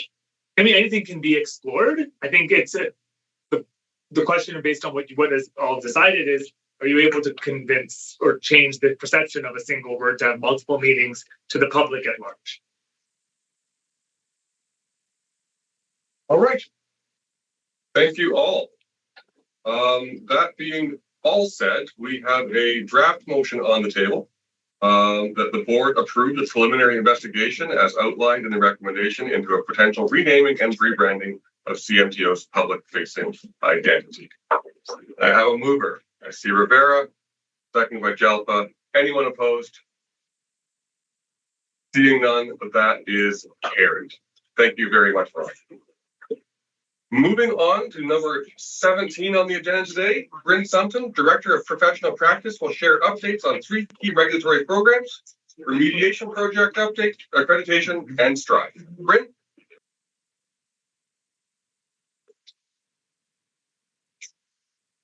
Now I will try out the clicker. Let's see what happens here. Okay, all right. I've got it. So good afternoon, everyone. Thank you for giving me the opportunity to share some updates with you today. I'm not going to ask you to do any motions on these topics. These are just for your information. And they're some pretty key topics that I think are important for us to reflect on a little bit as we get towards the end of the year. Timing on these ones are pretty important. And we'll reflect kind of where we are in various projects and in the movement forward for accreditation and STRIVE. So the first thing I wanted to update a little bit on was the remediation project. So this is a project where we've taken a phased approach to basically improving our remediation approach at CMTO and the methods by which we decide to connect tools, provide remediation with those that require that due to lack of knowledge, skills, judgment, etc. Just to keep everybody kind of in the loop on how this has been going, as I mentioned, it's been a phased approach and not too dissimilar to what was just being shared by Ron. The initial phase of this project was something that we did internally using staff time and resources.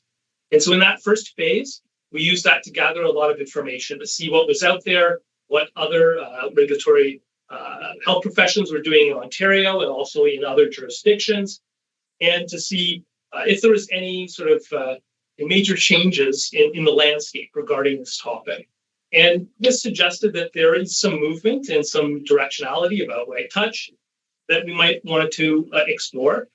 And lastly, this first step allowed us to really kind of catalog what we already do in CMTO, the tools we use currently, and how they connect to the various processes in each of the departments that we have operating that use remediation, such as discipline, ICRC, QA, etc.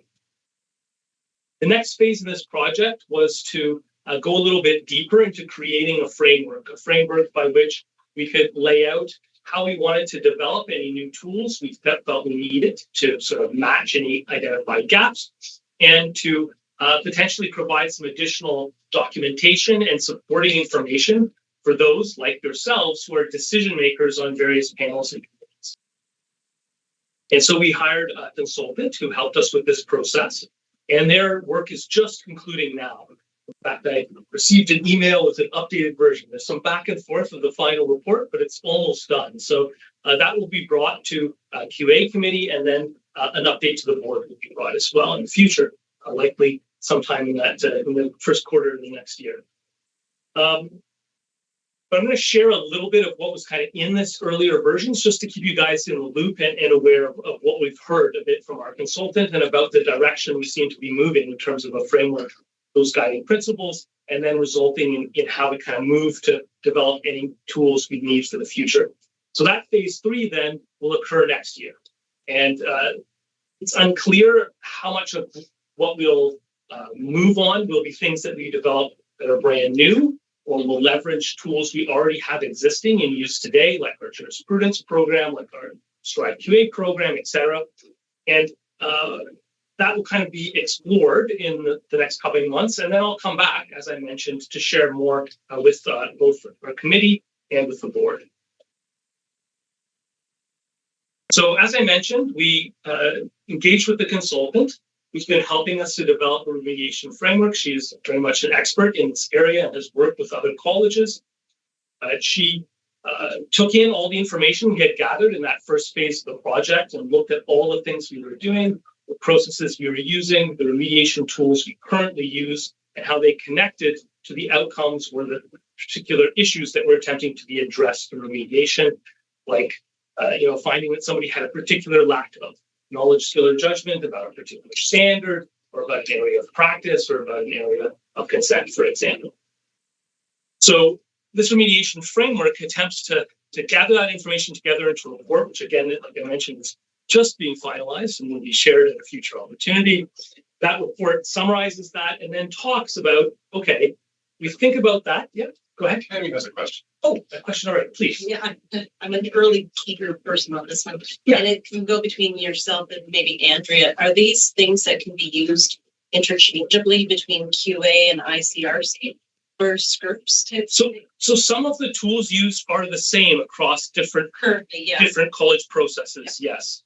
So that's what you're going to look at as well, or is it going to be? So this is meant to provide a unified framework for all of CMTO. Excuse me if I wasn't clear about that to start, but it's meant to take all of the things that we're doing now and use that as input to create a unified framework and approach going forward across all of CMTO's departments and processes. Great, thank you. Yeah, no problem.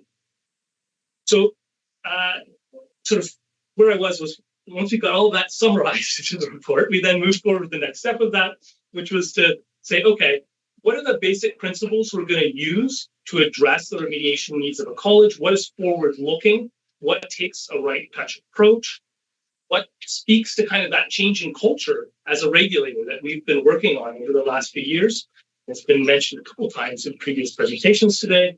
And so these were the principles that were identified. So these guiding principles are going to be used to address these gaps we feel that we might have in the remediation tools and supporting documents that allow for panels and committees to make decisions regarding matters and outcomes. Accessibility was really important, and affordability. One of the things that has come up in various processes, including some of the feedback from the strategic plan, the discussions we've had in other areas over the last couple of years, is that affordability is a really key piece. And we see that some outcomes from different matters end in a result where the cost is significant to the registrant. And that can be a barrier. And where that's necessary, because the cost has to be significant in order to address that particular gap in knowledge and judgment, fair enough. But there may be options where you can address that same issue, but through a method that's more affordable. So that's included in our principles that we'll be using. Profession specific. Some of the tools we use, things like probe in the case of serious sexual abuse or matters of lack of professionalism, are not specific to massage therapy and have been found to be somewhat of a poor fit. So we're aware there are tools we use today that might not be as good a fit for the profession of massage therapy as opposed to just across other healthcare providers. And so finding tools and developing tools that are more profession specific are an important consideration. They're tied to our standards and rules. In a way, these two are kind of the same thing, very related. But the idea, again, is that our standards are used as the basis for discussion about gaps in knowledge, skill, and judgment. They address diverse learning styles. We know that RMTs, like the rest of us and the public, have diverse needs in terms of learning, and that addressing that is important, and having options that allow people to try to address those issues using different learning styles is important. They're fair and accurate and have an assessment component. So one of the things that is really a gap that was identified in some of the processes we have now is that we don't always sort of close the loop on ensuring that the goal of the learning was fully addressed. So that's something that we've included as a guiding principle here. And then, of course, we treat registrants equitably, whether that's EDI or just being fair can be a consideration. It's also really looking at risk as a tool. So one of the things we know is that people who are having an issue with us, a matter, complaint, or an issue with their quality assurance processes or capacity to, say, complete the standards of practice quiz as part of the practice profile, we know that they have a particular gap that we're trying to address, a goal of learning. And some of those issues that are identified can be very high risk to the public or very low risk. And right now, many of the tools that we have are better at addressing sort of moderate to low risk issues and not as good at addressing moderate to high risk issues, especially when it comes to things like quality assurance outcomes. If we have somebody who needs to address a particular learning goal related to Strive, it's usually about a particular standard or even a particular subsection of a standard. And in that case, if this is somebody who has higher risk, we don't really have a great method to address that today. Not the best in terms of a remediation approach. We use things like workshops and other things which are more self-study, self-learning, sometimes a little bit supported, but are not really the best thing to address something that might be a higher risk matter, say a significant issue with understanding consent and its application to prevent sexual abuse. So risk has to be really carefully considered, and the remediation has to be appropriate to that risk. And part of the framework is to try to connect those concepts together. So you create a matrix by which risk is considered, the type of learning is considered, and then the type of remediation choice you have kind of fits into that matrix. And it allows for much cleaner decision making. We have some tools we're using already for panels and committees to assist in that decision making, but they're limited and they're not coordinated across CMTO. So this will address that. Should also consider aggravating and mitigating factors. Sometimes individual circumstances contribute to these situations, and those need to be considered. And then there's other things that you consider when you look at remediation. So the remediation framework addresses these issues and does so quite nicely using a matrix and other tools. And one of the things we've been talking with our consultants about and going back and forth is kind of how we define those levels of risk, how we make sure they're representative of what we see at CMTO in this profession, specific to the needs of this profession. So as I mentioned, we'll have a report from phase 2, and I just want to again say that we're moving into phase 3 of this project for next year. It also connects to some other things we're doing. As was discussed earlier in budget, there's been some mention in the KPIs and other things that we are looking at new learning management systems. And we're going to make sure that as we look at a new platform and new learning management tools, that it includes our capacity to provide rich remediation options in that tool, that it can be used for all the needs of the college regarding learning, not just a particular department or area or part of the work of the college. We're also going to look at developing a request for proposals for those areas where we don't think we can internally develop content to address a particular gap in learning knowledge, skill judgment, etc. And then also, like I said, trying to use some of the things we're already doing. And we have a lot of work that has been done to use things for the purposes of registration, use things for the purposes of quality assurance in terms of developing content about our standards and rules. And we can leverage some of those along with stuff we've used for jurisprudence in remediation. So that's what we're going to look at going forward. I'm going to move on to the next topic. So I'll just check in if there's any questions on the remediation piece on this update for today. Not looking like there are any further remediation questions. Okay, next one. This is a big one. So, accreditation. Where are we? What's going on? This is exciting. This is the slide that was shared with you mere minutes ago by one of my colleagues here at CMTO, who gave us a lovely update on KPIs and shared this slide. Well, yes, we've had some movement in accreditation. but you may have noticed it was relatively small amount of movement to accreditation in Q3. So if your ears perked up there and you said, hold on, wait a second, are we really getting to where we need to be, which is by 2027, all programs need to be accredited? Are we concerned? Should we be concerned? Well, let me give you an update. So CMTCA, the accrediting body, was kind enough to give me an update yesterday. And again, thank you to Vera and others on the team who helped me update these slides very last minute this morning, because they shared some additional updates.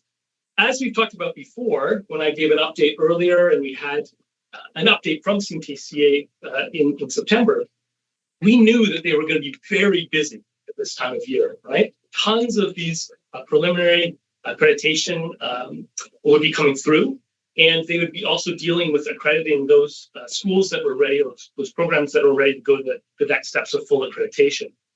And this live status update today, using the numbers they shared as of yesterday morning, tells us that we have very close to all the public schools. And there was a question earlier about where we think we are with public schools. I'll just mention that both of these two programs that are public programs that are not yet accredited have both indicated their intent to engage in accreditation next year in the new year.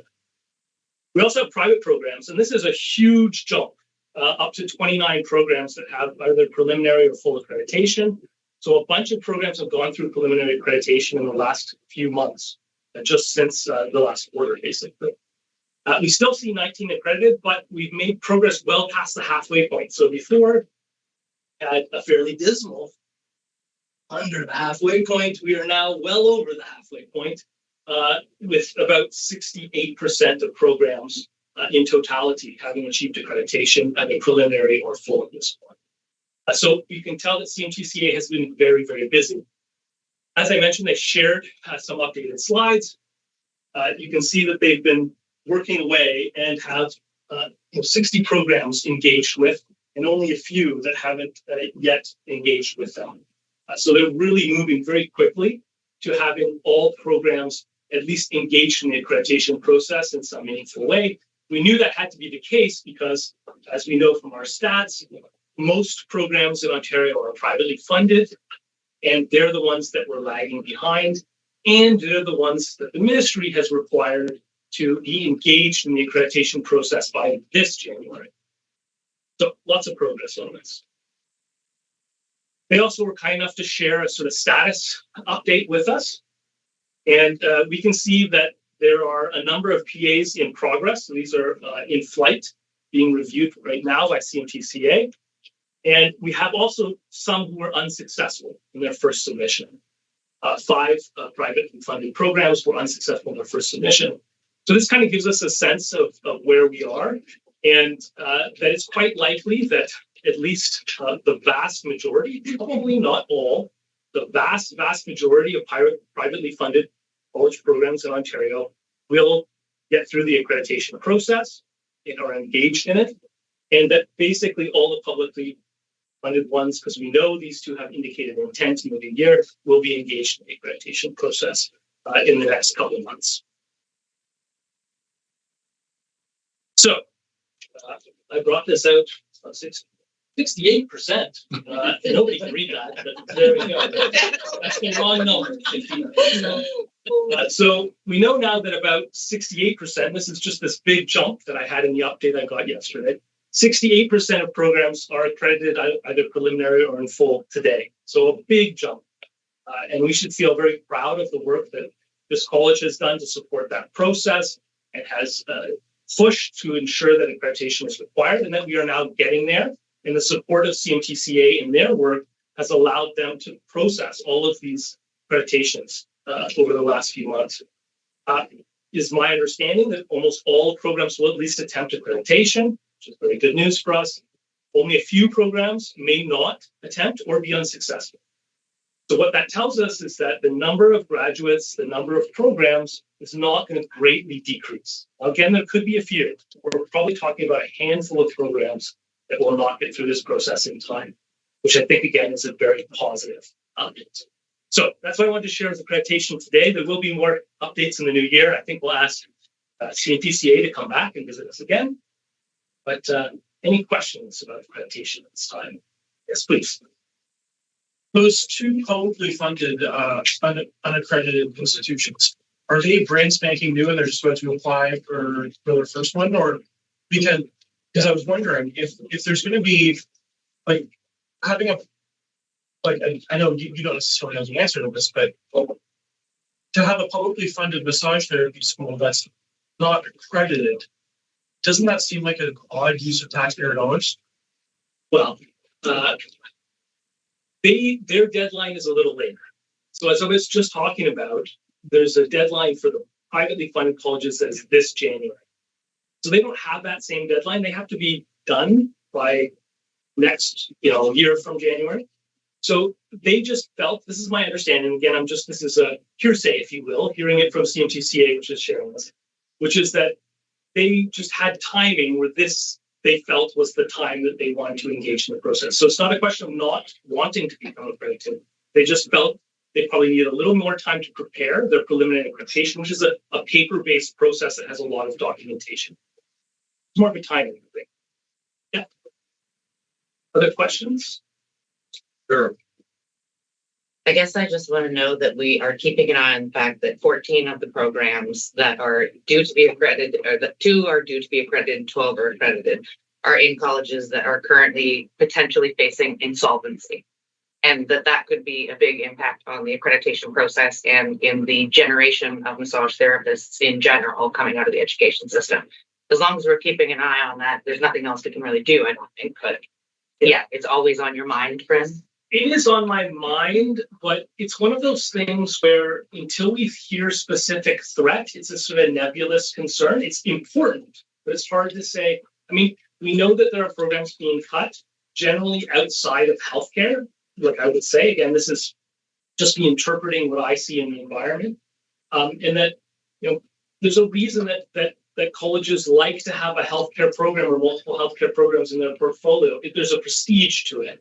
And so in some ways, I think there may be some protection from that point, but massage therapy is an expensive program to run, involves clinic, which is a complicated thing to offer. So there is some risk. And yes, we have to continue to monitor, and it's our great hope that as long as there are people going into these programs and the demand is there for these programs through this, and the only time we've lost any publicly funded programs, it's due to the low enrollment.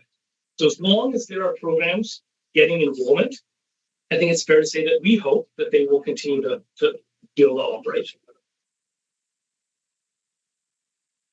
Any other questions? Okay, moving forward. And always happy to update on accreditation. And I could take this on 68%. All right. All right, Strive outcomes. I just wanted to give you guys a short update. This is kind of a sneak peek, if you will, because we like to give an update sort of in the new year where we talk about all of the past year and where we're at in terms of Strive and the numbers. But I'm giving you guys a bit of a preview today because I want to speak to a particular aspect of what we changed last year and the outcomes that we saw from that change. So just a reminder about Strive. This is our classic bubble slide. We use this all the time. So you guys have seen this ad nauseum, so my apology for that. But it's important to help us just remember what Strive looks like, how it's structured, and kind of the timeline that's involved in the Strive cycle for the profession. So generally, most RMTs will have 2 points in the year where they are doing Strive requirements. They have Be the Best You Can Be in the fall, and then they have a practice profile in the spring. And basically the entire profession completes these every year.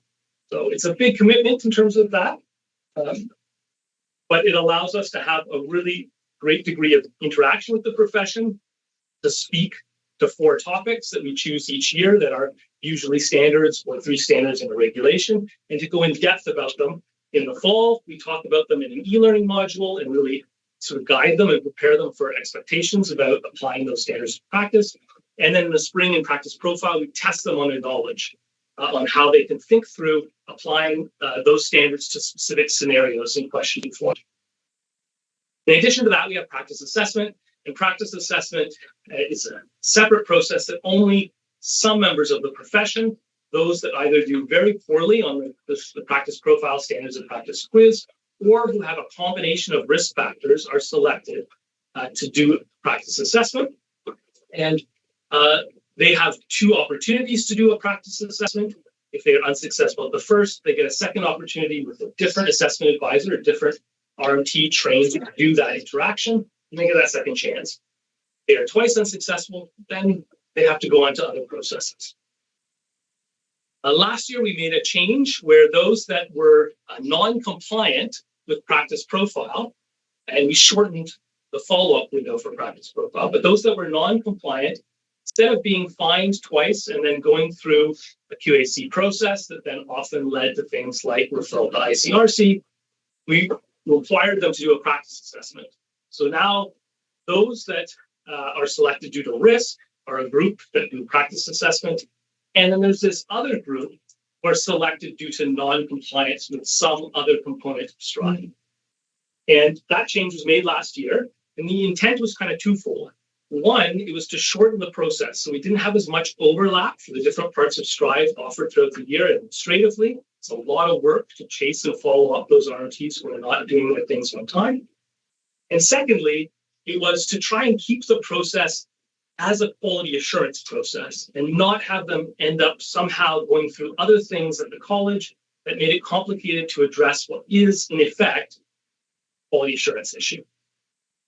This year, we'll be having both those who are non-compliant with practice profile coming up in March and who are just finishing, they haven't already, they're already late, but those who are just finishing Be the Best You Can Be now, or who haven't, in this case, finished Be the Best You Can Be yet. Both of those groups will end up at practice assessment. So did this have the effect we intended? Yes. So we still have the same degree of compliance, which is important when you shorten deadlines on things for how much you follow up. The same degree of compliance, and I'll show that on a future slide. But we also had the intended effect of fewer referrals. So we see these fewer non-compliance referrals to ICRC, which was the aim of this process. We only have 8 so far this year. We'll have a few more later in the year, but it's still going to be a very small number of referrals compared to 30 the previous year. So I want to share a success story in terms of this change in how we did STRIVE. This has been shown before, and it just speaks to matters. And again, when we talked about the changes to STRIVE, we talked about them with the board of many years ago. Some of you may have been with us then, but we're going way back now, 2019, 2020. When we introduced how we were going to change STRIVE and use a much more risk-based approach, part of that intent was to only have those people become matters that QAC reviews that were higher risk. And as I was just mentioning for remediation, now we have people who are high risk. So we have to deal with those people. But the point was there'd be fewer matters we've handled through other methods, helping to address lower risk concerns. And that's what we've done successfully in terms of the number of matters that end up at QAC. And again, I'll just mention these are preliminary numbers. These numbers are as of November 25th, but we still see that same very high compliance rate with STRIVE. We're still able to get the vast majority of RMTs do it themselves wonderfully on time. There's always that small group that we chase, and we're able to get vast majority of those we chase to get past that finish line. So we still see about a 99% compliance rate last year for practice profile. This is the one we shortened to a shorter follow-up. And then we're already seeing about 96% of those eligible, and this will continue to go up, have completed Be the Best You Can Be. And I'm happy to answer any questions about anything I've presented so far today. I'm going to pass the mic. Any questions for me about STRIVE or other topics? It's not looking like there are any questions. Am I missing? Nope. Thank you very much, Bryn. Thank you very much. Now, you guys don't need a break. No, I'm kidding. It's time for a break. Let's take 10 minutes and return at 10 to 3.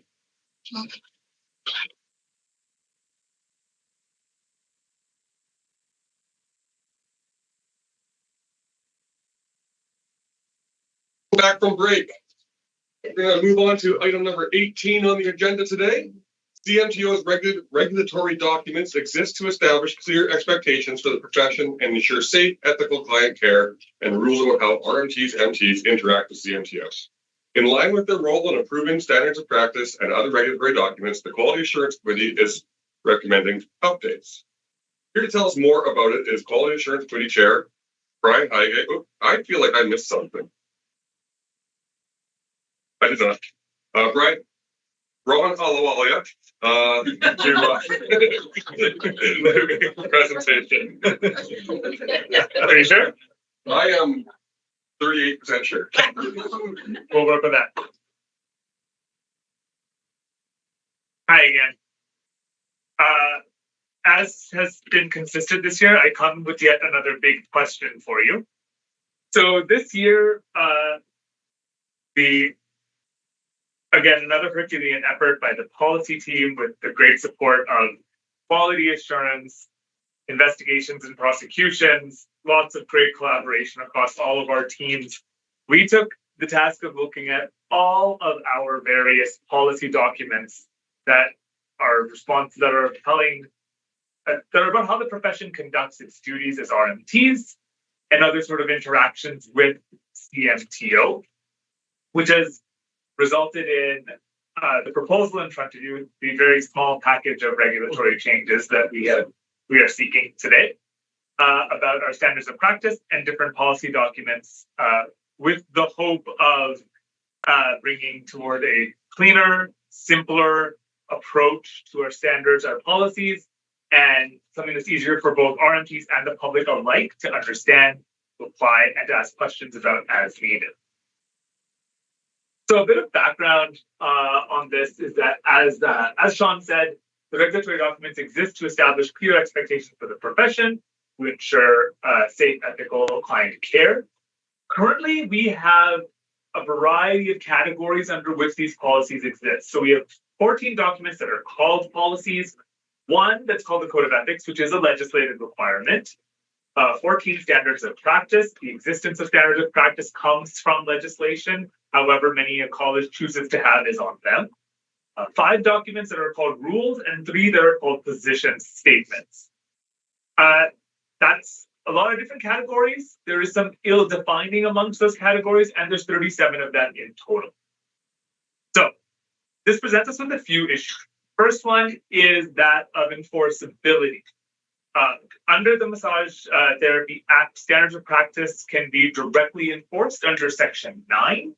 So if there's something in the standard of practice and there's an investigation that takes place and a prosecution would have to take place, you could say Standard 9 has been violated under this standard of practice. Section 9 has been violated under this standard of practice. But for violating any other conduct expectation that one may have of a regulated health professional, it falls under the category of disgraceful, dishonorable, or unprofessional, sort of like the basket clause that exists under Section 38 of the professional misconduct section of the general regulation under the Massage Therapy Act. But that is generally less enforceable and less clear than something under a standard of practice. So that was something we were thinking about. We also have a few that I have not called, but others have said outdated documents. You'll see that there's a document on inhalation therapy and conducting public education classes. Not only have those documents not been reviewed since 1999, they're not also engaged with or enforced. The standard of practice that we currently have cover, and also the other documents under different names, cover a broad range of well-considered expectations that we have from the profession. But they were also designed to sort of exist as standalone documents. What that does is it creates a lot of overlap and copying and pasting from different documents because we want to make sure that every single standard of practice could exist on its own. There's some issues that come up with that. So if a conduct expectation exists in one standard of practice and then it exists in 3 other standards of practice, then all 4 of those standards of practice have to be cited in a prosecution, even though it's a single violation. So things can become cumbersome that way. Also, as I mentioned earlier, with us moving toward looking at the profession as professionals with professional judgment and the varying individualized context of clients and patients and the workplaces in which they operate, there's something to be said for moving toward a more outcomes-based approach to our standards of practice. At a more technical level, not all of our documents are in French. We're retranslating them and making sure everything is up to date as it should be, as that is an entitlement. So if there are changes that could be made, now is probably a good time to do that, logistically speaking. And then, of course, that's also true for our website navigation. So the project took place with all of our various departments coming together with the intention to create shorter, simpler documents that are easier for both registrants and the public to understand and navigate, applying their professional judgment in the case of registrants, and to reduce the number of documents and the number of categories of documents that exist. So through all of that sifting and rereading and editing, I have not seen so much track changes in my life. We've come up with 2 categories for documents in this process. The first one is a standard of practice. Those are enforceable documents that guide an RMT's practice of conduct. And the other one is generally a policy. And that is a document that relates to how registrants interact with the college and or outline CMTO's operational procedures. So quality assurance, funding for therapy, or the use of our intellectual property. Well, the point of all this is to establish pure obligations, consolidating obligations, and we are also seeking to not introduce any new obligations, except for one very small technicality, which we'll get. So what are the benefits? As you said, fewer documents, easier to find, simplified and condensed language, standardization and consistency. That's for RMTs. For CMTO as an organization, it's a more efficient and defensible disciplinary process and a streamlined structure to reduce administrative burden. For the public, it's a more enforceable framework that allows CMTO to ensure greater accountability when it comes to safe and ethical care. And with strategic alignment, given the passage of our strategic plan, the implementation of this would align well with clear and effective regulation as a pillar of our strategic plan. So key improvements. Clear the existing obligations, only one new obligation. Specifically, that is that if an RMT has been deregistered by an insurance provider, they are obligated to tell their client. That's the only new obligation in that whole package. And reduce the number of regulatory documents. The proposal to you reduces it by 40%. So we would go from 14 documents called policies to 7. We would still have our code of ethics. We would have 14 standards of practice, but 0 documents called rules and 0 documents called position statements, bringing us down to 22 documents from 37. 10. Hi. Just in regards to the new obligation, if they're listed, they have to tell their clients, they have to tell the CMTO as well.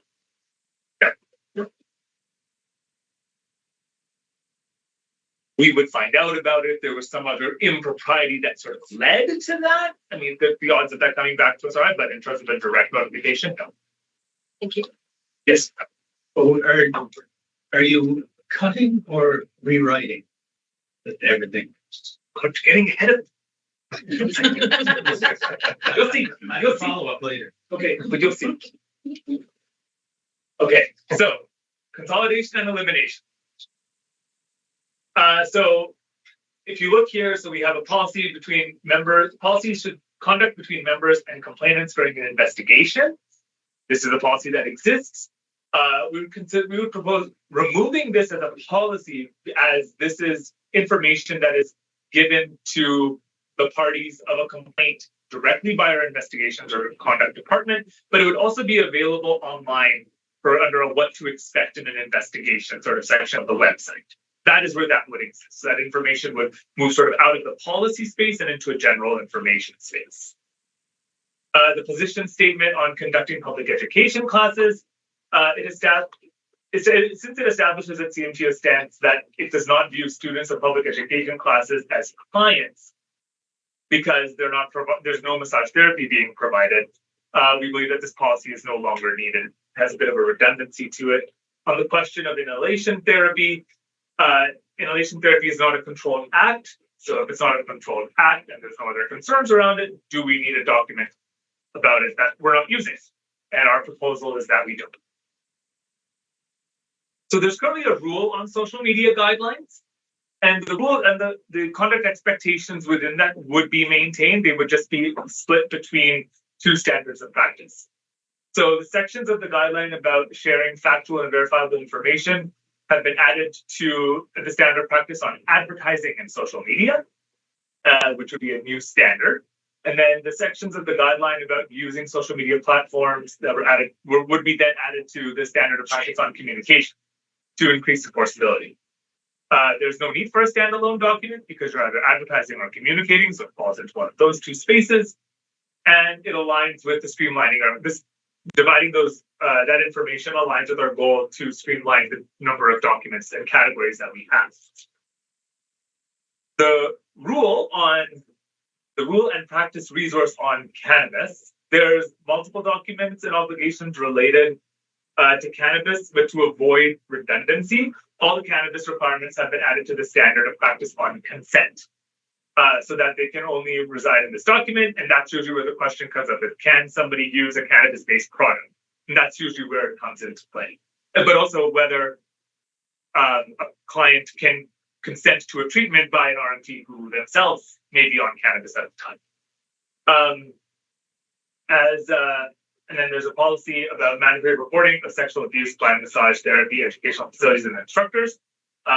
Massage therapy educators are registrants, and the reporting requirement is applicable regardless of the setting in which they operate.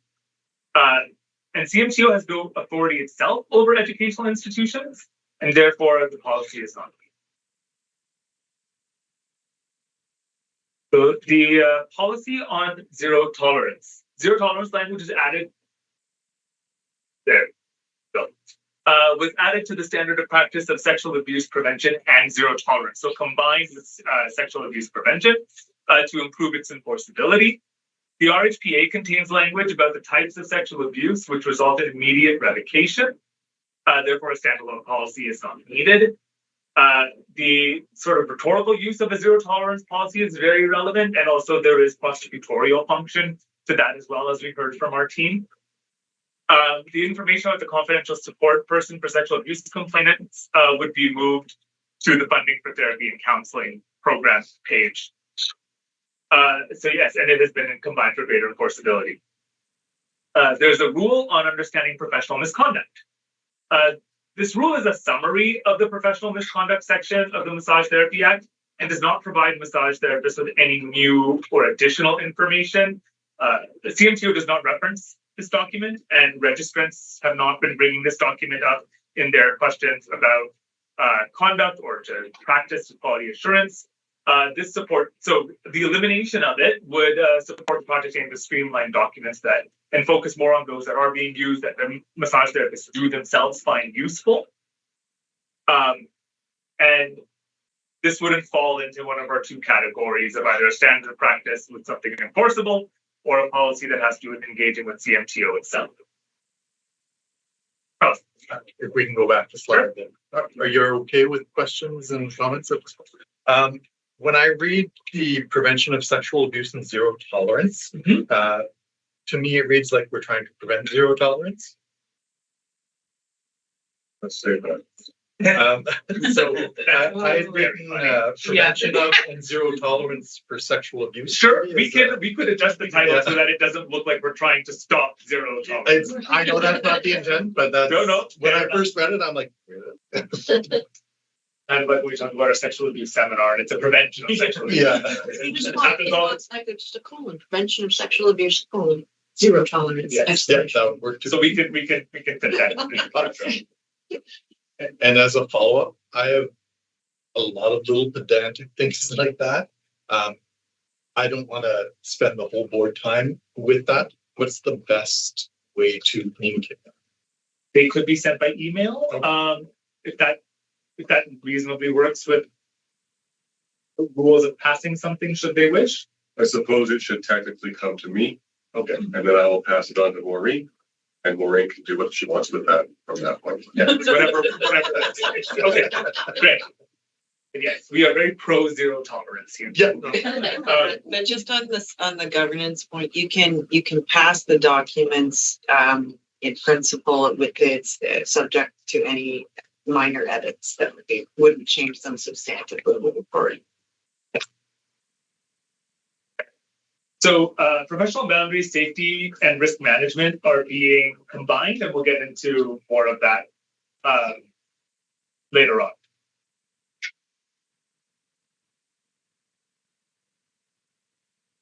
Cool.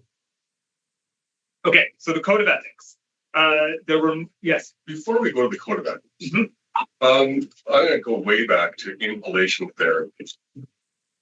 You have said we are, you don't have to go back. Okay. You've said we're getting rid of our policy statement on that. Is that because it is reflected elsewhere, or are we now saying that we allow inhalation therapy? And if we are, can anyone, not necessarily Ron, give me an example of where inhalation therapy would be in scope for an RMT? So I can answer part of that, and then I'll defer. Inhalation therapy is not a controlled act, and there isn't a barrier to it either in the legislation or in the scope otherwise. The document itself is all and not referenced or used. That is the context for proposing the elimination of it.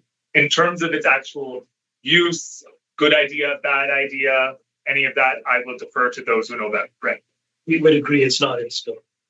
So, okay. So the question becomes, it is limited through other means in terms of how we define what is reasonable for a profession to do in entry. Okay, perfect. Thank you. So you'll see that we've made some minor wording changes to the code of ethics. It's in your package. If there are any concerns with those, please email them to Sean. Okay, so looking at our, yes. Sorry to trip us up. So when we're looking at just numerically the reductions in the number of documents, I noticed that standards of practice was the before and after was both 14. However, we just talked about professional boundaries and safety and risk management, which would be to be consolidated with other. You don't have to go back, which would be consolidated. So if we're consolidating away 2 standards, wouldn't that drop the total to 12, or are there 2 new standards? So how does that work? So there are new standards that from things that have used to be rules or practice statements. So for example, advertising was not a standard, social media was not a standard, but those have been brought into the fold as standards. So that partially explains the elimination of those 5 rules. Because yes, a couple of them reported into the same. Yep. Okay. Yeah, for sure. Policies and position statements. So these we looked at our STRIVE policies. There were 7 of them, and quality assurance was very keen on the consolidation as well, and were quite helpful in supporting us in getting this down to 2. One, if you are someone who is doing STRIVE, and one if you're an assessment advisor for STRIVE. We have shortened and eliminated redundancies and really made them focused, targeted policy documents. So we had a position statement on the use of title and credentials. Minor changes were made to that for consistency and style, but that has been recategorized as a policy. There's a policy on accessibility and accommodation. We are retaining it with some minor changes and removing unnecessary sections or redundancies. And the use of CMTO logo and resources remains a policy with an added section on the listing of CMTO's official marks with a sentence to contact communications department for future questions. This year we've seen some questions about that. So it's been and we believe it would be useful to have that information readily available. So updates to standards of practices generally. The standard of practice on acupuncture. So we've deleted the reference from the consent standard and changed grandparented to legacy exempted to reflect inclusive language, and added references to the consent standard, client-centered care, draping and physical privacy, and professional boundaries. So instead of copying and pasting language from every relevant, consent could be copied and pasted into almost every standard by that logic, right? So now we're having linked references to the most immediately relevant or tied-in ones to every standard that's out there. Advertising in social media was converted from a guide into a standard, so that would up the number to 1. Client-centered care, we again deleted the language around the consent standard. Recent updates regarding the discharge of abusive clients, deleted repetition language about sexual relationships, And then, of course, the references to the other relevant standards, including pro-zero tolerance. Collaboration and professional relationships, minor edits to add MT across wherever you see RMT, because again, we have two protected titles. And then added references across as well. So communication, deleted language to the consent standard, and then added the relevant sections to the social media from the social media guide. Conflict of interest. We've added the section, added MT for consistency. On consent, so there's the reworded section about modalities and products for and the use of products for clarity. Added section about using professional judgment to ascertain a client's ability to understand the risks and benefits of massage therapy if they had used an impairing substance. So that would come from cannabis, the previous resource on cannabis. Added a section about RMTs refraining from the use of clients' clients' own cannabis products, because we do not currently have reliable evidence on the efficacy and the safety of those products. And then references to the other relevant standards. This is where the next standard is where the only new obligation comes in fees and billing, where RMTs must inform clients if they have been delisted by an insurance provider. And then there's been some rephrasing for clarity, and then a revised section about gift cards and certificates to include other prepaid form of credit. So no to issuing a receipt with a dollar amount, double dipping, and a client's discretion to send to an insurance company or not.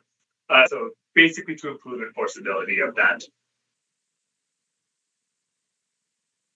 Can I just ask a question about the delisting thing? So I feel like, is there actually like a set rule for being delisted by insurance companies? I feel like there's RMTs who get delisted in situations that are completely unintentional, client-initiated fraud, theft of credentials, things like that. So I feel like in the standard, it's fine though, because you should have, if you're delisted, you have to tell the client. But is there actually any rules about such things? Is there a set way of doing so if we're going to start enforcing that you have to tell your client? I think that when it comes to, I'll defer to Andrea on this one if I misspeak. But if there's the obligation is to tell that they've been delisted, but what has led to the delisting would be an independent decision of the insurance provider itself. Andrea? Yeah, I mean, I don't think we have clarity as to like why certain insurance companies delist. I think that is like an individual case by case decision. Yeah. And there is a bit of it is an interesting point though that you made, that if they get delisted for a reason that's completely not up to their doing. Feels a bit name and shame. Yeah. But at the same time, in that interim period where let's say it's an unintentional question, the client would still need to know that they've been delisted. Yeah. Sorry, Sean. Just for clarity along that, first of all, I have seen situations where whole clinics are delisted. Totally. So if anyone's at that clinic, they are delisted, Yeah. but only at that clinic. However, my question for clarity is notifying your clients about being delisted, all clients or only affected clients? So for example, if Sun Life delists an RMT, are you only informing your Sun Life clients or do every client need to know? How do you know? No, that's a good question. It's a good question. It goes Should to we- the should we- intent here, which is that you don't want people to think they're coming and going to be reimbursed. So it's probably could maybe. There's an efficiency to telling all of your clients, but I also understand how that kind of looks bad, for lack of a better phrase.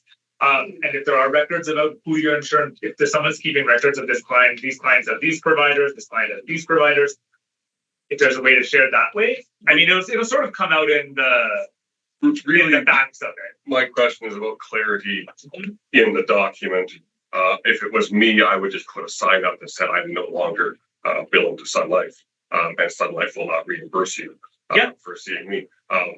Big friend, but that's just how I would do it. But I'm just curious about the clarity of the document, who has to be informed, and how.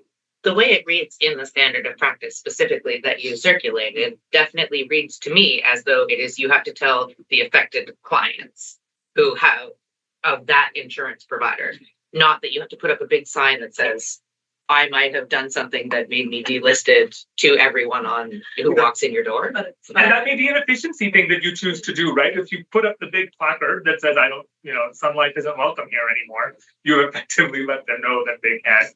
If it's a delisting or you're simply not providing, I think it provides the advance notice to that end. My takeaway kind of feels like it's part of informed consent where you're making sure your client is aware of the cost of the service before it begins, because you don't know if your client has or their employer has changed insurers. So they might not be relevant for 3 years and then suddenly become relevant. So I think we have to approach it professionally, and whether it becomes part of consent or a big sign, or how well you know your clients. But and going back to that question of professional judgment as well. Perfect. Thank you. To piggyback on that, it means we don't have to go through our past 10 years of clients and notify everyone who's on a go forward basis. That's what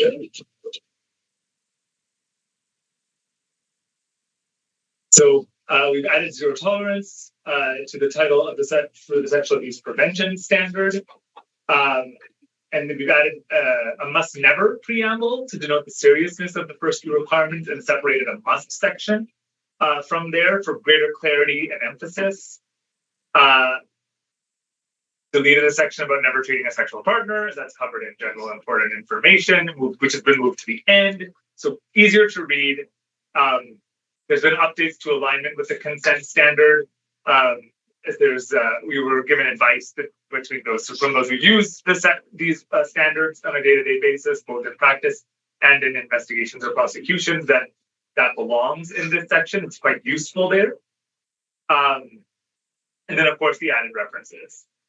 And for privacy and confidentiality, we deleted language about personal health information, as that is now covered in that whole standard, which you all helped bring to light.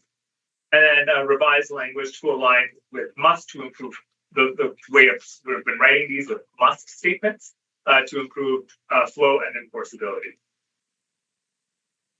Professional boundaries, draping, and physical privacy. So all sort of related. So they've come together under a single heading. And then we've revised the client outcome and RMT outcome to reflect these changes. And we've created references to confidentiality and consent, and reworded section 14 and for enforceability and clarity, and changed may to shall. And then added section 7 about not practicing massage therapy under the influence of substances. So that was retained from the previous cannabis discussion. There was a guide on record keeping. We have converted that to a standard and deleted reference to fees and billing requirements to avoid repetition, and shortened some of the retention periods required for clarity. And then there's safety and risk management and infection prevention. Again, a lot of these things come together. There's some logic behind keeping them together with some references. Deleted repetition because of standalone standards like acupuncture. And then deleted repetitious language around hand washing, although one can never wash one's hands enough. And then condensed or deleted multiple sections to improve flow and organization. Sorry, Charles. I have a couple of comments about the professional boundaries, draping, and physical privacy standard. When I read it, it seemed it's like you were writing a book that was tales about animal tales. The boundaries of the professional boundaries and the physical boundaries of drape kind of got muddled as I was reading through it. I don't know if anyone else found that, but so it seemed less easy to intake for me. Okay. And also in there in section 15, not reaching underneath the draping and or clothing without explicit written consent was put in. The without explicit written consent was put in there. Where is that from? Or like, is that from a policy that was outside of this, or because this is an extra written consent that's being put in? So I think it's in line with the ideas of the physical consent for sensitive areas and obtaining. So that sensitivity notion was what. But this was for any clothing. So say, I'm going to give an example. I had a patient on the table and I go to undrape their leg and I find out they're wearing boxer shorts that come Sure. Partway down their thigh. I have to get written consent rather than verbal consent to be able to move those boxer shorts up to treat the affected area if they want treatment on the skin rather than the shorts. Okay.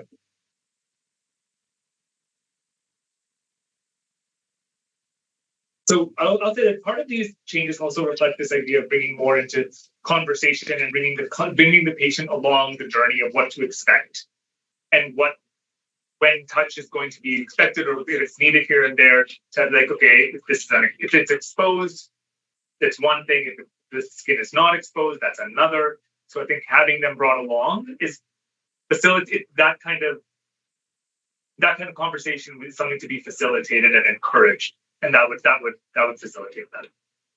To me, it's more that sort of thing can be facilitated with a verbal conversation instead of a written consent. Because you're going to run into situations where it happens during treatment, not before treatment. For the boxer short example, I don't know what underwear people are wearing. I don't know if they're wearing underwear, but until I get them on the table and undrape that part, I don't know if I need written consent for that, and doing written consent for the treatment for it seems to be counterproductive to having that conversation with them about consenting to that happen. If that makes sense. No, I understand what you're saying. So yeah, now that Charles has brought it up, and I didn't see it before, but it does make sense. And 15C, in fact, encompasses what he's referring to, where you must not reach under draping and or clothing in a way that could risk touching an area for the body where you have not received consent.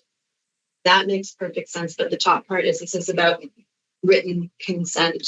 I mean, sometimes I get a client who wears a bra, and then I'll say, are you comfortable to either have me move the bra or unhook the bra? What would you like to do? But those conversations tend to happen once the client is on the table, and you don't want to bring that writing pad to them.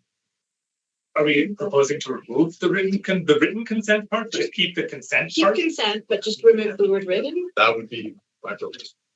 Okay, perfect. Thank you. Before we just make that a blanket change, does anyone have any other comments about that? Anyone in support of written consent? Seeing none. Excellent. Thank you. As long as the word consent remains in there, I think we're okay. Yeah, true. So, with all that said, we will take those changes that we've talked about and those that we know that are coming, subject to your approval today, of course. So we'll take a comprehensive implementation after the current STRIVE cycle comes to an end. There we go. And then before the next one begins, so this will involve getting all the documents up to snuff, having them translated, updating the website so that everything is easy to follow. Everything that we said would be where it is actually is where we said it would be. The standard spotlights would be updated as well. And there will be a communications rollout so that the profession and the public are aware that this change is happening. And then generally, it's, of course, no new changes in expectations. And we're looking at developing a regular review cycle for these regulatory documents. On the French translation, is that an issue at all? Finding a good translator? We have a good translator. Yes, at least I've been told we do. I haven't caught any flags yet, but. Right. Nice. So, the question I have for the board is we can do I can make a draft, what do they call that, motions right now, to approve as amended today, or we can put that back and take a look at amended documents next time, would be our option. Do we have a preference? What does that do to staff? What's the timeline for implementation for this? Like, if we did wait? These are all great questions. So we would be looking sometime around roughly May. If we do not approve today, it would be May before they're released, or what is that? They won't be released until May. Okay. whatever you choose. Should you approve them now, and we make the amendments, and we make those changes and get the ball rolling? Okay. If you, that does facilitate the development of, like there's, so how the dominoes would fall is, let's say you approve today, we make those changes, edits if they are truly, small ones, as Charles had said, and then the others that we've talked about openly.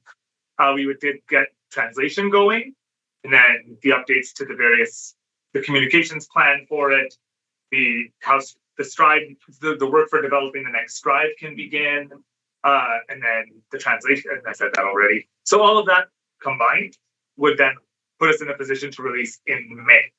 If we were to come back and do this in March, I believe would be the next opportunity. That may bring it into the summer, I think.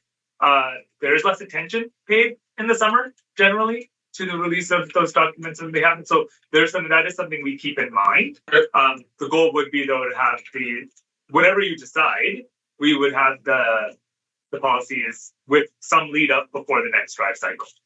So there's a release and then there's a coming into effect period after that. Correct. Yeah. Really?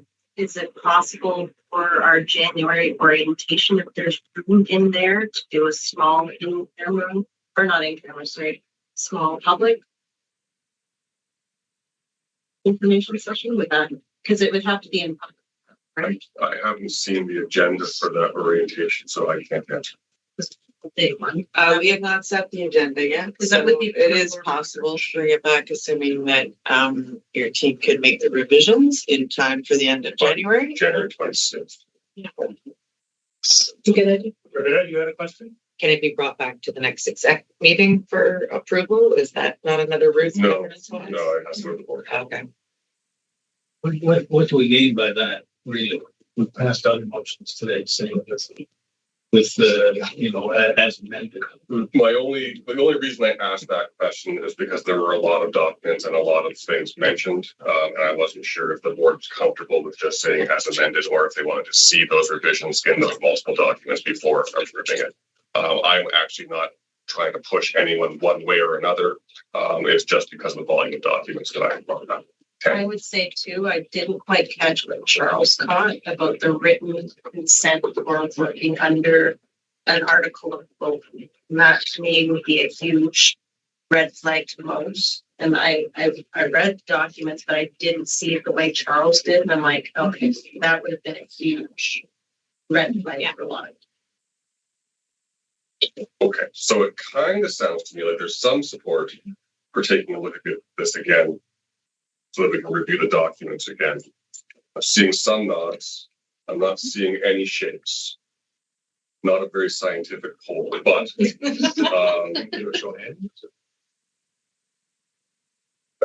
we could do that. All in favor of a motion today? Hands up. I see none. Okay, one. The division. Okay, so then, so I don't believe we need a motion then. We can say, please do what you can, and hopefully we can take a look at these in our orientation in January to get the ball moving faster for everything else. Sure. So then perhaps whenever you have your reviews, please inundate Sean's email with your comments and edits so that we can get them. Thank you so much. Well played, Ron. All right. So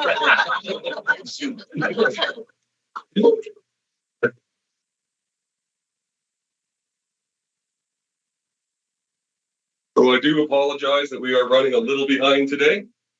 And along those lines, I am going to make my presentation now on the executive committee. We're going back to item number 14, not 19. And just to start off, every meeting of the board, a committee member report is highlighted to giving members an opportunity to learn more about the committee, its work, and its challenges. Today's report comes from the executive committee. CMTO's executive committee is made up of 2 publicly appointed members, Jalpa Patel and Howard Shears, and 2 elected RMPs, Tammy Contois and myself. The executive committee has some key responsibilities. It acts as CMTO's finance committee. It is responsible for strategy, including the strategic plan. It can address urgent issues between board meetings if required, and is responsible for managing the performance of the registrar. In Q3, the executive committee met on September 10th. We reviewed the payroll audit, the unaudited Q2 financial report, and lease renewal and location options, referring these along with the discipline hearings tariff review to the board for consideration. Thank you. Now, is there any new business? Seeing none. We have a few items for information. The materials include feedback from some board members on the September 2025 board meeting. I would encourage all board members to provide feedback on the meetings. As you can see, all the feedback is reviewed and it helps us to improve the meetings and address any questions. On that note, there was a question about how massage therapists in unregulated provinces, specifically Alberta, Nova Scotia, Manitoba, and Quebec, can be approved to practice in Ontario. Valerie Brown is here to tell us more about that. Sure. So I can see here, right? Yes. Okay. There are two ways that people in an unregulated province can be registered in Ontario. They are not eligible for labor mobility. Labor mobility is only between regulated jurisdictions. However, it's possible that their education might be recognized in Ontario. If, for example, they went to a CMTCA accredited school in Alberta or another jurisdiction, and there are some accredited schools in unregulated jurisdictions, their education would be considered equivalent and they could challenge the exams. Alternatively, we have the massage therapy education and credential assessment process, whereby whatever their education was in another jurisdiction, combined with any professional development they may have done in any intervening years after they graduated, would be assessed for equivalence to an Ontario. So that's the routes that they would have available to them to come to Ontario. Right. Does anyone have any questions?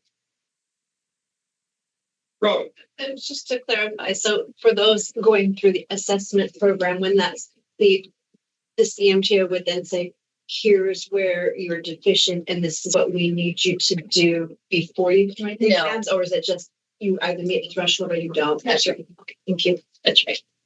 And it's possible also, this is not a CMTO process, but people coming from another jurisdiction, they may have an opportunity to get advanced standing in an Ontario program. I know for sure that's an opportunity for international graduates. I'm not sure what the rules are if it's the same diploma from another jurisdiction coming to Ontario, but that's also a potential opportunity as well.